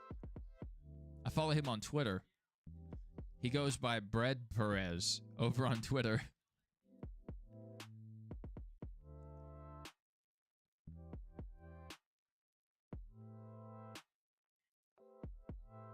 Looking back through the running order.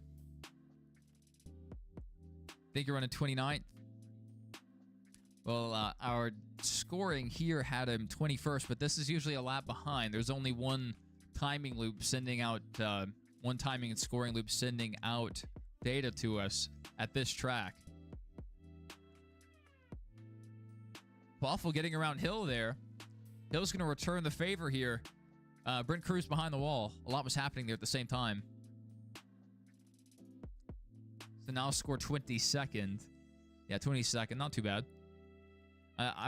bet he was one of the ones that was involved with the earlier incident. He's ahead of Justin Allgaier, so if you're ahead of Justin, you're doing pretty well. Justin's had a rough day. He's had a rough day. There's a few guys underperforming. Brennan Poole's usually in the top 20. Later in the race, especially. And Jesse Iwuji's overperforming. I don't know if he just has more of a road background, but this was an oval, and there's no telling where he would be on track. 3 laps down, maybe? Jesse Love P10. I saw him on screen there for a bit. I think he was involved with that contact with Jeb Burton.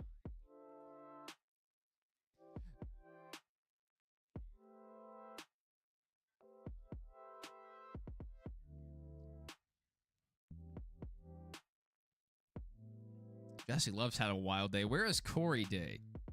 Speaking of wild days. Oh, there he is, 15th. Oh, he's up now. I think he's maybe up to 12th. So Corey Day recovering decently as well. What a day they've had.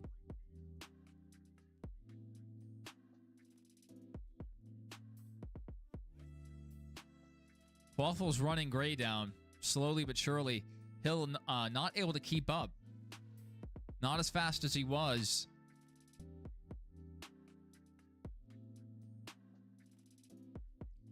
Not as fast as he was earlier in the race, but if Gray can hold up Quaffle, which right now doesn't look very likely, maybe Hill could gain some time back.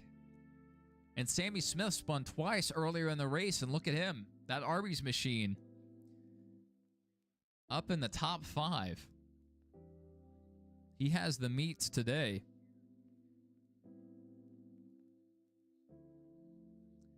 Yeah, we're glad to have you, Lou. Love watching these races together, following along, and just talking NASCAR. A lot of you guys come in here rooting for different drivers, have different perspectives on the race than I would, and so I love hearing about that, talking about it. And a lot of times I learn a lot from you guys. I'm not able to hear the broadcast because I'm talking over it most of the time. So a lot of times there's things revealed on the broadcast that I don't hear. I'm just seeing the race.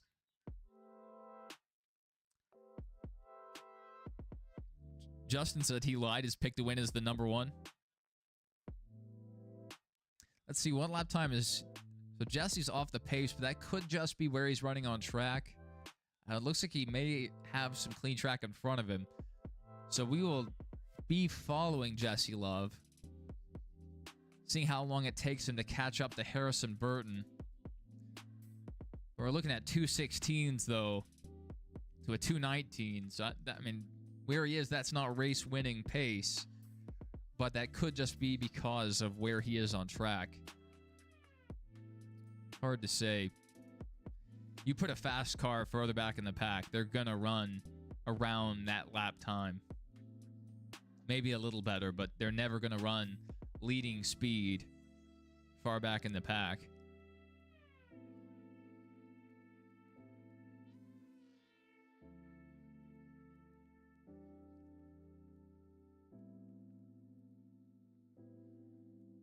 Quaffle's there. Only a couple car lengths back at times. And this is on the fast portion of the track.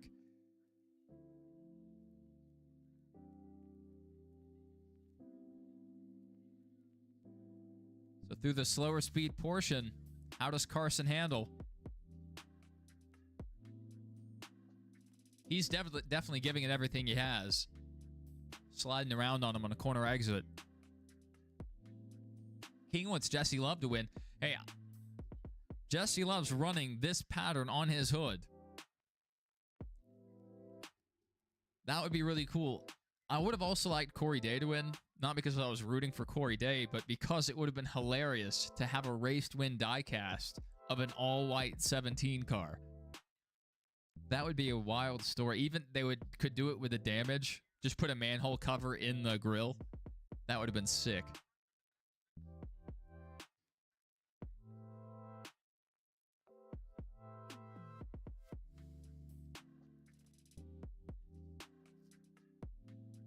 Wildcard pick is 00. Oh, Sheldon Creed.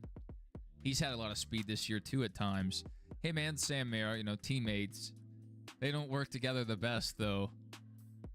But they've benefited a lot this year from switching over to Chevy from Ford. They both had days where they've been involved in someone else's accident. And today, Sam Mayer was the one that caused the accident. So, some days you're the nail, some days you're the hammer. Today, Sam Mayer was the hammer and got hammered. This is both ways.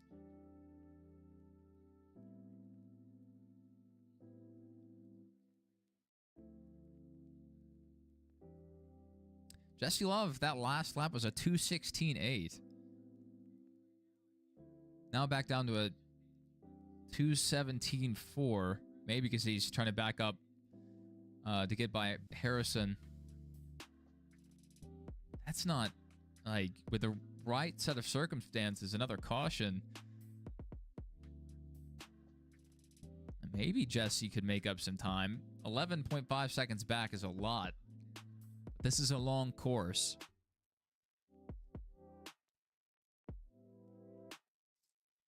Jesse's just going to pass a lot. Jesse trying to make the pass right now, and Harrison Burton has moved Jesse Love up to 7th.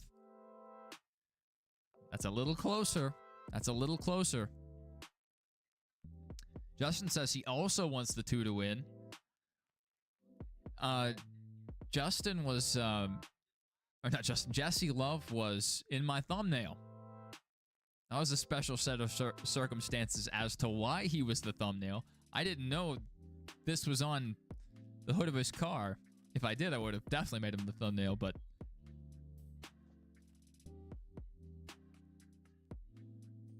I'm also looking at Austin Hill's lap times. Austin Hill may be able to get around Taylor Gray here. And over the long run, maybe Austin has a better car than Quaffle. Hill's not too far back, still in striking distance. He was running really fast lap times before that last caution.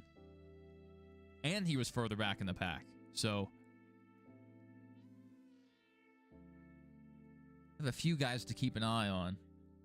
Creed not too far off. He's faster than Sammy Smith in front of him. Sammy's consistently been running about a half second off the pace of everyone else. But he still has a second gap over Creed. And Corey Day up to 9th, apparently. 2-second gap to Harrison Burton, but Harrison has been falling back, so Day may be able to get up to 8th. What a recovery that would be. I mean, Jesse Love and Corey Day, if either of them recover and hold on to this top 10, it would be insane. Let's check in on Justin Allgaier. Matt Perez, 21st. Not too bad. And Jesse Wuji still lead lap. 24th. That's not bad at all. Rajah Caruth, 11th. Needs a little better here. But as Harrison Burton falls, maybe Rajah can get by him. Their lap times aren't too far off each other, though. That's a pretty big gap. 5 seconds. Josh Bilicki out here. Justin's out of the race. What? I didn't hear about what happened to Justin. May just said, screw it. We're locked into the chase. I'm going home. I'm going home. Justin had a rough day. Maybe he was fighting an issue all day because it didn't seem like crash. Stacey said, now just watch Jennerstown. We hit our limit. 4 hours is our limit. We pass 4 and I start buffering. 55 staying alive. BG's ain't got nothing on bad Brad. That's too fast for me.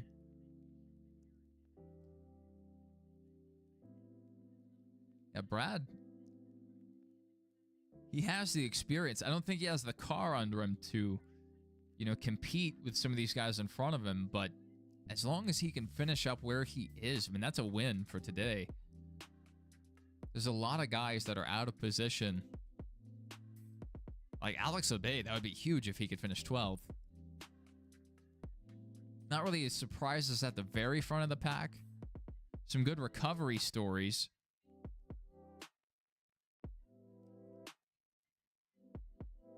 And some good cars here torn up. Sawalich, Alfredo, Mayer. Allgaier wasn't competitive, but that's a good car. And Brent Cruz, who potentially had the best car. Definitely did early in the race. It has been a wild race. No Fords in the field, sadly. You hit 55 hearts? Thank you, Lou. Thank you. I saw those coming in. I don't know who sends them, but I saw those coming through. I think you would be really good friends with Jason. Jason's not here with us right now. He's going to hang out with his fiance and have Arby's, which actually we're talking about Arby's. Prez is driving a Ford? Marked as a Toyota on here. See what NASCAR.com says. You might be right. I know there are a few ghost Fords in the field, but I didn't think there were any. Yeah, NASCAR.com has him in a Toyota today. Jesse Iwuji around. We were just talking about him. And he is off the track, but if they can't get if he can't get it fired back up, this is another caution. Tire barrier's a little moved out of the way too. I don't think that's as big of an issue, but Jesse has to get off track somehow or get restarted. They're going to throw the caution here shortly. Oh, nope. We're back. But Jesse's dropping debris now. On the racing groove.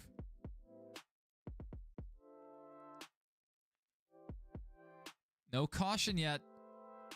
That's right where the debris is. They're coming through here shortly.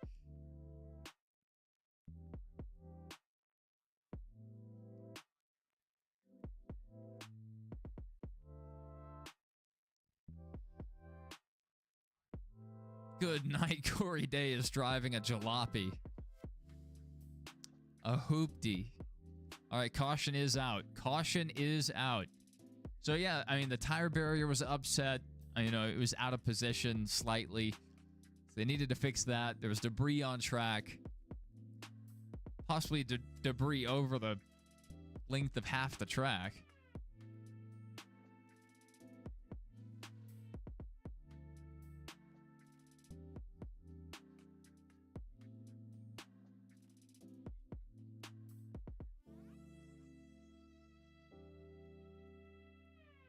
Not bad, not bad. Everybody needs a racing buddy. That'll be a caution. Yep. You just want this race to be over. Tomorrow's race might take 9 hours. It might. Now, hopefully the Cup guys are better. And hopefully they keep it clean. We don't knock down any walls, literally. And we get this thing in like 3.5 to, maybe 4 hours to run the whole thing. But tomorrow's race might be 9 hours long. Might take 10, yeah. Have to bring in some helicopters to light the track. Awuji's a cool name. It is a very unique name. You don't hear that often.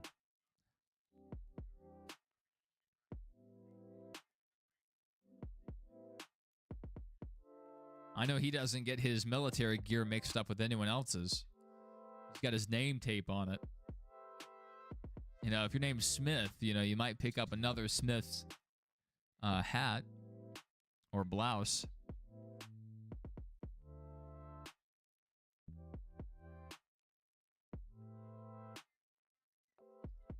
My place is not in shape to have visitors. It is coated in dog hair. Coated in dog hair. It's not a safe place to be. I needed a better air purifier. And I need a vacuum that is like insane at getting up dog hair. I've heard there's a few out there that exist that just pull up a crazy amount of hair, but I don't know what model it was. You search like good vacuums for pet hair and you get like 20 suggestions, and a few of them I've already tried and they sucked. So, and not in the good way. Place says feral children. Children you can eventually clean up after. The dog hair gets everywhere. I probably have dog hair in my lungs. It's just... I mean, my dog was in my lap for just a couple minutes and my shirt's coated. I'm sure my pants are coated, but I can't tell because I'm wearing jeans.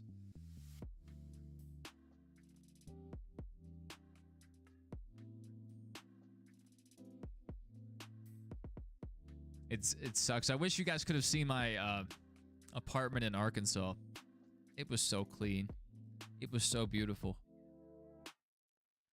Not a thing out of place. People would come over and say, wow, I can't imagine this is a bachelor's apartment. Yeah.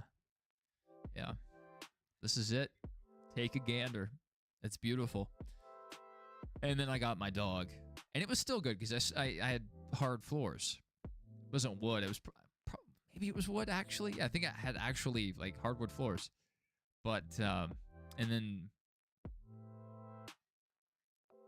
I think throughout the whole apartment was wood. And then maybe laminate in the bathroom. But anyway... it was really easy to clean up after my dog. With the wood floors. But with the carpet... No. There's a Ford leading the pack. Why am I wearing blue jeans if it's hot outside? Well, I'm, number one, inside, thankfully. Number two, unless I was going to be outside just shortly, maybe just running to the store, I'd probably keep the jeans on. But if I was going out to do something or like walk around, I would put shorts on. But if I'm just going somewhere, like I'm, hot for like a minute walk to the car, maybe I'm hot for a few minutes while the car cools off, and then AC's cranking in the car. And then I'm hot for a few minutes walking into wherever I'm going, and then indoors air conditioned again. So I can deal with jeans on a daily basis, but not a problem here. They had, I don't know. Not a fan of wearing shorts in my apartment. I don't know why, I just don't like it. You're a Ford fan? I wish there were more Fords in the field.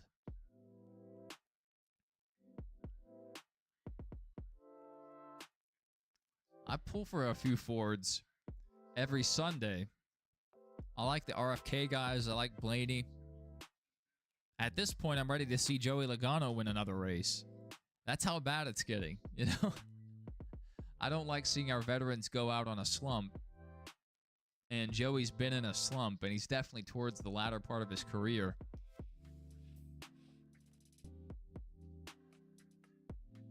Yeah, they need more Fords in the O'Reilly series. Like, this is disappointing to look through the field and not see, 5 or 6. Josh Berry. We don't know where Josh Berry's going to be next year. That's Jesse Love's ride for the next season. I like Josh Berry. Guy who came up, did it the right way.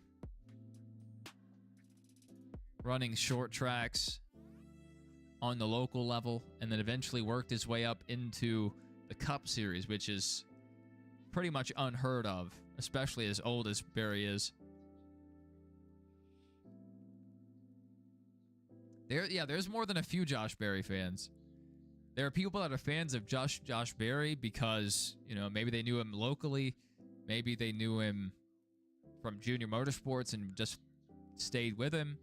And then also, some people are Ford fans or even just 21 Wood Brothers racing fans.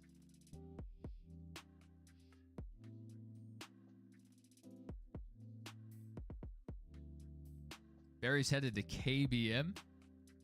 Wouldn't that be something? Bring KBM back. Could have Kurt Busch Motorsports.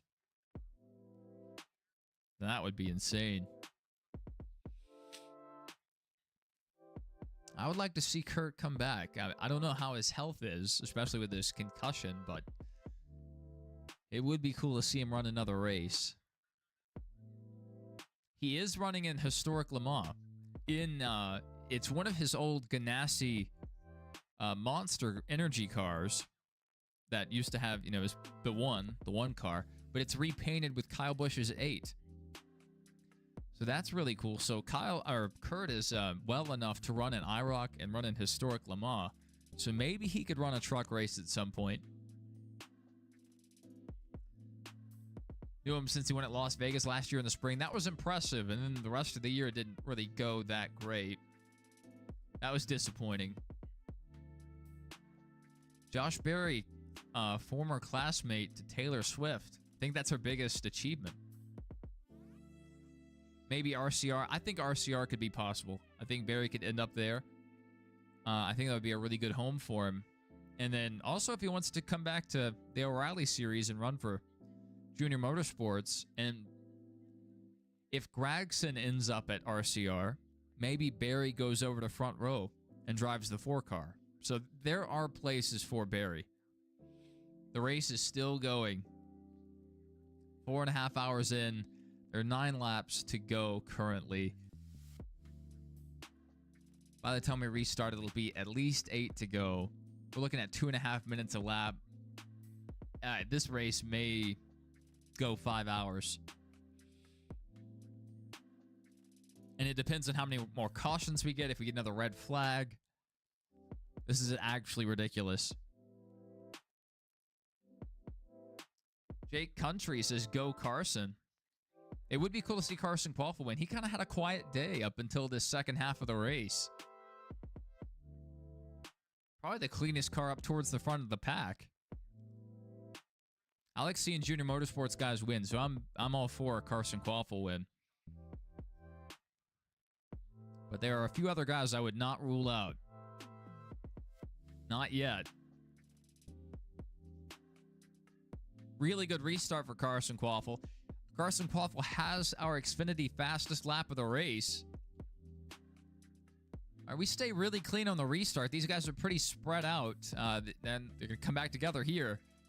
3 wide through this left-hander. Everyone's moving in the right direction still. That's an improvement. Uh-oh, I spoke too soon. Brandon Jones around, also in a white car. That's the Corey Day clone.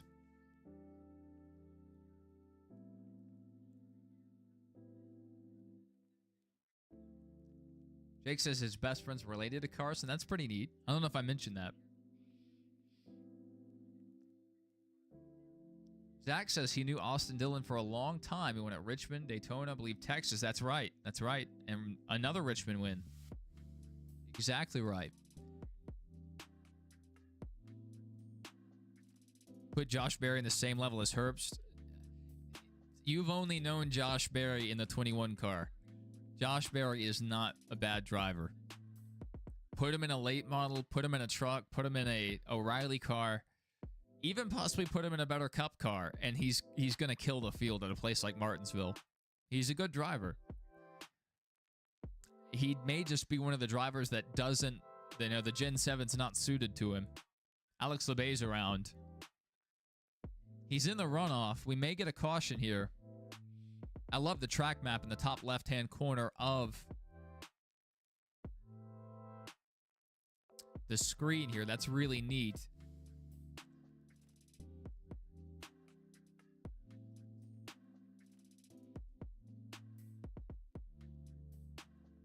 Austin Hill close here to Taylor Gray, but not able to make the pass.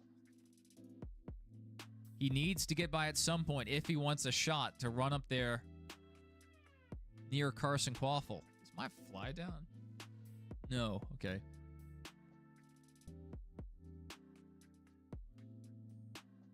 Could have had a malfunction there. Let's look at lap times once they update.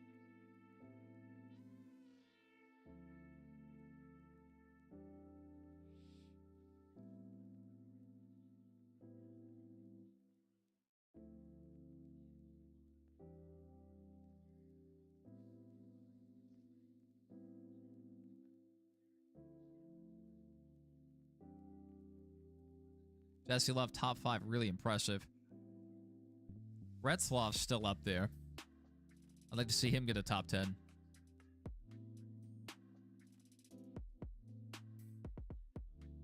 Raja currently scored 17th. It's down a bit from where he was earlier. Ryan Sieg hanging in there. Maybe not far enough up in the running order to have the bad luck befall him. Ryan Sieg is so unlucky.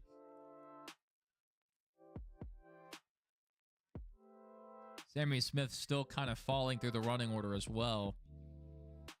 Harrison Burton on the same trajectory.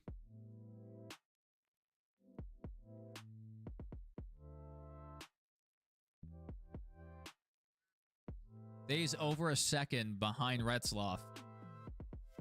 So not in a position to pass, but not too far off. And Austin Green is less than a second behind Day. So a train of cars there.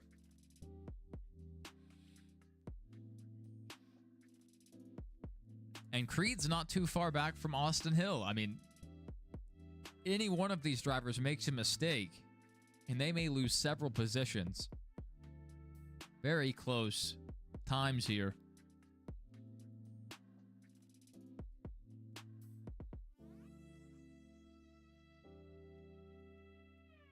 Retzloff might get by, is it Staropoli? Patrick Staropoli? I always dread pronouncing his last name. I used to just call him Patrick Starr. All last year, I didn't say his last name. I just called him Patrick Starr. Zach says, let's go Sammy Smith. Hey, I'm rooting for the Arby's car. I like the meats, you know what I'm saying?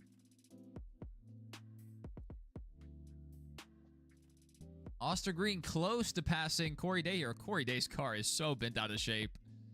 It's starting to look like a late model. Staropoli.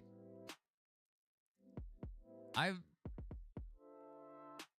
pronounced it both ways. Just week to week, I forget how his name's pronounced. It's like Andres Perez de Lara.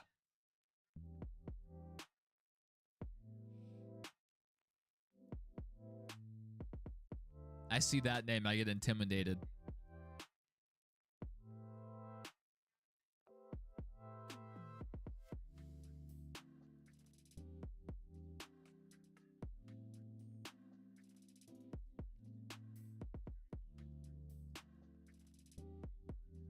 So Smith trying to move up, getting by Patrick as well.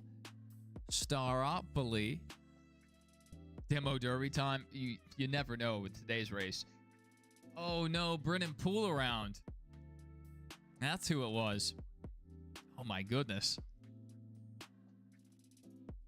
I like Brennan Poole, so that sucks to see.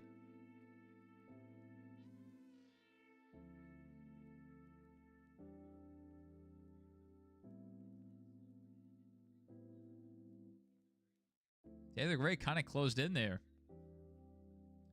3/10 faster. That was actually Taylor Gray's best lap of the race. Oh, a car locking up the brakes through the chicane. Who was that? Looks like maybe they made it through. Saw a lot of brake smoke.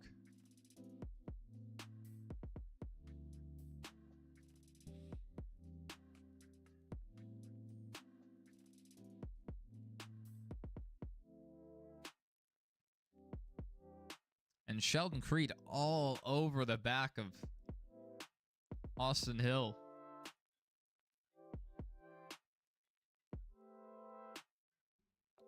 Creed's going to work him over here.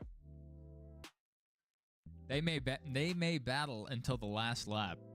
This could go on for a while.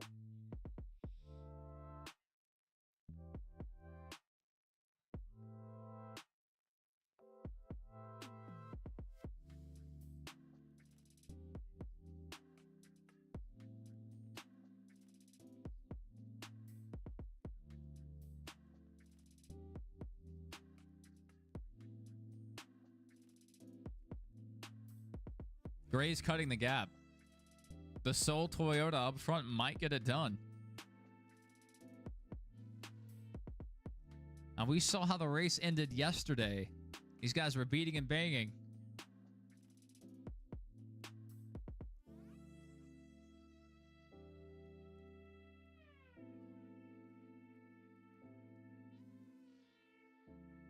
Yeah, a little debris on the front end of that 54. May not be blocking the grill enough to make that car overheat, but even the smallest piece of debris can upset these cars. Just have to watch out for that. Maybe helping him. Who knows? 27 in the wall. I called it. I called it. Jeb Burton into the wall. It looks like he's going to continue in the Golden Corral machine. Home of the chocolate wonderfall. I said it maybe like, what, 40 minutes ago now? I was wondering when Jeb was going to knock down a wall. Here he is. Oh. He got done dirty there. That, I don't know, Jeb could have backed out of it maybe. But Andrew just kind of ran him into that barrier.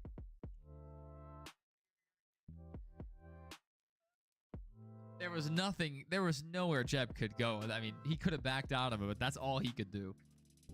He just got driven wide right into the barrier.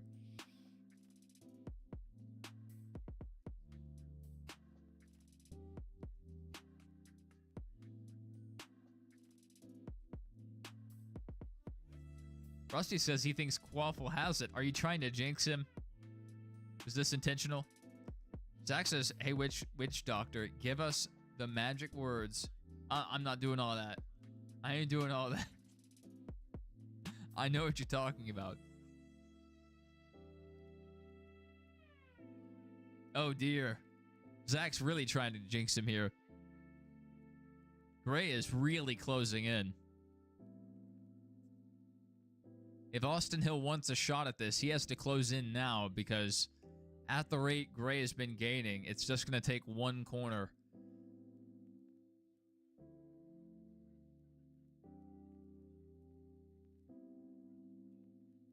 The grill has clearanced itself on that 54.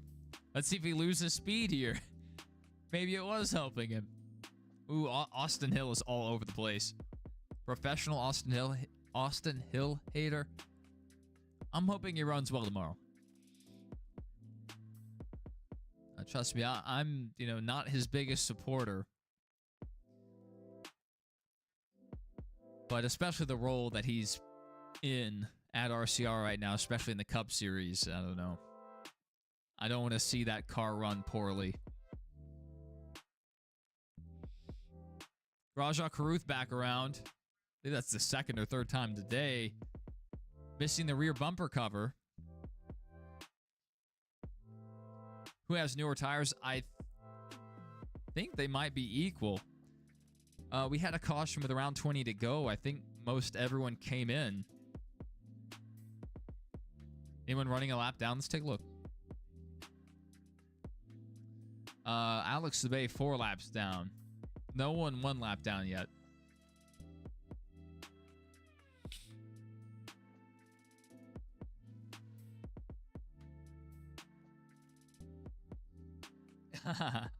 Now Zach's trying to unjinx it. It's too late. It's too late. Genie's out of the bottle.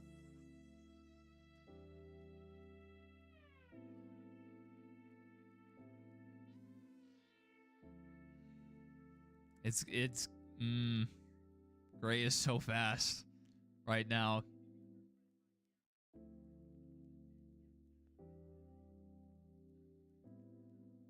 Gray thought better of it. Didn't chip it in there. He's being very patient. 3 laps to go. I mean, that's plenty of track. I think Gray has it. One of the few Toyotas in the field. Up there.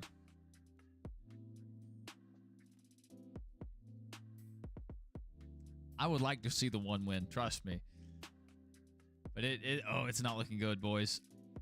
They're side by side. Gray has the advantage. Carson's going to have to run him a bit dirty here if he wants to somehow keep the lead.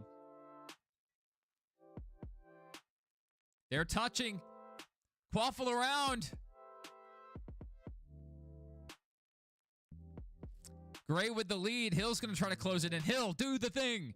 Do the thing. He's going to pull away from Hill. There's no way Hill keeps up.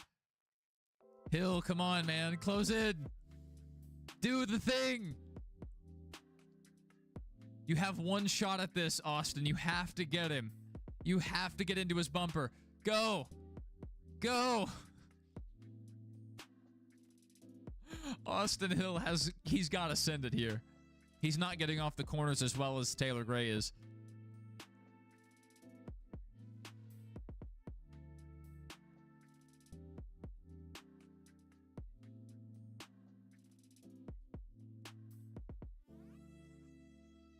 That was a dirty move there. I mean, I don't think it was egregious. I don't think he's at any kind of threat of a penalty, but I would be upset about that if I'm Carson. You know, even if I lose the lead, I'm still going to finish second, most likely. And right now, Taylor Gray just off to the races. Austin Hill has to drive these last 2 laps like it's qualifying. Oh, where can you watch that? Yeah, DD12. Or the CW, if you have a CW affiliate. Let me post those instructions for you, Carson Benjamin. If you look in the chat, you don't have long. You have about maybe 3 to 4 minutes left of green flag racing, so you have to tune in quickly. But you might be able to see the end of this race. So good luck, Carson. Good luck. You only had 4 hours and 50 minutes to get here.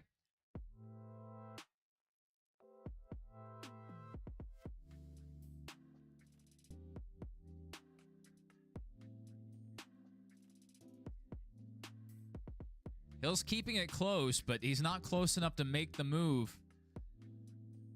Oh, he could have been aggressive there. I think Hill might try to take him out last lap. Maybe not dirty, but he's got to keep it closer than this. He lost time on that corner exit of that straightaway. In the chicane, he's right up on him. Hill has to use him up. Ah, Carson said, "Where? You just wanted to watch to hear your buddy is in first." Interesting. I hope you're enjoying the race, Carson. 1 to go, sponsored by Credit One Bank. If you have the NASCAR mobile app, you can also listen to the radio call through their mobile app if you're going to be there tomorrow as well. I highly recommend it. Or you can download the NASCAR Tracks app and listen to the radio call through there. Hill did it. Hill maybe did it too early. Hill made the move. Taylor Gray has already taken out one car. Can he take out another? Come on, fence guy. He's the real winner today. He has a court case to fight.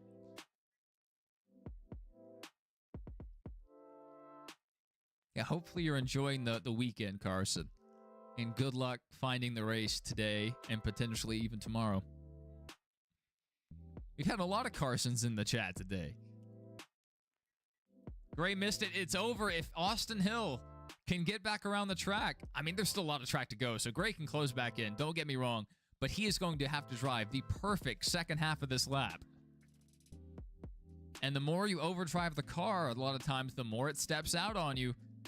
And Creed is closing in close. Looks like Austin Hill maybe locked up the brakes there on corner entry. It's going to slow him down.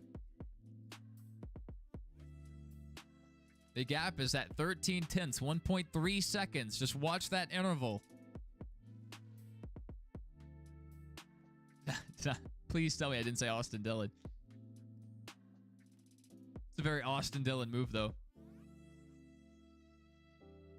Close enough. They're both Austins. Be glad I didn't say Austin Theory. Austin Theory. A-Town down. Know what I'm saying? What you know about Austin Theory? Coming through the chicane, Austin Hill coming around 16 for the final time. He will get it done. Are you kidding me? What a race it was. What a race it was. Well, you know, only one guy gets to win the race, and it was Austin Hill today. Go back through this running order. Take a look. These aren't the official results yet. You have to give it time to go official.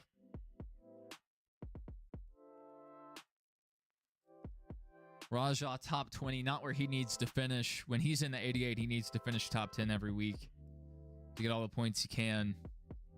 Uji 25th, not bad, even after going around. Even some of these guys laps down, still finished top 30.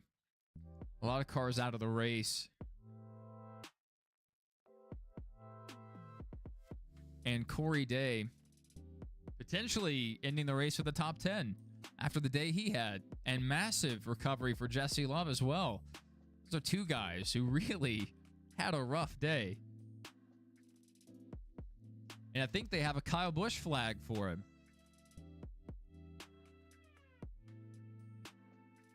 Congratulations, Austin Hill.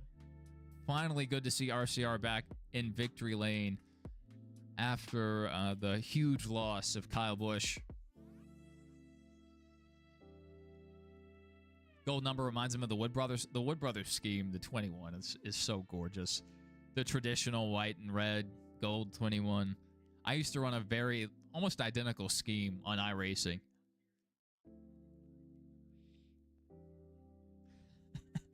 That was pretty tame for Austin Hill standards, or by Austin Hill standards. That's pretty tame.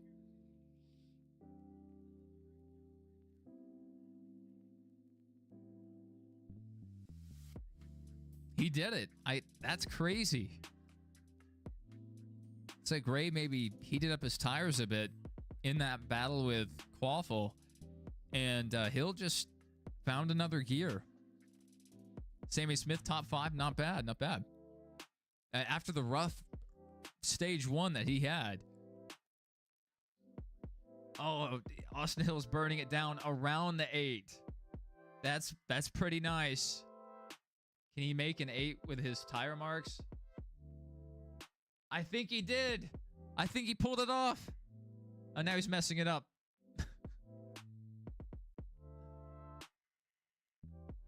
So KB would be proud. How about that? What a race, guys. Everybody go have a good rest of your evening. I know a lot of us don't have very long. It's pretty late here where I am. So I know a lot of people are heading to bed after this. We have a cup race tomorrow that might actually take 9 hours. So get ready for that. Lock in. Tomorrow after the cup race, for those of you that are new here, we go live after every cup race with a post-race show. We will also be live tomorrow for the cup race. But anyway, I hope to see you guys over there during our cup race coverage. And hopefully over in the post-race where you have a chance to comment in the chat and have your thoughts shared live on stream, or on occasion you'll have the opportunity to call or text in at that number on screen. So several ways to interact with the post-race show. Oh, he did. Yeah, the rears are out. How about that? What a race. What a day. Thank you guys for joining us. It was a really good stream. Good to make your acquaintance, Lou and Zach. We had several new people stop by. A lot of regulars. Michael, Rusty, Justin, King in here. Darkside was in here. Double A was in here. Jason was in here. Stacy was in here earlier. A lot of regulars in here. Can't scroll back through all of you guys. But it's good making some of your acquaintances. Good seeing a lot of you guys. Doodlebug was in here as well. There's a lot of people in here throughout the stream. What a great stream it was. Oh, yeah, Rusty's definitely... Yeah, and you've just been here a while, Rusty. I'm familiar with your name very easily. That name's hard to forget. Hard to pronounce. All right, Lou. Hopefully we'll see you on the flip side. But for the rest of you guys, hope you guys have a good one. When the stream ends, it'll probably send you guys automatically over to the Y files. But let me change that redirect real quick. Maybe I can send you guys over to Claybell to continue the NASCAR coverage for you guys.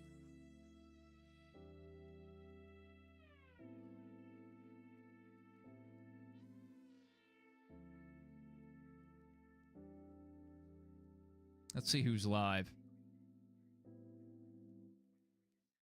I don't see anybody. I'll just send you guys to the Y files. That's fine. Well, thank you guys for joining. I'll see you guys tomorrow. All right. I'll try to, at minimum, leave it on my TV playing or have it up on one of my monitors. I think I'm about to be playing a Backrooms game or Warzone, but I'll have it open and I'll leave a like for you. So Justin's about to go live. So hopefully you guys, if you guys want to continue hanging out with the community, Justin's about to go live. He's always fun to watch and a really nice guy. So definitely another person you guys can go watch here on YouTube as well. Until next time, guys, have a good one. Take care. Until next time, don't die.